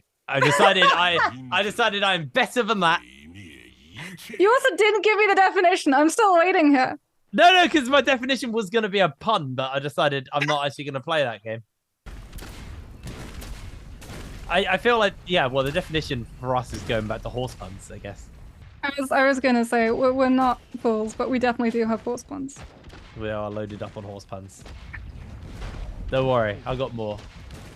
GD, by the way, decided once again, like, to forego that Morris Blessing so they could retain this positioning on the high ground. It's honestly working out really well for them at the moment. Like, Alliance are down there, but they can't pressure at the moment because Kakaishi can just sit on this monk ult. Now we're actually seeing KLA having to drop a monk ult of their own so they can hold themselves on a high ground opposite. As OUG immediately drop a Temi ultimate, Windwall comes through as well from a Wu-Chan on the right flank of YKC, so he's just not finding any opportunity to find any grabs at the moment. Instead, all he's doing is making himself a bigger target. As the Windwall is down, now he can find the grab. The King is unfortunately the one to be caught out, and he's able to reach across to the right once the Windwall's gone and find a double slam. KLA do lose one player, but the King has to go outside of the zone as he's punted by YKC. The problem for KLA, though, is by playing that aggressively, they now have to actually go outside of the zone to get the revive onto QGG, and YKC's been spotted by OUG. Yeah, he's going to be able to jump back up into the high ground, gets himself the vertical slash off, but SS is keeping the pressure onto YKC. It looks like a third party may have just saved KLA's life there. Can get some revives, can get some healing done, but QGG, they need to pick him up. They're going to be able to do so. This is so close for YKC. He is going to have to be instant as he jumps back in. QGG is going to have to hold for a little bit longer. They're going to send more members in to go try and figure out the rest of this revive. Meanwhile, Kakaxi's got a member of J-Team, ZK, in his hands, gets the slam down. ZK throws forward the Takeda ultimate just to buy a stagger effectively and buy some time. As Kakaxi still looking for those grabs, unable to get it. We see a Wushen ult out to safety, and it looks like KLA, I believe, were able to get all their members back up. So they are back up full 3 members, and they got the Z-ping as well, so they've got sustain, they've got healing, so they should be able to recover fully from all of that. But that was definitely a little bit closer than it needed to be. YKC, though, retransforming up after he's able to revive his team. See if he can find himself a good grab. For now, though, struggling to do so. Struggling to find those lines of sight. Almost finds one onto you. Doesn't quite get it. AS on that low ground now, tap dodging away from those grabs as YKC, unfortunately, not really able to buy those grabs onto anybody. Holding that high ground, and once this transform wears off, he is going to be jumped on immediately. GD now on the low ground, just keeping themselves sustained up and healing, avoiding all of the action that is happening below them. But there are still a lot of teams now left in, as Kakaxi is going to get himself knocked back, staggered back as well, so takes a fair amount of damage to the zone as QGG slides in with that longsword slash there. Kakaxi does transform now on the low ground. He's also got Xiaohu here there with him as well. The Flamer coming in from Anne, doing a fair amount of damage. And actually, it looks like KLA are going to lose QGG, again losing another player, and YKC. J-Team's Eagle able to finish them up as Alliance are finally knocked out of the lobby. They didn't get a lot of kills this time, but they made it at least later into the game. But somehow KLA holding on to their Z-ping, holding on to their final member. I say that, but look at the health bar. They're just monumentally low. It's going to be so hard for them to be able to sustain and survive for the rest of this, as J-Team's 101 TN is very, very close to them. Not going to be able to find them for the moment. It's still just a cluster of players. 12 players in such a tight circle. The Flamer coming in from Anne, cooking everybody in the circle as Kakaxi from GD is going to be going low. Anne's able to finish him up as GD lose another player. KLA, they just want to survive as long as possible and see if there's a world in which they can make this, as Anne's going low HP. An absolute whitewash. It's a graveyard down in this area. GD still holding on. They've only lost 1 player for the moment, as they are going to look to try and get a revive off actually here onto their downed man to see if they can actually get back to a full 3-man strong lobby, but it's going to be hard to do so with the monks transforming in. Dongqing's grab, the double slams come down, and GS are finding them like the kills they need, the openings they need. Somehow, KLA have held for a spot as long as possible. The Z-ping healing is there. J-Team ZK still in the fight. The knockback coming in. Somehow, CXZ is keeping himself alive for a little bit longer. ZK throwing down those Takeda ultimates. KLA CXZ is still in this game. He's finally down. And now it's down to J-Team to 1 versus 2. I say that, but OUG sliding in. SS coming in with the hero play for his team as he takes everybody out in the final moments. I mean, he's the last one standing, but I'm pretty sure he's not going to be MVP. Playing with that Takeda ultimate, knowing that you're going to be able to immediately put yourself where that zone is blast going to be, and then get that stagger, knock back to connect onto everyone else around you, pushing them outside of the zone. However, it is a commiseration prize. GS are able to take the lobby off of some really stellar monk plays coming through. GD really tried to get the revive off. The Karumi ultimate came out from Dongqing. He tried as well to tether onto the Ken, which unfortunately, while yes, it does mean that you can revive full on the go and at distance, also leaves the Karumi unable to fight, and then he gets grabbed up by a monk and immediately killed in the slam. So there goes GD, and then it just becomes a matter of JL versus GS. And GS start taking out members of JL. They have 3 while JL is reduced to 2. And very quickly, when they're able to get that monk up yet again and start grabbing players out, you don't even need to look for the double slams in that at that point. You're so close to the edge of the zone that grabbing one player and immediately slamming them outside of the zone is just going to kill them with zone tick. Yeah, absolutely. Phenomenal stuff coming in there from GS. And the most exciting thing about today so far, Moxie, is the fact that we've not had one team win more than once. It's always been a different team every game. And I think that's just made for a really, really exciting bi-weekly finals. I mean, it's our first one of the season and it's already delivering. Like, a lot of teams are stepping up. I don't think there's been a team that looks like a free win. Like, you see them and you're like, oh, that's just 3 points for grabs. I don't feel like there's a team that are doing that. I feel like even the bottom teams are like seriously slugging out some punches here and like really fighting. We're having a really tight bi-weekly finals. I'm really impressed by a bunch of these teams and excited to see what the final 2 games are going to be looking like. I mean, there is not a lot of downtime. We are pretty much going into Holler Off very soon. We're going to bring up the scoreboard and stuff, and then we're just going straight back into it. The players have enough time to go for a quick pee, basically, and then it's going to be straight back into the action. So not a lot of time to breathe. And you know, XCG, where have they been today? They just have not been an existent team. If any team has been a free win, it's been XCG. I do not want to be that guy, but like, disappointing performance from the team who are, first of all, the defending champions of the Nbpl, and also the team who absolutely killed it in the first week. But also, like, TE, is it happening? Is the choke happening? Because it feels like the choke's kind of happening. Yeah, it does feel like it. Again, TE unfortunately not in the top 5. OUG going to be picking up second off of some really good Takeda play coming on through from them, but GS walk away with the number 1 spot. 15 kills for them, as well as a 27 game score. AOW, however, remember, they didn't make it towards the final zone, but because they were able to pick up such early momentum with the 12 kills, still pick up a 4th place finish, so they're going to be pretty happy, as too are KLA. It's not the performance that we've seen from them some other matches, but 7 kills, decent survival time, they still pick up a decent amount of points and again can really just start putting even more distance between themselves, J-Team and TE. Yeah, absolutely. I just feel like KLA have been, I really want to sing their praises. I really do. These guys are a new team, a new org to the Nbpl, but they have been very impressive for the entire bi-weekly. And I mean, this is such a they haven't won a single game today, but they've just always been in that top 5 spot. They've always been consistently scoring something. And yeah, odds of them taking first aren't out the window. They only really need 1 good game. Like if Holler Off or Game 6 goes well for them, like they can make a fantastic recovery and actually take it all. They are, I believe, in like 3rd or 4th overall right now. So just 1 big game is all they need, but they are still consistently scoring. And I think that's the hallmark of a good team to me. Not just a team who has like that 1 big pop-off game. You know, yeah, TE had that amazing game 2. J-Team had that incredible game 1. But like other than that, both those teams have been a little bit lackluster, to be completely fair.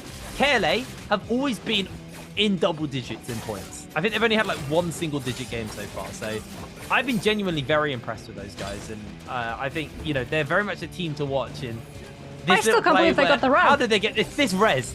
I can't believe they got away with this res, man. Like, I was watching, because we did cut away from them once, like, we saw that monk go extremely low and have to, like, duck back into the zone to still get the resurrection off. Like, I was looking at the kill field, I was like, KLA is still not coming through. Oh, they've been colored in again. Oh, they have 3 teammates again. Oh, okay. They really pulled it off. OUG, by the way, coming in with this beautiful, just patient play from the Takeda SS, punishing again. Like, Takeda really does come into his own in that final zone where you can just push them into so much brutal zone tick damage. However, talking about brutal, the Shartoto is going to be taking the MVP on Monk. Again, we get to see the Monk come through, and again, it does feel like they're building for the Cannon Bank Shell, one of the soldiers that they've picked up. 2.8k damage, not normally a number that we see from the Cannon shot coming through for Monk players, but we didn't really get the traditional Buccaneer phase exchange either. So it definitely makes sense with how aggressive that lobby was, that it's the Katana that actually ends up doing more damage. Yeah, absolutely. I mean, I just want to also do OUG in their favor, to be fair. That was probably the highest reward play with the lowest risk. I think was just wait and like snatch first away. Sure, it's not first overall and it's just first in the game, but like you get the most kill multiplier points, you get the most placement points that way. I actually think that was the highest reward play with the lowest risk. So yeah, they could have jumped in and maybe tried to take away a bunch of kills and then get first. But you are 1 versus the rest of the lobby, and some of that lobby's working together. A lot of just indiscriminate kind of like abilities being thrown out as well. Like all it takes is one of those to clip you, stag you into the zone. You lose too much health, and then the next one's you done. So I think you're also that was Takeda. a smart play. Yes, you're also Takeda. I think that was the smart play. That was definitely the smart play.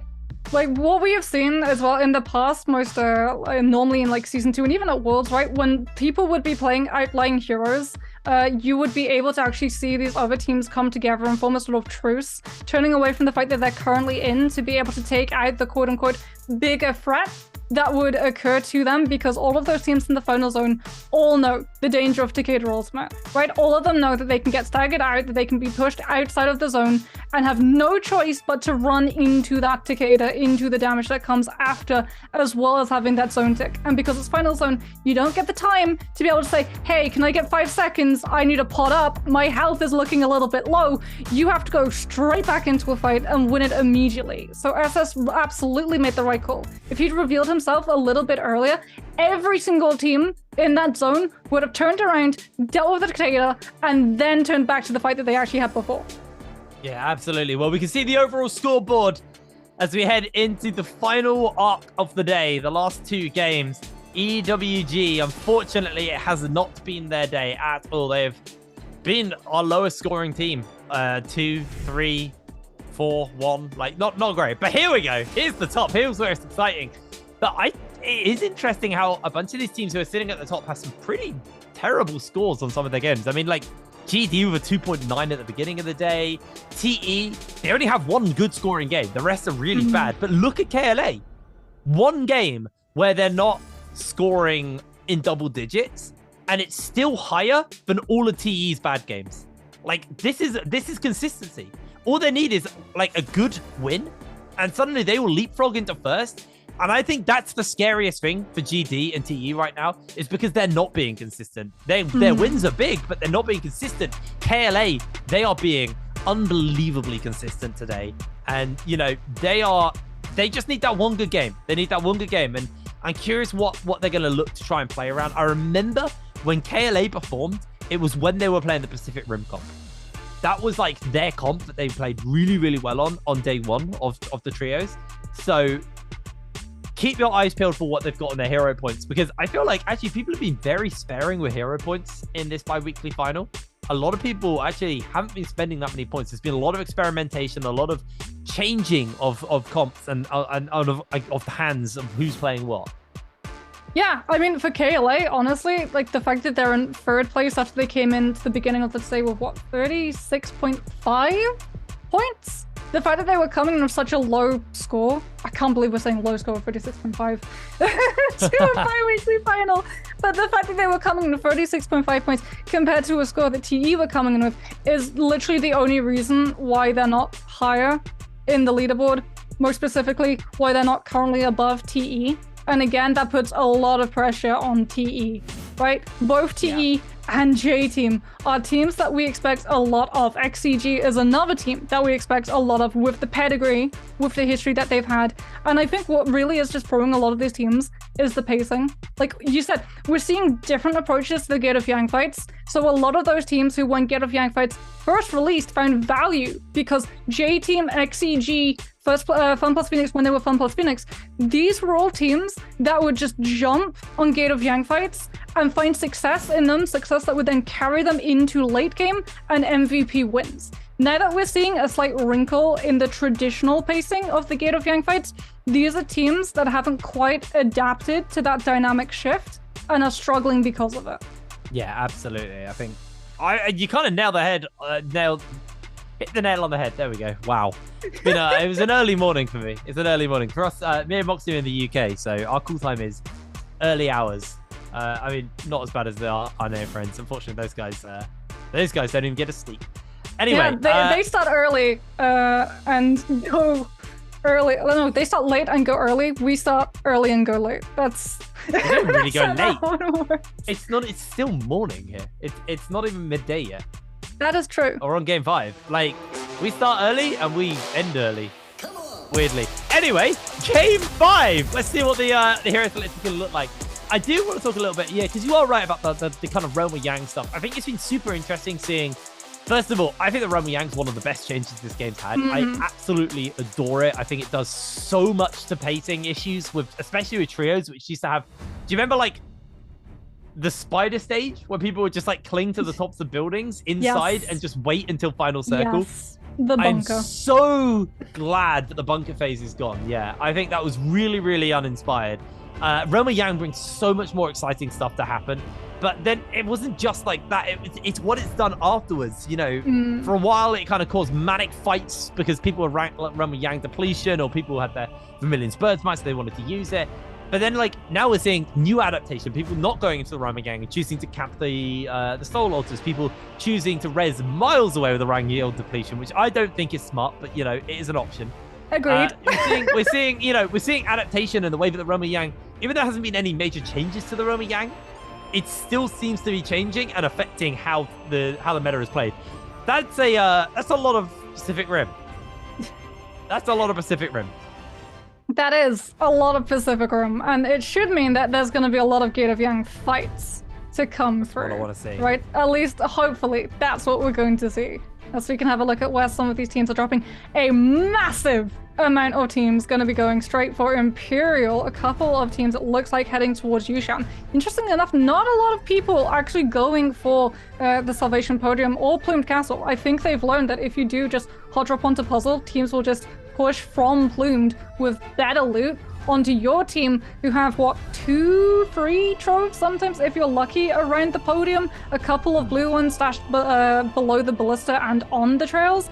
And then you also have to sacrifice one of your teammates to actually go down and find the glyphs on the wall. Meaning that a lot of the time, if you take too long in that space, you fight disadvantaged and you lose.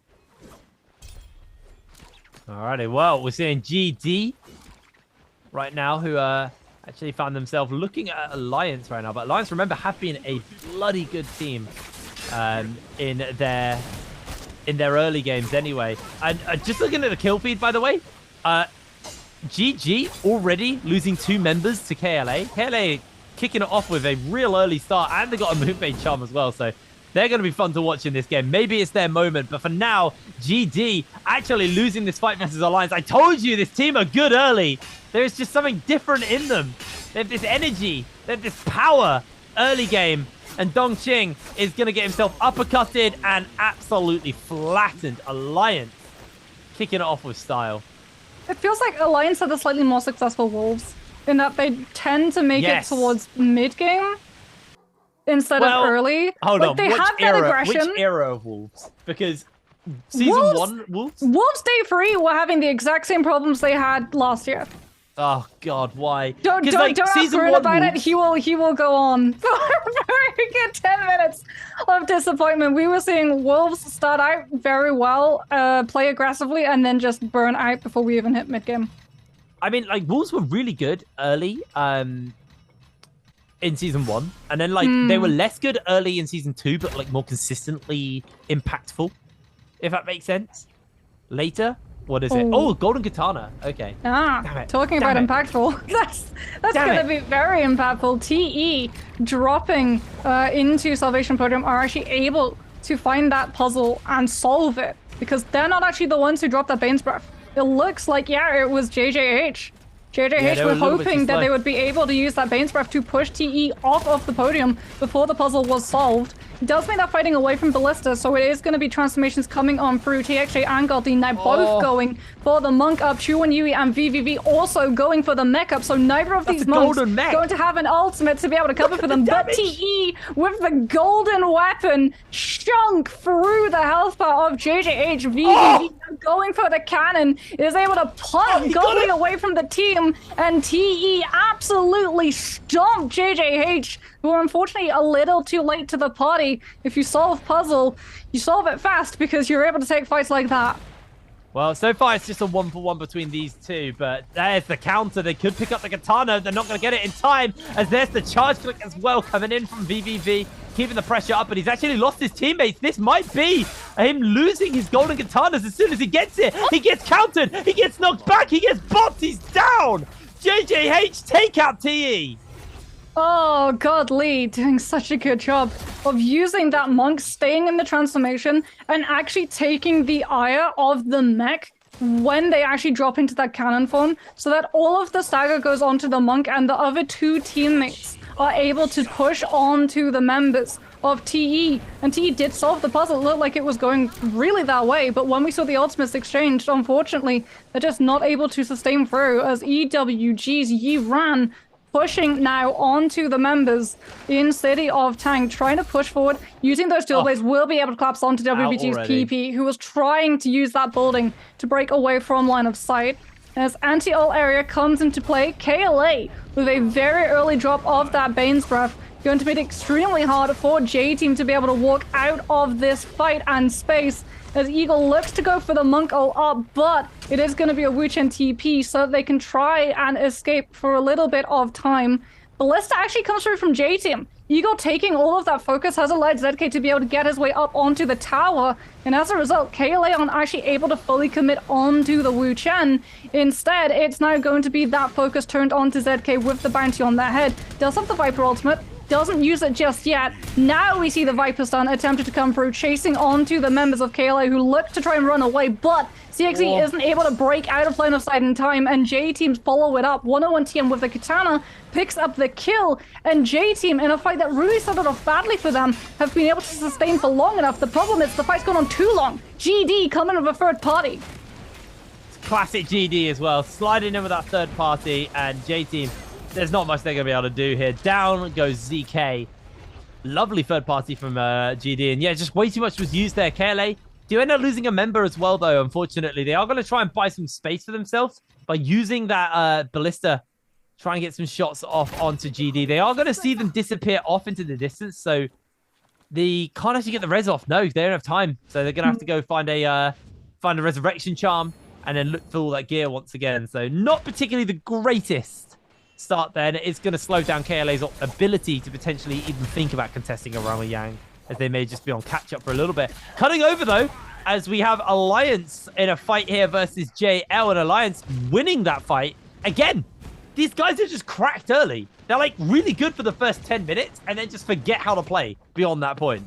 It's really tragic, because, like, honestly, as a fighting team, they are proving themselves to be just a super formidable team. So definitely got my eyes on them with the purple weapon as well. The cannon coming in from Lucky. He absolutely flattens people. And AS is on the run, but he's not going to run for long. Alliance getting himself back up to 7 kills. They are always scoring well because they just find kills early, man. It's so impressive.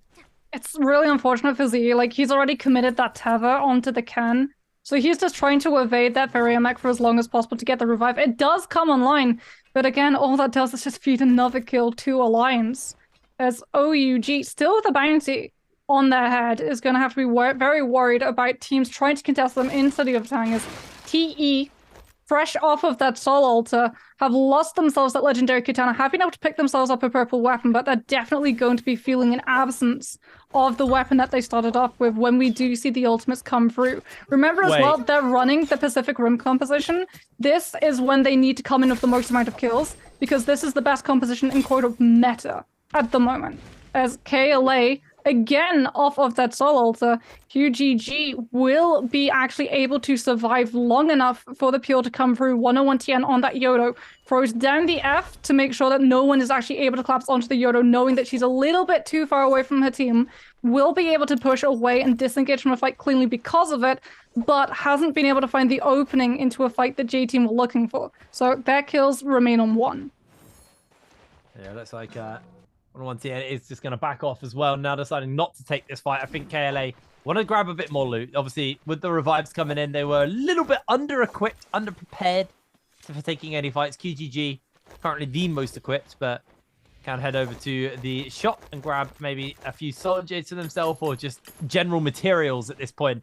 As QGG is going to be now losing their respawn, as that will be timing out nice and soon. So I actually don't think QGG and KLA are even going to think about contesting the next Roma Yang. And then I say that, and they walk straight over to where one's spawning. So that's the Morris. That's Morris. That is, okay. Yeah. So they're going for the Morris in the hopes that a lot of these other teams are going to be wanting to take the fight into Gate of Yang instead, which is an adaptation we've seen from teams when they're running the Temi. You just drop the Temi ultimate over onto where the Morris blessing spawns, pick yourself through the box, and then immediately just loot out. feels like a lot of teams are contesting it. Oh, QGG just about dodging away on that Zephyr there. Really close, actually, for him getting himself caught as YKC is going to go for the transformation. Kakaxi doing exactly the same. QGG repairing in the open there, deciding that's the best place to go for that, and it is going to be able to keep that going for the moment. The Sandstorm comes down as KLA are going to try and contest it. Dongqing launching into the fray as KLA have used a lot to try and pick this up, so they need to get their hands onto this Mora's Blessing as quick as possible. It looks like they're going to be able to grab the goodies inside, and now with ZK coming in from J-Team, locking down potentially Kakaxi here, J-Team coming in with a third party, KLA were able to break away, grab the goodies from the Mora's Blessing, get the transformation off, and now they want to push it basically, try and see if they can grab the kills onto J-Team. Up in the air, the mech is just raining fire down onto J-Team as QGG can't really line up any more shots, and it feels like KLA, they invested a fair amount there, and yeah, they get the Mora's Blessing, but unless they take out one or two of J-Team here, I feel like they've used a lot and not gained much for it, and with that ping out, that's probably just going to be it done. I mean, honestly, KLA are just happy that they lived and picks up that box. Given the amount of teams fighting there and the fact that, as you said, they burned so many ultimates, KLA now going to be backing out, thinking that, yeah, GD had actually tried to res on the Soul Altar right next to their fallen teammate so they could try and keep one of those revives. And as a result, now KLA backtrack, catch out the members of GD who haven't had the time to be able to pick through their bodies, pick through the loot.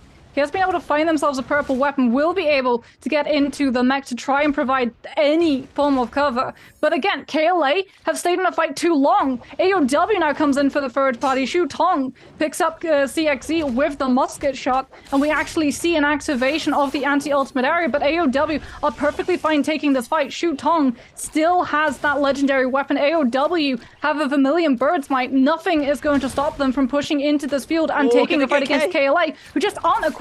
Without the ability to use ultimates, they have nothing to be able to cover for themselves, and they're going to go down. They don't have anything except the Vermilion Bird's Might, which should allow them to reposition, but that's a very early burn of that one little buff. Yes, but KGG at least did get K on the way out. That's like the one silver lining, is they got a single kill with that Vermilion Bird's Might. They weren't just completely denied by AOW, but that was a pretty filthy third party. We didn't see the Roma Yangs, but GG lost theirs and now are trying to get rid of that debuff for the moment, but they are getting absolutely slammed by the cannon fire from that Pharaoh there, and JL, doing an absolutely amazing job of dealing with GG, and it feels like GG may be in a little bit of a dire situation at this point, as Lucky is going to get himself uppercut and a little bit load off here, as Tutik from EWG now is also going to get himself finished up by Alliance. And Alliance, again, impressive stuff. They're up to 9 kills, I believe. Consistently putting kills on the board. And honestly having an amazing performance so far in these early stages. And this is probably the latest we've seen Alliance perform. So good on them. We'll see maybe if they've got enough fuel in the tank to keep this performance going until later into today's game. You can see as well how many teams were in this area just pushing on those solos. It really does feel like losing a Gate of Yang fight. It's just a damned if you do, damned if you don't. Damned if you take a resurrection on a soldier in a busy area, because there's so many teams looking for that third party, looking for that easy kill. And if you go for a solo to further away from teams, you just don't have enough time with that 4 minute. As unfortunately GG, because they're in that position, did lose out on a majority of their teammates. As GS now taking a fight, will be able to find a couple of kills, but Vermilion will be there. As Xiao Toto is just taking a little bit of downtime, healing back on up. You needs to be brought back, however, and that's going to be something that this team is going to have to commit to. They do have enough Darktide coins to be able to buy a Rebirth Charm, as we see the Swarm come through from the Monk, pressuring out the members of KLA, who are out in the distance away from that shop, so that GS can potentially find either a Rebirth Charm or some Soul Jades before the fight properly breaks out, as well as allowing that Monk time to be able to build into the ultimate, as it's a little bit of a ways off, as this, should be the Gate of Yang fight, so we can actually see how GG lost this. Oh, Shu Tong threads the needle onto Miski, who was trying to use the pillar to hide from line of sight, but the AoE on the Farrier Mech cannons is so big that it encompasses the pillar's base, so you can actually still hit players who try and hide behind it. And from there, it's just absolute cleanup. AOW have the numbers, Pingtao still in that ult form, and GG just had absolutely no chance.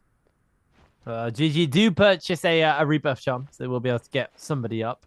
As cutting over to AOW, who are coming off their Vermilion Birdsmite res, so we'll see where they decide to res, but, you know, it's not quite the same. They don't have to desperately take a fight right now, as Miss Kia has been revived, as KLA kind of picking up the scraps. You know, they lost that fight early. They then managed to get the Rema Yang, immediately lost their Vermilion's Birdsmite after getting just a single kill onto K.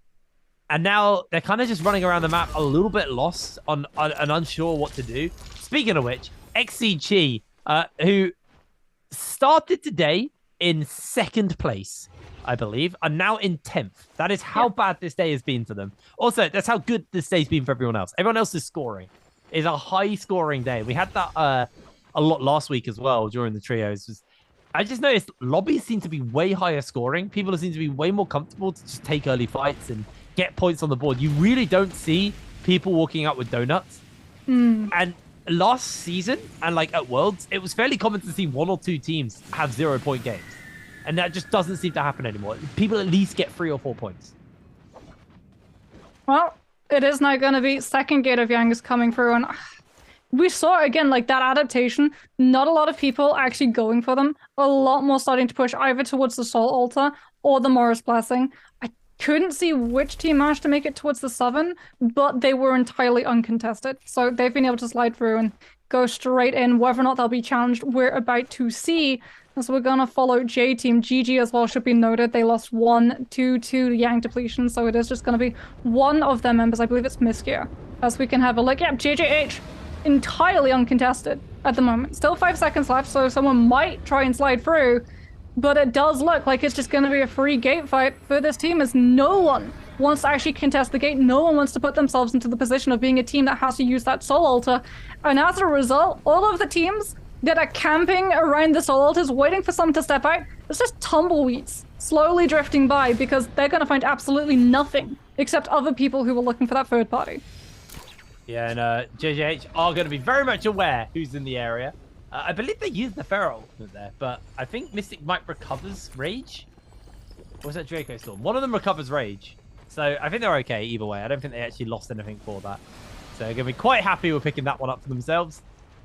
We'll see what they can do with it, but obviously giving them a little bit of an ability to scout. TE would have gotten their hands on that Morris Blessing, hence why they have the Draco Storm in their pocket. But it's definitely a slower paced game than our game before. I think that's kind of, again, because we're starting to see more of the more traditional monk comps. So the kind of more glass cannon monk comps aren't showing as much when you've got like the Takeda ones. We are seeing, though, Lin from Alliance getting slammed into the ground by AL from JS. So they're able to secure themselves another kill for themselves.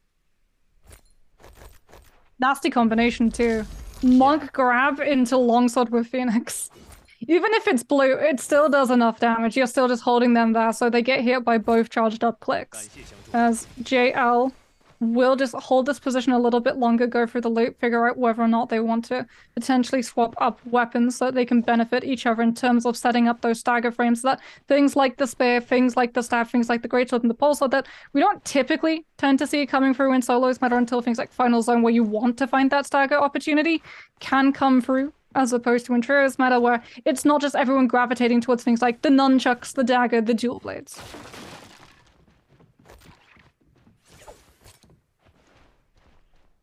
Well, so far, TE weren't able to use the Draco Storm at all to any effect. Look at my face. I'm so surprised. I'm actually okay with it, by the way. This is a change I like. Because you remember Draco Storm was just like everything? And there was like kind of no point taking any of the other buffs for a while. I mean, yeah, like, I mean, you talked about like last meta Bunker. Remember when one team would get Draco Storm and then everyone would just nope out of every single fight for like 2 minutes and 30 seconds? Yeah, they just run away from Draco Storm. Like, like you see this team. That was the peak of Bunker. That was the peak of Bunker. It was awful. It was like Cloud over Chance of Meatballs, you know, Flint Lockwood, the guy running them down and then just be running away from him the whole time. Like, that was a boring old meta. I like this one. Well, I like the world's meta. The world's meta was the best. Anyway, KLA have found themselves in a fight. Yes! I'm finally glad you grabbed it. You finally understand I've turned into a grumpy old man. things were better back in my day. Back in my day, we didn't have Farah. The monk only had one transformation, not two. Why did you go like Irish towards the end? That wasn't Irish, that was slightly northern at best. I don't know, but all of my old man impressions are northern old men. I don't know. Well, Kakashi is doing his best impression of the Roadrunner at the moment, as he is trying to meet me away from a fight very quickly. Oh, Jake, we share the same brain cell, I swear.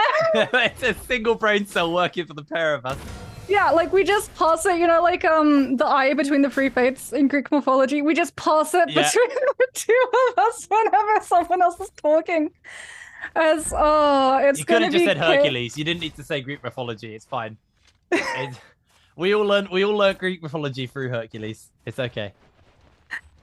KLA going to be going through the Dark Tide coins and just rolling all of the soul jades at the Rift Healers to be able to set themselves up for this next engagement. Like, a lot of the time as well, there's a lot more importance on getting those Dark Tide coins, not just to buy players back if you do go down to things like Yang Depletion, but also to set your monks up with cannon soul jades.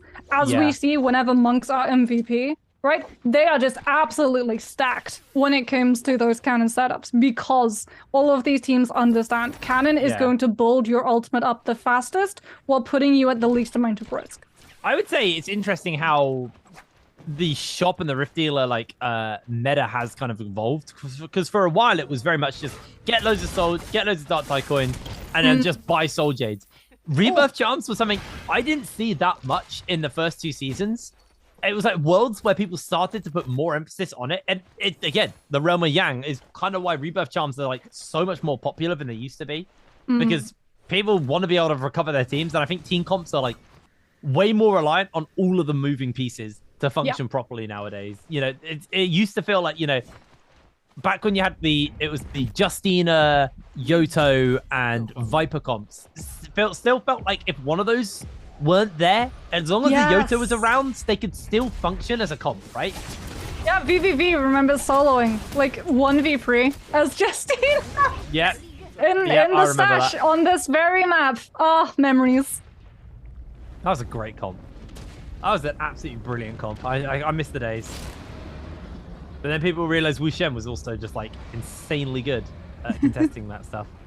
Well, he's also very good at supporting things like the wind wall so that you can block out that Buccaneer phase. So you deny the monks that ability to build ultimates, acting again as a counter, but not like Yoto, where you counter when the monks in ult, but you counter before. As Morris Blessing comes through, TE are actually able to pick it up. It costs them. They have to use the Temi ultimate to be able to pick the box up, and as a result, they don't have the Temi ult to counter when J-Team come in with the Viper ultimate. No wind wall to break line of sight for you, and immediately TE lose LYD as J-Team just absolutely blitz with the longsword, so they don't even have to commit to the melee fight. KLA now attempts to come in for the third party, but might be a little bit more reserved in how they take it. As TXJ does go for the mech, and immediately we see the Wuchens drop the wind walls and everyone just back out of that space.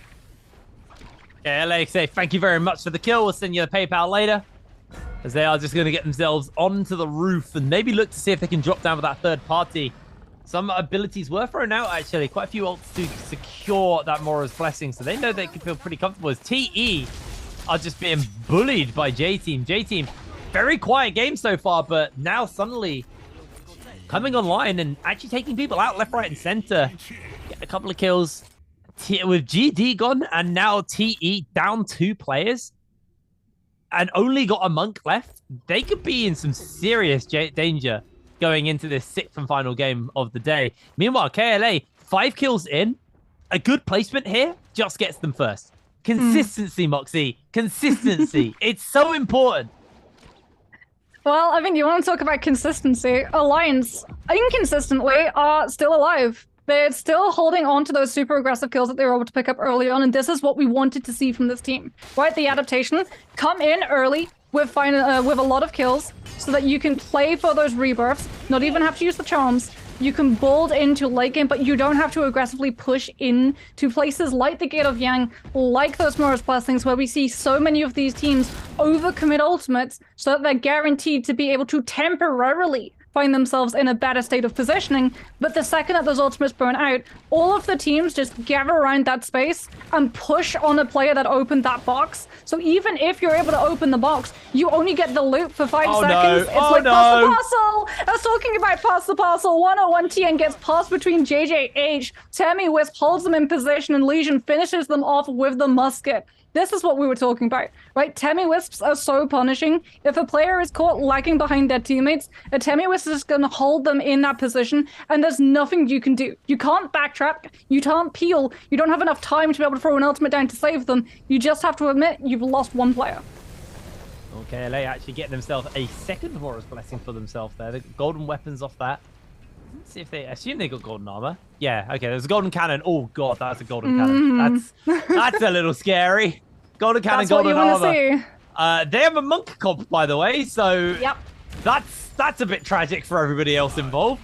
KLA, see what they can do with it. They've only got 5 kills so far. They've been playing, you know, very reserved for the moment, and they know that going out early here could be the difference between them taking first and not first today at the bi-weeklies. And they are playing for first, and they have been playing for first all day. They've been very, very on the ball, keeping themselves towards the top of the tables, at least in 5th at all points of the day.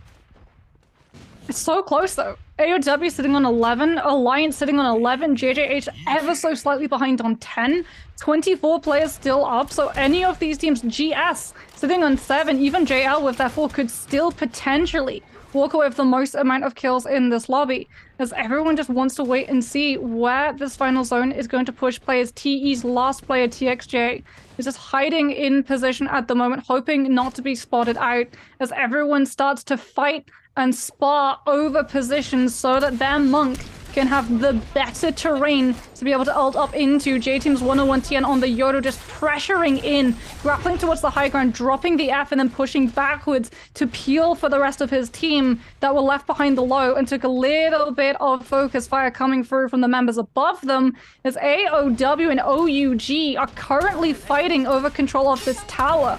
OUG now deciding that they have to make a move. Zone is going to push them off it, and immediately they just have to grapple towards that tree using the aerial to be able to distract away from that reposition so that no one catches them out. As GS actually with the monk up, grab a member of KLA. Oh no, the CXC makes it into the mech, turns around so that Xiao Toto isn't able to find the grab and uses the booster super early on to reposition away from the monk.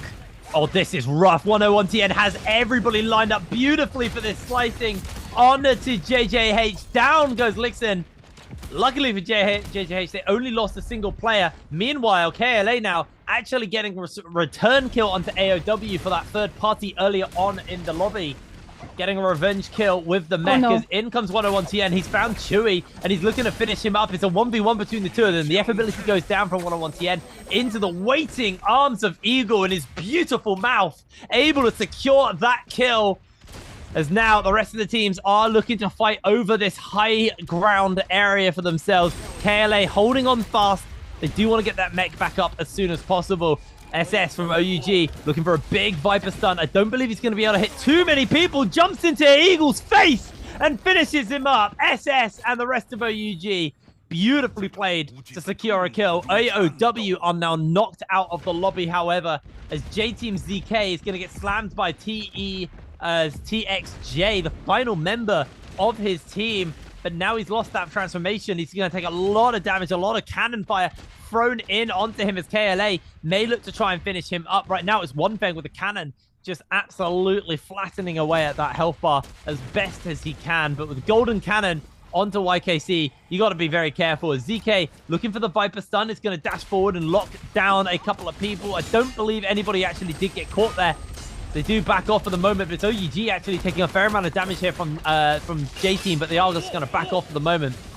ZK starting to go a little bit low in the old armor department, does have that golden armor, finds himself a nice little nook and cranny to heal up on. 101 TN's very low HP as the grabs are coming down, and now it's onto these teams. And grabbed already by YKC. The slam comes down. They get the stagger off, but KLA are starting to take a whole bunch of names. Up to 9 kills. Another grab. YKC is going to be looking for another. They're up to 10. And KLA have taken complete control of the lobby, have taken complete control of the day, but he's going to get himself grabbed in response. It's not done yet, as he's going to get himself into the mech and into safety. YKC now with the cannon can absolutely rinse away at the health bars of everybody else, staggering and bopping them back into the zone and just destroying the health bars of anyone who contests KLA. 13 kills on the board already. There's still 4 more teams, 6 players left in this lobby, and KLA are going to look to grab as many of these as they can.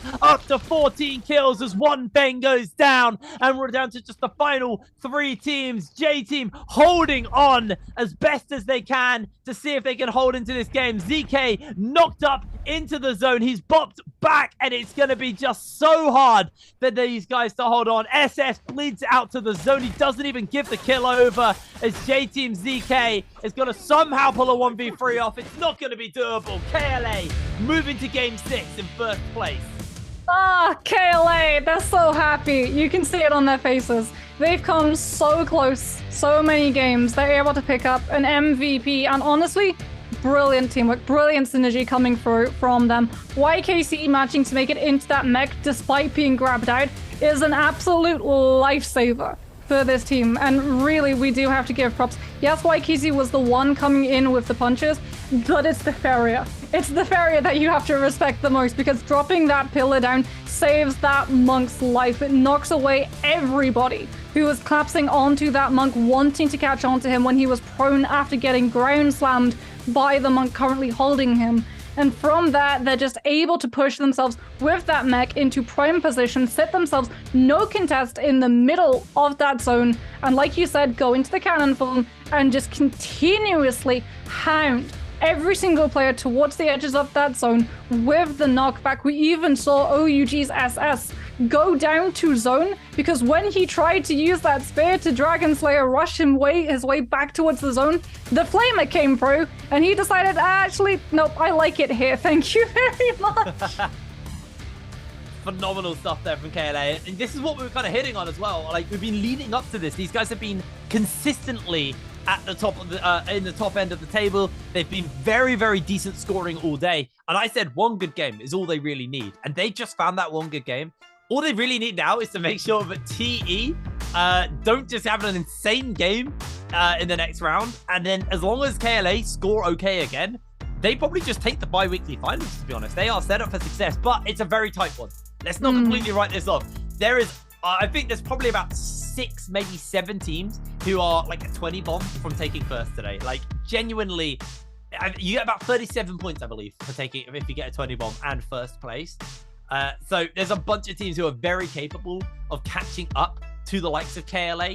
So it's a bi-weekly finals that's delivering is probably the best way to word it. I mean, like, everybody is showing up today, and I'm so happy with the state of the NBPL at the moment. And just like, we don't have clear-cut best teams. We have good teams, and we have like slightly worse teams. But I like, best team is so hard to say, because TE, they don't look like the best team right now. They really don't. And I probably could have argued that at the beginning of the day, but it just turns out they still have that same problem with consistency issues, I guess is probably the best way to word it. They are definitely struggling on the old consistency front.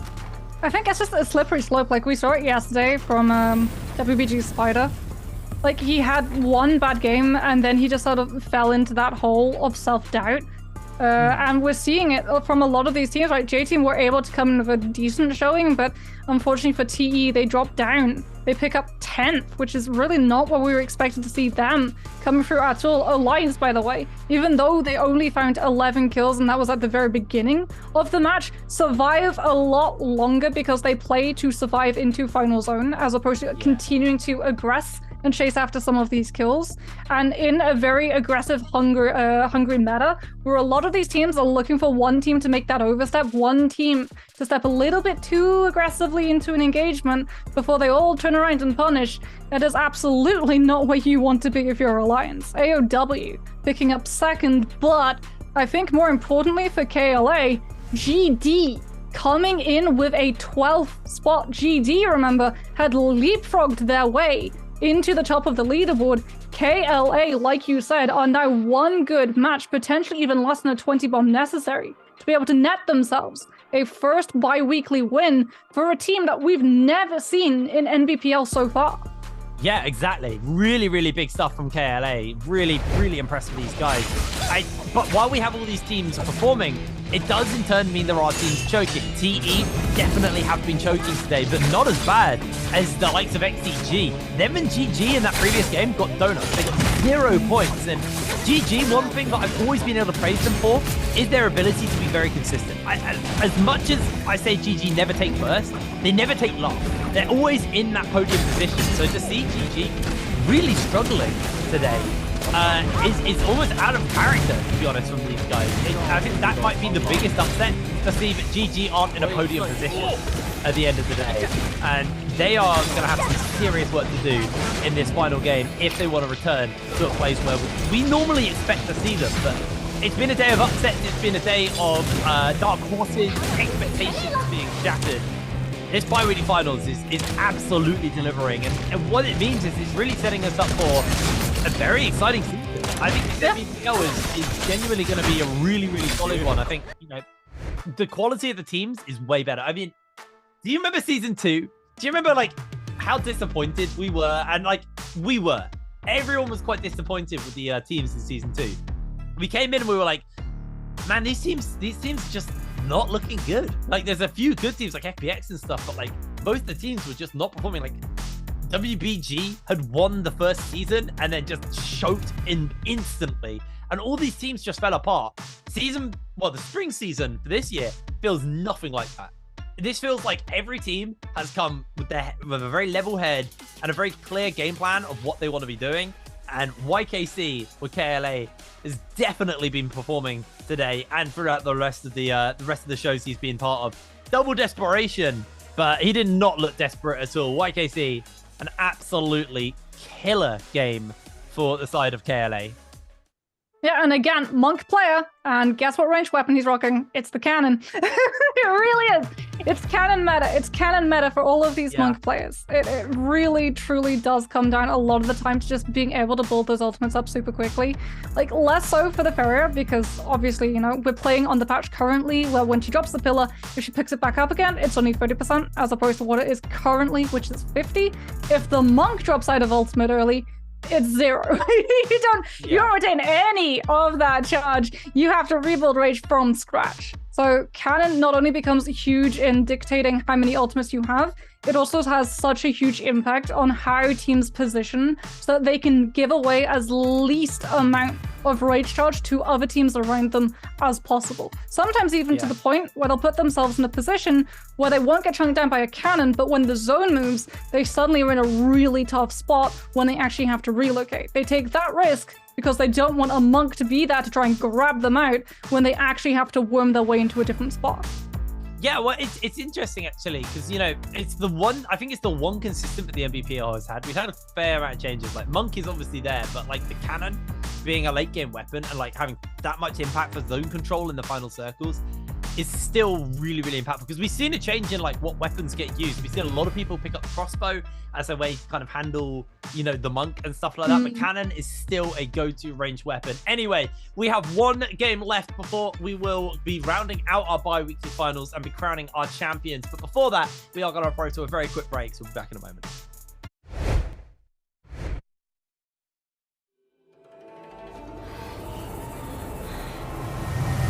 There is no point to this, Viper. You've spent too long fighting mortals and have forgotten much, and I am no mortal. Your antics were amusing for a moment.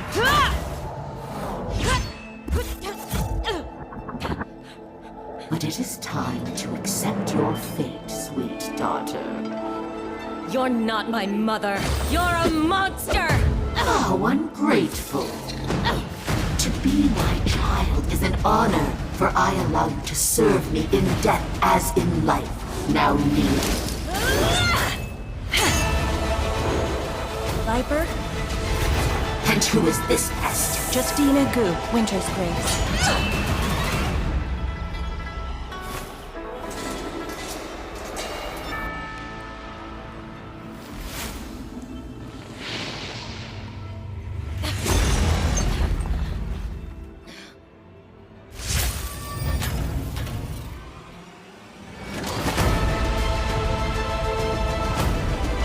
Not bad for a princess. Let's finish this!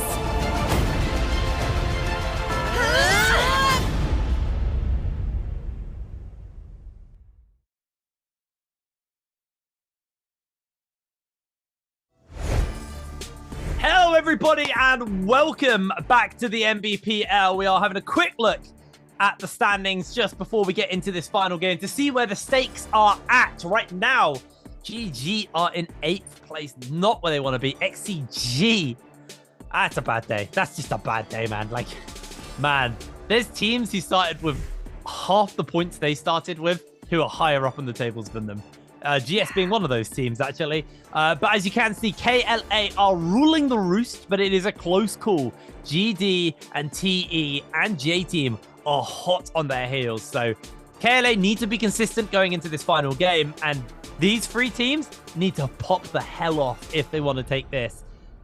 I'm not sure what we're gonna get. I genuinely don't know what we're gonna get because KLA have been consistent, but like their big scoring game doesn't come close to the other team's big scoring games. But their consistent games have been way better than the other team's like just regular games. So I don't know. Do you need that high ceiling or do you need that low floor? I don't really know where they need to be starting from here. Yeah, I think that's the problem for KLA. Like, if it was super far away, the distance between them and all of the other teams, they could make that decision to, okay, we're just going to play passively so that we know that we're going to make it into final zone. And then as long as we come with a couple of kills, but we have a decent time survival, we're going to be able to have the kill multiplier to be able to keep his sitting on this first place spot. It's too close. It's too close to call. So they have to get proactive. They have to get aggressive. My concern, because KLA, yes, have been consistent in being able to survive into final zone, but it's been tough for them, Jake. They've had some really close encounters before they hit into that final zone. Losing a couple of players, having to use rebirth charms, losing a couple of gate fights, not going for a couple of gate fights.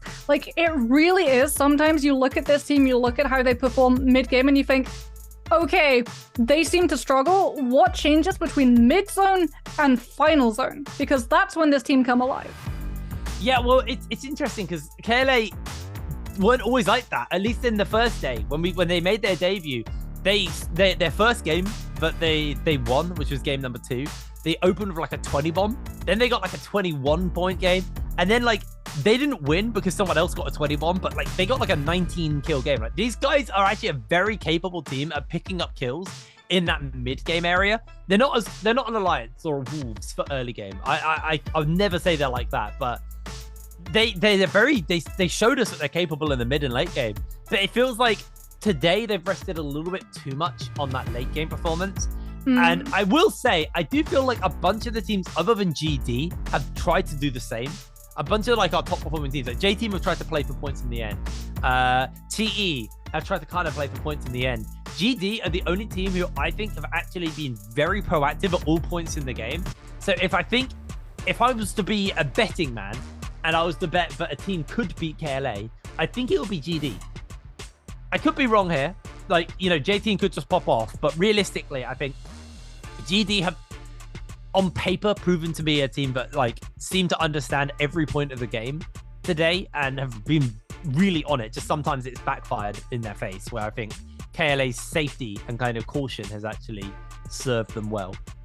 Yeah, I mean, honestly, I'd have to agree with you. I really think it's going to come down between KLA and GD.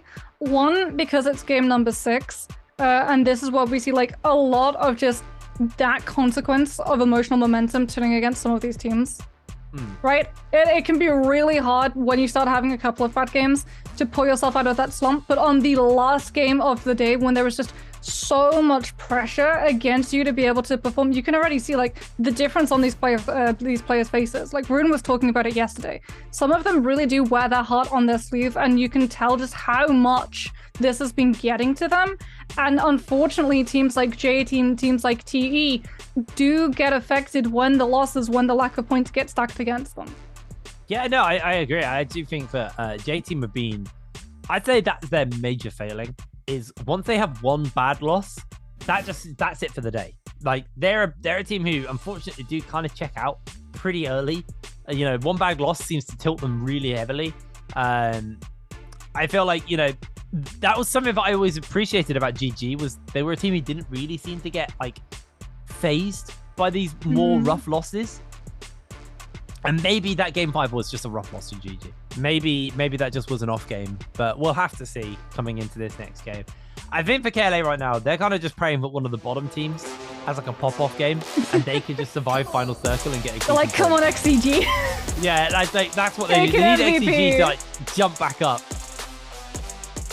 We'll it's going to be interesting to see what comps we get, because it being late in the day, it being the very last game, a lot of these teams are going to be out of some major heroes in terms of the compositions that they can run. Some might have squirreled away a couple of monk points so that they can have the full... Oh no, TE.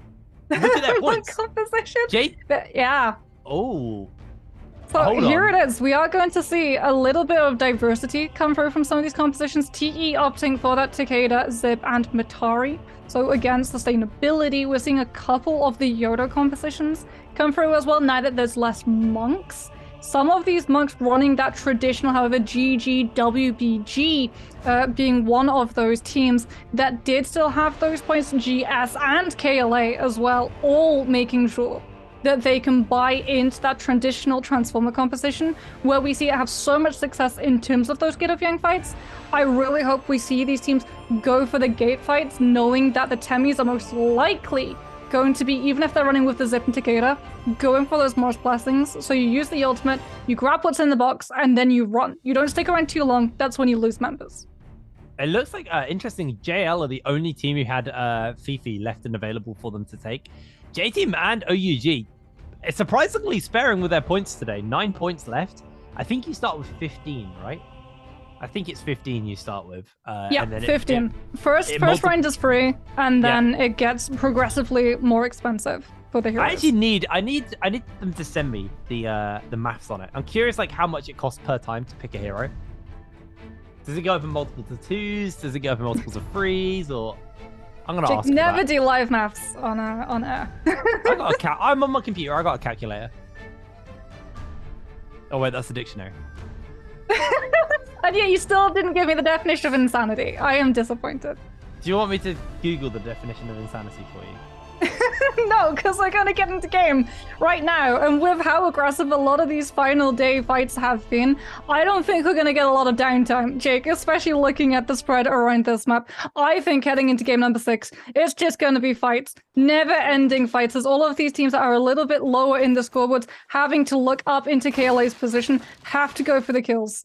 Have to find that early aggression to be able to make the compositions like that Yodo work out the best. As already we can see GD going up against WBG, Kakashi falling extremely low, but there's another member of GD, Dongqing, able to actually catch and chase Jing away from being able to secure the pick, so Kakashi has enough time to be able to loot through some of those troves and pick themselves up some pots so that they can come back into this fight a little bit refreshed, as ZK comes in with an early Takeda ultimate, catching onto the members of GD, who again weren't able to find the kill in time, and here's the third party, J-Team ZK with that Takeda ultimate, catching onto so many, going in with a dagger uppercut, not finding the connection at the moment, but still allowing J-Team to continue to hound down GD's Dongqing, who eventually will go down. Alrighty, well, actually cutting over to J-Team, who now got himself in a fight here versus WBG. ZK goes through the uppercut, doesn't quite connect, unfortunately, due to the transformation, and now they are just going to scatter to the wind as Sleepwalker is looking for the grabs. The story of Sleepwalker is sad, because I really did peg him as one of the best monks in the league for a long time, but it feels like that mantle, that title has kind of been passed on to other people, the likes of Eagle, the likes of 330. I know I'm missing one here as well, which is really tragic. Pun? Pixel. Pixel, yeah, Pixel's a good one as well, yeah. So it's you know, it feels like Sleepwalker's kind of lost that mantle now, unfortunately, as you can see, unfortunately missing his grabs on to the likes of J Team. GD, you cheeky boys, look at them. They're waiting just below this fight. There was one member scouting out. There's K. Oh, he's been found. Oh no, I thought he was coming in with a third party, but in fact, he has been hunted. As J Team will be able to connect the grapples on once DK breaks away from this rock that is his adversary. And J Team take down GD. Yeah, so unfortunately for GD, it wasn't really looking for an opportunity to third party. GD were originally fighting WBG when J Team came in for that third party. GD had to sacrifice Donking so that K was able to try and disengage, but then WBG were pushed away by J Team, and GD just didn't get the opportunity to be able to try and meet back up again on the Soul Altars, so they had to have K just hope that he wasn't spotted out while his other two teammates were looking to regroup with him. J Team do spot him out, and he doesn't really get to survive that long, as J Team are still chasing after WBG towards Sunwings. J Team taking a lot of just aggression with this zip composition, going against WBG. That's the ultimate coming out from 101TN to allow J Team to continue to exert pressure. The bell already going to be coming through to cater ultimate, now set into place once again, used to isolate the members of WBG so that J Team can collapse one after the other when there's no one else to provide any form of stagger to set an opening up for their teammates. Really good synergy coming through from J Team. They know it's the last fight of the day, and they are bringing their A game. Absolutely huge stuff. It's interesting as well to see that the win percentages. Technically, there's a mathematical way that EWG can win. It's very unlikely, but it is technically possible for them to win this lobby and win the bi-weeklies. That is a lot of kills. I just prefaces that though, they have to get an absolutely bonkers numbers of kills to be able to do that, but it is mathematically possible. Anyway, cutting over to KLA right now, who had a quiet start to this game, and you know, we were talking about how they really need to have a good game to keep their hands on that top spot. GD already 1 kill in, J Team 5 kills in. Like, they are closing in on them really heavily. So KLA probably do need to think about when and how they're going to take these fights. It looks like they've got AOW in their lines, but are just going to back off, and they may just be playing for that late game. I mean, they've got a good comp for it. They may just play for the Realm of Yang and then look to snowball out of that. That could just be an option over to KLA. So we'll see what their game plan is going to be for now. They've got a bit of time before that Realm of Yang comes up, so they got a little bit of time to kind of either grab some loot and get themselves prepared for this fight. But over here we have AOW and EWG finding themselves in a little bit of a skirmish, but are just going to back away from one another. Feels like everyone is kind of playing this fight a little bit more tentatively because they know, you know, there's money up for grabs, there's placements up for grabs, there's points towards even the World Championship up for grabs here today. So everybody doesn't want to be placing too low, especially you don't want to be ending the first bi-weekly in a poor setting.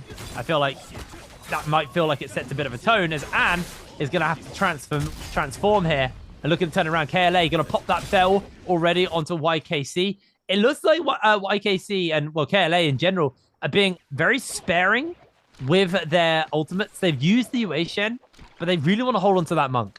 Oh, they no. They want to wait until as late as possible. KLA, by forcing that Yui ultimate, they've actually been able to bait out the Yui ult, disengage, and they've isolated another member of GS. Now KLA with ultimates of their own can hold themselves in this fight, knowing that the Yui ultimate's about to go down, and still find the kill onto the member that they've isolated away from the team. And goes down. Surely other members of GS are sure to follow, but here comes the third party. JDH see that the fight is going on, throw out the Temi-Wisp, pick up 1 kill onto KLA, and then immediately throw down that Temi ultimate, as we can see YKC, who went so low in that Wisp, going for the transformation, will be able to grab and find a double slam, as even using that Bane's Breath for KLA to be able to secure JJH's disengagement, as a Yui ultimate has come through from Rain, able to use those leaps to avoid the blasts coming through from the Bane's Breath and keep challenging YKC, who's using that last little bit of ultimate inside the Kurumi ult to be able to get the revive onto their third teammate, as KLA will be able to recover. But this is what I was talking about, right? They may be a team sitting at the top, but their early to mid game sometimes looks extremely scrappy. Yeah, they definitely seem to have a have almost like a mental block, like a wall that they need to be able to get over for the early game. Because the weird thing is this definitely isn't how they always play. Whenever we've seen them before, they've actually been relatively consistent early. But their early game in this bi-weekly, maybe it's the nerves, maybe it's the kind of panic about everything that's going on, but could be kind of stacking up for KLA. But we'll have to keep our eye on them as we make it into the later game, if they make it into the later the game. We'll see. Roma Yang's obviously going to be spawning up relatively soon as well, and I feel like that. I want to see KLA go into that, but I also feel like they have used all of their ultimates, though, which is the big problem. So they either have to build that rage back up to get that charge back, or go into a fight without rage. Not sure about that one. The positioning that they had, you could see that like they're sitting towards the edge of that zone. Now they're trying to push back onto JJH. But JJH still have ultimates. They think that they can take the fight against the Transformer composition. You can see Godly struggling with the train at the moment. This is the reason why KLA were confident that they wouldn't get grabbed out by the Monk, that they can literally just use that cliff face to avoid line of sight from the grabs and still put pressure onto Godly's. We're actually even seeing the Yui ultimate being pushed from KLA to engage onto the receding member of JJH's Godly. Temi ultimate comes down to try and peel for the Monk, but QGG just jumps right through it. He still finds the slam onto Godly and will be able to connect, as now KLA coming in with a later transformation will be able to turn the fight around, should be able to get the revive as well onto their Yui, who did go down to that zone tick, as Lee Jin gets grabbed up by YKC, held in position into the bow shot, into the longsword, hot swap, and absolutely decimated. KLA turning the fight around, but foregoing a gate fight because of the fight that they now took, allowing potentially TE or XCG to be able to get their hands on one of these buffs. Well, I know if you're a KLA fan who you're cheering for, but this is going to be a very tight fight for TE. They need to find the win here already. LYD staggering 2 people back. He's got that healing from his Z-ping. Transformation comes out from NiHQ, and now LYD may find himself bopped up and knocked back constantly. He's trying to just desperately avoid NiHQ, seeing the tornado from the sandstorm coming out, and VVV immediately is going very low. Xiaonan's able to finish him up, and TE immediately starting out on the back foot. They've got the invisibility from the Matari just for a brief second, but XCG keeping the pressure up. They're going to get the transformation out from Xiaonan as well, and it's already hard enough for TE, but as they're getting double slammed down, XCG make that fight look easy. I mean, there's a reason that coming into today, XCG were in second position. They are mechanically good. They've just had a little bit of a rough day today. 101 team will be able to find the counter onto LXM, and that zip should be able to sustain for a little bit longer, but unfortunately it was still a 1 versus 3, and GG will be able to turn it around. Both XCG and GG seems like we're underperforming for a little bit for today, both winning the Gate of Yang fights and picking themselves up for Million Birds Might, so that they can be able to aggressively push onto some of these teams and start making up the distance between them and the ones sitting at the top of the leaderboard. KLA still sitting on 5 points. J-Team also, however, still going to be sitting on 5 points. J-Team not actually opting to take a fight in a Gate of Yang. Feels like a lot of these other teams did try and camp some of the soul altars, as we can see. KLA actually sitting inside the ceiling of the hut will get collapsed upon by the members of EWG, but they will lose CXC. However, Pulsar attempts to come through. KGG immediately going to be punished for trying to actually throw out that blue without any setup of stagger from a teammate. Gets counted, and YKC now is left to look to disengage. Rebuffs are already out. Jake, if YKC goes down, KLA are out of this fight, out of this match, and out of potentially lengthening the distance between themselves and GD. Oh, this is so rough for KLA. They got punished for bunkering. Don't bunker. The meta's not bunker. That is so unlucky. That grapple kind of did a 90-degree turn onto YKC. And there they go. Taken away. EWG with the snipe denies them. And now it is really on J-Team, really on GD and TE to make a run for it. This is their only opportunity. KLA, the second team out of this lobby, and a team that has been so consistent, fumbles on the final hurdle. Absolutely rotten for them. TE, though, right now, do still have that Roma Yang depletion, so they need to find themselves some kills, but they are struggling to do so as... currently just clinging to trees, chasing NiHQ in the high ground. The problem for them is they are playing into the Vermilion Birdsmite team. Yes, you do still get the Soul Blooms now. They did change that after Worlds, but you are still playing into a team who can probably quickly res if you're near a Soul Altar, which I think they are. Yeah, they are. Yep, So they right can beside literally, one. they can lose the fight. Soul Altar just run back and kill you before you get your recovery after that fight. So even if XEG lose this fight, they have the power to potentially just turn it around and win it. But for now, it feels like they're just kind of outpacing the sides of TE. TE just waiting this out, but they are running out of time. They got 1 minute 30 roughly on that debuff before it takes them down. So TE desperately trying to find themselves the kills, voiding just away on the Wisp from hitting them, but not going to give up yet. They want to chase on to this pressure. NiHQ moving away, but LYD just getting knocked back. XEG probably aware that this team have the Realm Yang depletion. Hence why they're just being so desperate to take this fight and so desperate to not disengage away because this is their only opportunity. Lixang actually finds himself a little bit caught. LYD keeping the pressure up for now. NiHQ does get himself caught out. In comes the Sandstorm. Xiaonan transforms immediately, grabs VVV, plucks him away from his one player who could go down, and VVV is going to pay the ultimate price. They're looking for the slam onto LYD as well. TXJ finished up as well, and TE may just be out of the running, may just be out of opportunities to be able to take themselves first place as they are grabbed. They are going to be cooked here. Slammed down. LYD will be finished up as he's plucked once again and finished up by XCG. They are knocked out of the game. They are knocked out of the running for first place. TE gone, KLA gone, J Team now sitting on 7 points. GD still winning on the 1. They are running that Yoda composition, a composition which we see having the most success in early games, so it really is going to be on them to be able to manage to pull this off with kills, to be able to actually close up the distance, or whether or not KLA will remain ahead of them. We'll have to wait and see as we get to look at J-Team. Will they be able to hold themselves firm? ZK takes so much damage from that first Yoda Slash, is able to tap dodge out of the second, will be able to find the kill onto Wukong as a result, and survives the engagement against AOW, keeping themselves in this lobby for a little bit longer. J-Team definitely playing a little bit more aggressively towards the start of this match, but now that those rebuffs have been taken off the table, that aggression has ever so slowly petered out.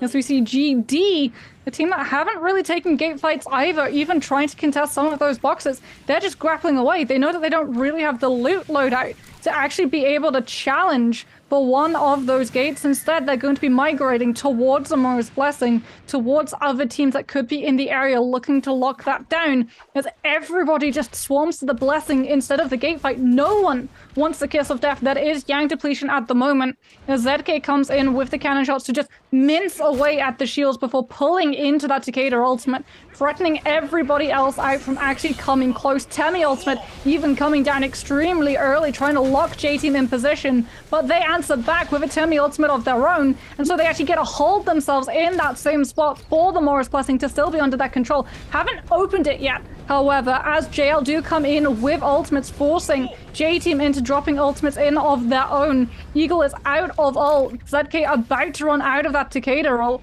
and as a result, J-Team are forced to back on out of the fight. GD now coming in with a massive drop down from downtown. The Viper ultimate catches onto the members, doesn't manage to find the follow-up though. There was no Yoda ult to come through, as both of GD's teammates have been grabbed by the monk that's still up and running. Yeah, they're going to be in real world of danger here. They're throwing out as much damage as possible on to Xiaohu here, but he's got the grab. He's finally going to time out, pops the bell, only got a little bit of armor, and GD, they've got the power advantage to take this fight. The Wu Shen ult out, though. They can't hang around for too much longer. They don't believe they got the loot from it. No. Nope. It's still going. As there he goes. JL are the team who actually walk away picking that one up. They get the Mystic Might as well.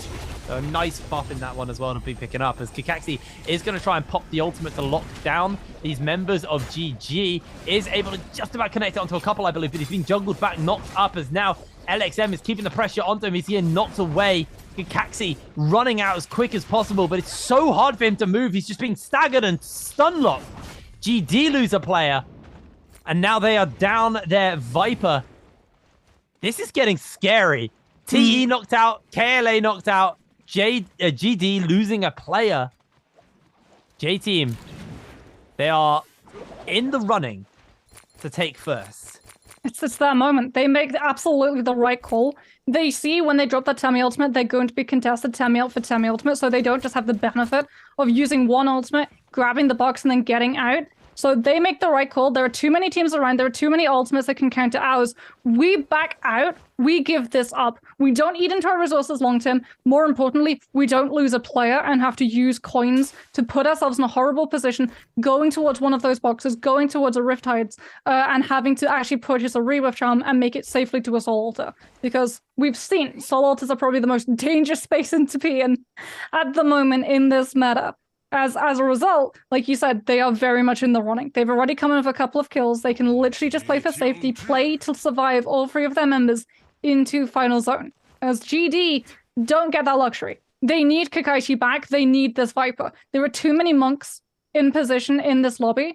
They need the Viper stun to connect before the Yodo feels safe enough to actually be able to use that ultimate. As JT now start to make their move, playing not defensively, not passively, they're going to actually try and push what looks to be into GD, as there are current members of GD in the tree right next to J-Team. Eagle is about to find out. There goes the cannon shot from ZK. They've isolated K from the rest of his team. Dunkwing is waiting inside that stash, will be able to use that stash to be able to break away from the other side of the rock formation, as J-Team don't want to chase. They see that XCG is on that cliff face, and instead, K is going to have to worry about XCG following. J-Team don't want it. One player, they'll take. 4 players, no thank you. Yeah, I think that's smart by J-Team. They're playing this very smart. They know they need to find as many kills as possible, and obviously they don't know. They can't see the nameplate to who they're playing versus, so with the likes of K, obviously they wouldn't have known that was a GD member until they would have killed him and it would have popped up on the kill feed. But they probably are keeping track of who's been taken out. So they will have a rough idea that GD are probably running with 2 players. So they're going to be looking for squads of 2 right now, because they know if there's one team that can deny them from taking first in this bi-weekly final, it is going to be GD. So they are probably keeping their eyes peeled for isolated people to find free kills or groups of 2 and seeing if they can take the 2v3 and also deny a rival at the same time. They'll be definitely tracking who in the lobby is where, or at least where they are roughly with the people who they're going to be contesting the most. But XCG and GG definitely looking to try and find a return to form, find a what's the word? I think it's a Soul Altar off. You scoundrel, you. He hid in the zone, waited for the search party to go by, and then went to one of these altars to actually pray in the hopes that he would be able to find either soul jades or pots or coins so that they can actually buy back Kakashi. As, yeah, it looks like they were actually able to. Donkwing is able to get the Viper back into the mix. GD survive, and the players remaining will go up by 1, and that's going to be something that J-Team are going to be kicking themselves over. Yeah, they'll probably be annoyed more at XCG for coming in as a third party into a fight, into a free kill to deny their enemy. But yes. Oh, he might go down. Oh, this could be rough. They might be able to run back in and pick him up. Kakashi. Yeah, but by Kakashi going for that revive, he's going to fall extremely low too. And Donkwing has to heal up. There's no way they just try and stagger out the bodies. There's no way. Oh no, JL are in the area! JL are in the area. Donkwing has to go down, and now JL turn around and take the fight onto GD. J-Team might actually see GD going out of this lobby entirely as Kakashi goes down. Ziyu with the katana finishes him off so low. That Zontic already had him so low, he literally just needed a little puffer there. But the Wuchen TP comes through. Might have been able to come off, but K goes extremely low as well. They find out where the Yodo has run to, so it doesn't matter if the teleport actually managed to move the bodies, because K's not going to be able to reposition to actually get the res. GD, another one of our teams that could actually have taken first place, are out. That is so tragic, and I mean, J-Team are probably ecstatic seeing that. They now know this is their opportunity, but no for it's caught! The healing for the Z-Ping keeps him alive! How did he live that long? He's finally down. Oh no, look at YKC. Look at this team. KLA on the right-hand side of the screen, watching with bated breath. Did you see the grin on the face of QGG there? He was beaming. He was absolutely beaming when that wisp hit. Oh, J-Team. They were playing so smart, and then they went for a box. And worse for them, they were the team that made the first move on the box. And by trying to hold on to resources in case they actually got contested, they opened themselves up to be caught by the wisp. They thought that with the zip sustainability, the ultimate and the bubble, they would be able to survive the following damage. But they just get absolutely shredded. 101 TN goes down in a matter of moments away from the team as well. J-Team's other two players had already had to just scarper so they didn't get caught in the crossfire and go down with all three players being knocked out rather than just the zip. Now they have to try and back on in, but they put themselves in a really tough position because they're right in the middle of Shipwreck, which is exactly what every other team is. Eagle's been separated. Oh, no. He goes down immediately. Hepta to open up, and Zhao Liu actually finishing him off with that katana. ZK is taking so much focus fire. Surely we're about to get cut back to KLA's cams as J-Team are again one of our top teams about to be knocked out of this lobby. It's just ZK and he's being absolutely pummeled. Chased down, has to use the Takeda ultimate to just buy himself any time to actually be able to get this pot and reshield off. Still, it's just the Takeda. Both of his teammates are about to time out. He's not going to be able to get the revive, even if he's able to backtrack to where Eagle went down. At least he's able to live. The Takeda ultimate for the zoning potential has done more than enough. And there you can see KLA waiting, bated breath, to see whether or not J-Team go down before their 9 kills can be carried through and they leapfrog into first spot. Yeah, I've still got to worry about JL, who are on 10 kills. A 20 bomb is enough for JL. I think it's like 18 kills is roughly enough, right? No, it's actually less than that. Jake, oh my word, they've gone to 10. They've gone to 10 kills. They've gone to 10 kills. This is JL or not? JL actually might win this. There's a world. There's a world where they win this. It's a 2.1% chance, but it's absolutely doable at the moment. This is unbelievably tight. See, ZK, he has to survive for a long old time. There is still only 5 minutes left, or 6 minutes left, so he's held on for a fair amount of time. But then somehow, he also needs to take out, I'm going to say, about 4 players. I think if he's Takeda. Yeah, exactly. So it's perfectly doable, but he needs to get that perfect moment of hitting the right placement points and killing the right amount of players. Yeah, not just that as well. He's decided to hide himself in one of those little huts. That is one of those spaces that players like to relocate to if they need to find a reset spot. So not only does he have to find the kills, not only does he have to survive, he has to hope that 16 players alive at the moment, now 15, don't run into his hiding spot. Well, can he do it? That is going to be the question on his mind. He's out in the open. ZK, he doesn't give a damn. He's out in the open. To snipe. He's looking to snipe so that he's able to come in with the cannon and try and steal some of these kills away. It's his best bet. He also needs to build his rage up as well. He's putting pressure, right? This is so dangerous, though. He's revealing his position. He's also revealing that he's alone. And he doesn't yet have that ultimate up. Unlike things like the zip, he doesn't really have the ability to stop grapples from just locking him down in this space. He's relying on the chaos of everyone around him, that they're all going to categorize the normal trios as more dangerous, more pressing of a threat than a lone Takeda. And it's such a gamble for J-Team. All of their hopes for walking away in that first spot in the first bi-weekly of the spring season relies on ZK right now. He cannot choke. He's dead center. He is dead center in the map as well, so everyone will be collapsing towards him. He's almost got that rage built up. Like, dead center is where you want to be. He's using the hay as well, so that... Oh, the monk grab. Yep, they have to dodge around that one.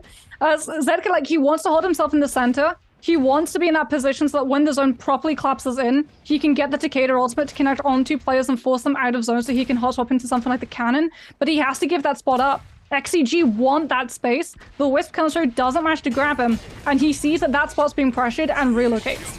Yeah, he's going to move out. We are going to see Xiaohu come in with a big old Viper stun to lock down multiple people already. They got the tornado as well from the sandstorm. They got everything being thrown down. Xiu gonna neck up in the middle of the fight as Xiao Lue now gonna move away from everything. ZK still alive, still going. Kind of just 1v3ing versus XCG at the moment. Has been spotted out here by SS, and now all his armor's gone. He's going to use as many resources as he can, get himself healed back up, back into the mix, back into the action. Desperately trying to cling on to life as he jumps onto the roof of the building as he is being hunted by the lobby. Cannon fire's coming in. ZK, is this his hero moment, or is it where he found us, where he fails? Knocking back OUG, switching out to the cannons, into the zone he goes, takes a bunch of tick damage, still has 2 strikes left on that ultimate before he's done so. Only down to the 1 now, finds SS, can he finish him up? It's gonna be close, it's gonna be low, missing out on the shot, can he find the finisher? He gets the slam down onto SS, he's out of charges on the F, and now he's into a flamer, being cooked. ZK is holding fast, it's so tight, it's so close for him right now. 2 minutes left in the game. 11 players and 5 teams. The placement points are there. The multiplier could just well be enough. KLL are watching with bated breath as Xiu slides in. JL, they are also looking to try and take this first place if they can from ZK. Jumping onto the damage onto him. He's only got armor pots and he's done. He's out. It's no chance. And they are donezo. Attention towards JL. They may just still be able to take it. They may just still have KLA's spot at the top in their sights. But there's still GG. There's still XCG teams who may not be able to take first, but they are playing for pride. They are playing to recover what they have lost today. It has been a horrible day for GG and XCG as they sit on the lower end of the table, but slowly but surely they crawl and they scratch their way towards the top. NiHQ has been locked into the zone, is able to rejoin in as Xiu for JL. The final remaining player for his team is going to try and get as much damage down as possible, but it is going to be hard for him. He's about to demech as well as the king from OUG, ignited by the flamer of Miss Kia, is going very, very low. Has got the sustain, though, on that Z-ping for the moment. SS from OUG is going to be finished up by GG as they secured themselves yet another kill. XCG are just 2 kills away from that 20 bomb, but they are down their monk already, and they will be down another player as they are eliminated by GG. Only the 3 remain, and they are going to secure the kill onto Xiu, finishing up and securing KLA, the bi-weekly champions, as GG close out the final game. Smiles all around on the side of KLA. I tell you what, Jake, they probably weren't smiling for a majority of that match. Things were oh so tense. But it was, we said, if it was KLA going down early before they saw Final Zone, if they had a rough last game, either GG or XCG needed to be one of those teams to walk away with an MVP so that they didn't have to worry about their spot being usurped. That's exactly what happens. It comes down to GG and XCG. GG are able to walk away the last team standing, but it's KLA for the first time we see this team actually compete in NARAKA, their first ever bi-weekly, and they walk away the champ. Really, really big stuff for KLA. Obviously some issues that do need working on. They choked pretty hard in that final game. Their consistency paid off for them, but they definitely need to look at that final game and go, all right, we messed up a little bit there. But overall, an amazing bi-weekly for KLA, joining the league and having an absolutely stellar performance. Yeah, absolute stellar performance, but it seems like we're going to be throwing to Jaeger for the champion ceremony in just a matter of moments, as KLA, I'm sure, are very, very happy, but very much wanting to get down onto that stage and show exactly who they are. Okay, welcome our B-Weekly Final Championship of the Trials game. They are the team, KLA. And I know it's very hard for you, for your coach, like your teams, like one step by one step. And now you guys just get your champion. And let's welcome KLA. Welcome KLA. 好的，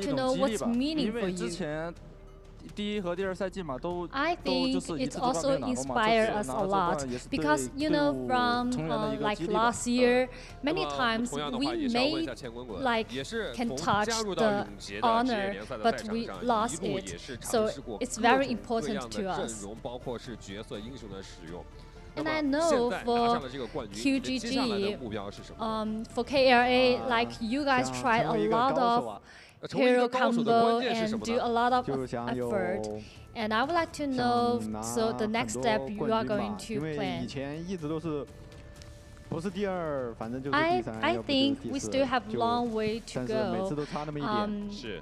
At like from the last year, a lot of time we just 就 lost like one step. So 把 always we can have the 夺冠 top 当作一 2 or 种 top 就是 3. 就 And 很平常的事 for 情。 for 然后 us, I 以后 think 更加努力， I 成为 want 一 to 个 have more 真正的高手。 championship 成为一 in the 个真正的高 future 手，也是今天乾坤 and 滚 like 在这个舞台 improve 上留下的 myself. 一个非常让所有玩家朋友们 And I want to like in the future, I want myself like championship will be easy for myself. 观察着兄弟们的在赛场上的博弈，以及你提 And 到 I 过的小 know 虎对你的 for 帮助。 a 那么接下 question 来的 for 话，你想在这个舞 YKC 台上 because 怎 like 么样 last 证明 year 自己 a lot of the 像 time 乾 you 坤滚一 like 样，也 just 同样 sitting 是个高 there 手。 and like watching your teammates they're fighting there, and I would like to know how's your 目标冠 feeling 军，不 and 留 your 遗憾。那 plan. 么同样，我们最后还是要 Yeah, 让 I 我 would 们 like 的 to 这个教 get the 练，也是 championship, and KLA 战队 I 的 don't want 这 to 个 have 教 any 父 pity 韩淼来说 on 一下。 my 其实今 way 天 as 在 an 这个颁 esport 奖时刻 player. 啊，还有一个特殊的2个环节，今天你要讲一下，对不对？那第一个是。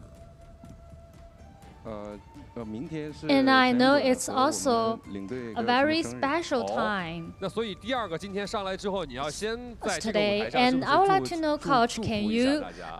can you introduce it to us? 祝福我真的不太会说， Yeah, 因为 so 我平常都在喷 actually 人。 tomorrow QGG 所以 and also 喷出 our 冠军 leader 之后 of 我 the 们还是要做到这个， KLA 对不 is 对？打一棒 tomorrow 子给一个 is 甜 their 枣。那么同样有 birthday. 什么生日的祝福送给他呢？ And 这 do 样 you 吧 want 就是 anything say to them? 其实我们这一次从 YDG 变成 KLA 嘛，首先要感谢我 Yeah, 们的 actually, because 老板 this 明星老 time 板李振 from 宁，然后还有 YZG 就是 to 现在 KLA, 也 it's 多了 very 很 hard 多 for 关注 us. 我们的 We 人， would 我 like to 们 say 多了 thank 很 you to 多喜 our 欢看我们比 boss 赛的 Li 人，然 Zhenning. 后希望 It's 就是 very 我们 hard 未来 for 可以 him, 奉献 like 更多的比赛给他 now 们。 we can 然 be 后 together. 其次就 And 是 I 希 also 望 want to 他们 say 几个 thank you to our fans who 可 support 以越打越好，可 KLA. 以一直保持自己 And 的竞 at 技状 last, 态。 I 最后 also 我觉得在 like 这个舞 to 台上，是不是 wish 还有一个 our 特殊的祝福？ teammates 对，就是最后 like 就是 they 希 in 望 the 我老婆 in 表 the 情 this 生日快乐。 season 同 they 样 will 的 have 话，我 very 们 good 刚才也是 performance. 通过 And 教 also 练以 at 及队 last, 员们的话， I 也是 have 记 one 住了 thing 这 to 个赛 say 季的 is happy 改名之 birthday 后 to 的 my 这个 wife. 全新的周冠军戴宁竞辽源，让我们再一次恭喜本周的3排周 So 冠军， thank you for the interview today. KLA And we would like to say congratulations again, Team KLA. Congratulations.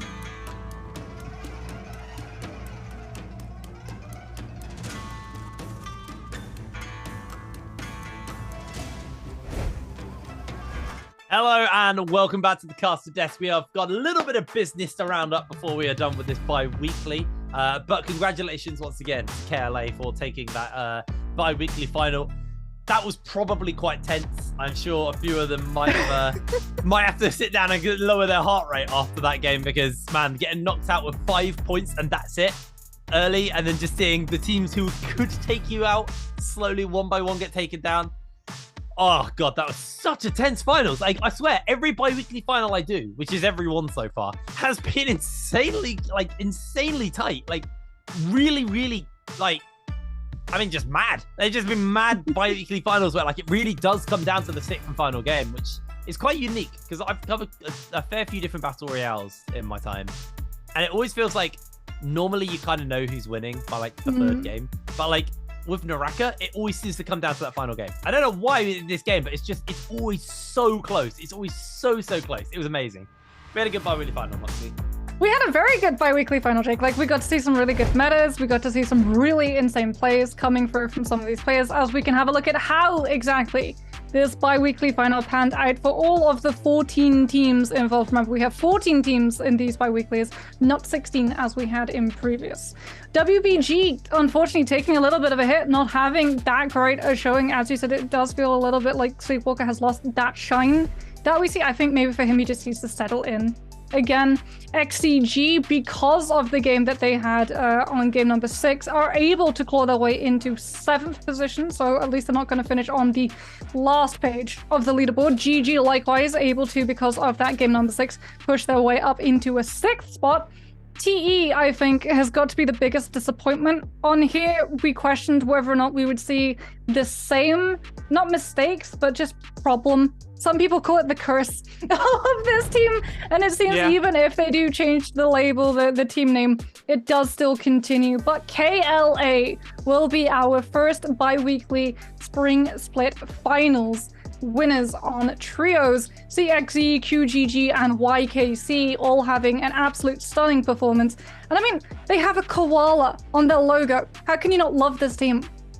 Yeah, I mean, I was on the KLA hype train after day 1. Like, I was really on this hype train. I didn't expect them to win bi-weeklies. I will go that far. Like, I did not expect to see KLA take the bi-weekly finals, but regardless, they put up today. I expect to see them in the top end, but I didn't expect them to, like, you know, win. I really was in the, T have got this. Maybe J Team, as they are the world champions. Maybe a World XCG as well could actually take it. But man, like, XCG fell apart. I mean, sure, they won the final game, but like, it was way too little, way too late. GG, it seemed relatively absent as well today. GT really caught me off guard, and I know it shouldn't have, because they've kind of always been like up there-ish, like, you know, I'm not like top end of the table, but like at least a serious enough team, but like we should take them seriously. But yeah, GD, honestly, I think they deserve a massive shout out for today. They played fantastic across the day. But here we go. We can see our kill leaderboard.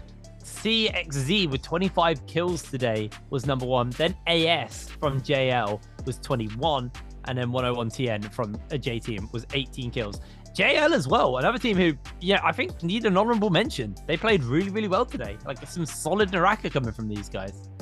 Yeah, J Team too. Like, Zerke may not make it into the top 3 in terms of kills, but he is number 4. And the fact that J Team have both number 3 and number 4 in terms of total amount of kills picked up on that leaderboard, pretty impressive for this team. Unfortunately for J Team, they had one too many poor starts in some of those games. They got third-partied a lot. Unfortunately for them, sometimes it was just misfortune. Other times I felt like they overcommitted into fights a little bit too quickly. They didn't take that time to properly examine their surroundings. Like, if you have Mystic Might, you see a team, you can absolutely take that engagement. You have the confidence of knowing other people's locations. If you don't have that buff, maybe be just a little bit more hesitant, especially where we saw them take that fight on Holoroth right next to the Cognac. Like, no, that's not going to work out if you get third-partied. Well, I actually do believe it is time for us to have a look at the climate draw now for our next 2 weeks of games, our next bi-weekly. We'll be seeing what maps are going to be in what order. I mean, I believe we still stick to the same Morris, Holoroth, Morris, Holoroth, Morris, but it's genuinely just the weather effects here, and that can actually affect a lot. I mean, we saw that first game, well, I was like, it's all going to be Pacific Rim, and then it was a lot of Yoto. It was a lot of Yoto, and you kind of rightly noted it's because the Fireflies, and they only spawn on certain weather effects, so it can affect what the picks will look like across the day, in what order. So we'll keep our eye on what's going to be getting picked up. But we'll see what our first pick is going to be any second now when they reach into the bowl and draw. I always find the like draws really fun until the final draw, and then it's like, are you a mixer? Do you mix the final ball, or do you put your hand and just pluck it out when there's only one ball left? Come on, mix it. That's wrong. That's why you're functioning on one brain cell, because there's only one. What are you mixing it with? I think that's half a brain cell pass between. Anyway, our first map is obviously going to be Holoroth, and I believe that's Dusk. Oh, Dawn. Dawn. You want to change that one, Jake? One brain cell. You say, I don't know whether you have any. Hold on. I don't speak Chinese, man. What do you want from me? I don't know. You said Holoroth was game 1. Oh, sorry. I meant Morrisio, but we are moving to Holoroth for game number 2, and that is going to be Cloudy Holoroth. I love the hesitation, like, every single time. They literally show an image of the cards on the left-hand side, Jake. Come on. Yeah, I'm trying to dissect it. That's Dusk. That's Morrisio Dusk. I try to dissect which one's on the left and then look to the right for the reference. I can just like hear the wheels turning in your head ever so just like slowly creeping, being like, it's dusk! I've got a headache. All right, let's see what this one's going to be. This is obviously going to be Morrisile again, and that is midday. Yes. Okay, come on, Jake. You have a 50-50 chance. What's going to be next? Night or Starry Night? I'm gonna hazard Starry Night. I'm gonna guess Starry Night. Mostly because I want that one. I mean, it has to be. It's Holoroth. Holoroth is game 5. Oh, yeah. It's dusk! There's three Holoroths, and there's only 2 Holoroths a day, so it was a 50-50 chance. I still can't believe you actually fell hook, line, and sinker into thinking there was a potential for Morris to make it 5. Yeah, what? Final one's midday, by the way. I believe. Nights. The final one's night on Morrisile. Oh god, why do we get beat in this draw show? I know as Brits we don't actually see the sun. Yeah, I don't know what it looks like. I know. That's a shame. That's a shame. I wanted to see Starry Night, but next time. Better luck next time, eh? Unfortunately, Starry Night is going to be left out. There we go. I don't know whether to be glad that it's over or whether I'm sad that I'm not going to get to hear Jake flounder for even more of those attempts. But hey, look, there's more BIWEEK to come. There's more BIWEEK to come. So I'm sure I'll fumble my way through those anymore. God, gonna keep a tally. The worst was me and Dubby doing it at Worlds. Me and Dubby did the Worlds draw. And we just didn't know what the hell was going on. It was just carnage. I've had to do those live on stage. Oh god. Well, we knew that much. Anyway, here's our groups for next week. I'm not gonna read them out. Let's see. What group do you like the look of? What group do you think is scary? Oh. See, that's honestly like J Team definitely showed up. J Team and TE like I would normally gravitate towards. I think in the regular week, Group A is the scariest. But in terms of actually like competing in the bi-weeklies, I'm gonna have to say Group B. See, I would agree with you entirely if JD weren't in Group GD, weren't in Group A. I think the addition of TE, J Team, GD, and JL actually, who really performed in his final end of the day in Group A, that looks like a scary team to me. XCG kind of fumbled, quite fell apart today. KLA obviously looked amazing, but here is our schedule. As you can see, Mike did win the solos and KLA won the trios of our bi-weeklies. We're moving on to the bi-weeklies starting next week on Thursday as per normal. Everything will be running normal. And then we'll be moving into that bi-weekly final for April time, actually. So we'll be kicking off April 1st for our bi-weeklies, our second round of bi-weeklies. I'm very excited to see how this kind of progresses as you can see our schedule for the upcoming couple of months. I'm happy to be back. I'm happy to be back. Yeah, I know. It feels like coming home. It does. Now when we got like one bi-weekly under the way, it feels like we kind of threw that like, the opening arc, and we're actually into the meat and the kind of thick of it now. So I'm very excited. Teams as well know like who the targets are. Right, yes. Heading into the regular week, obviously teams had an idea that TE was going to be the strongest team that they had to watch out for in terms of bi-weekly finals.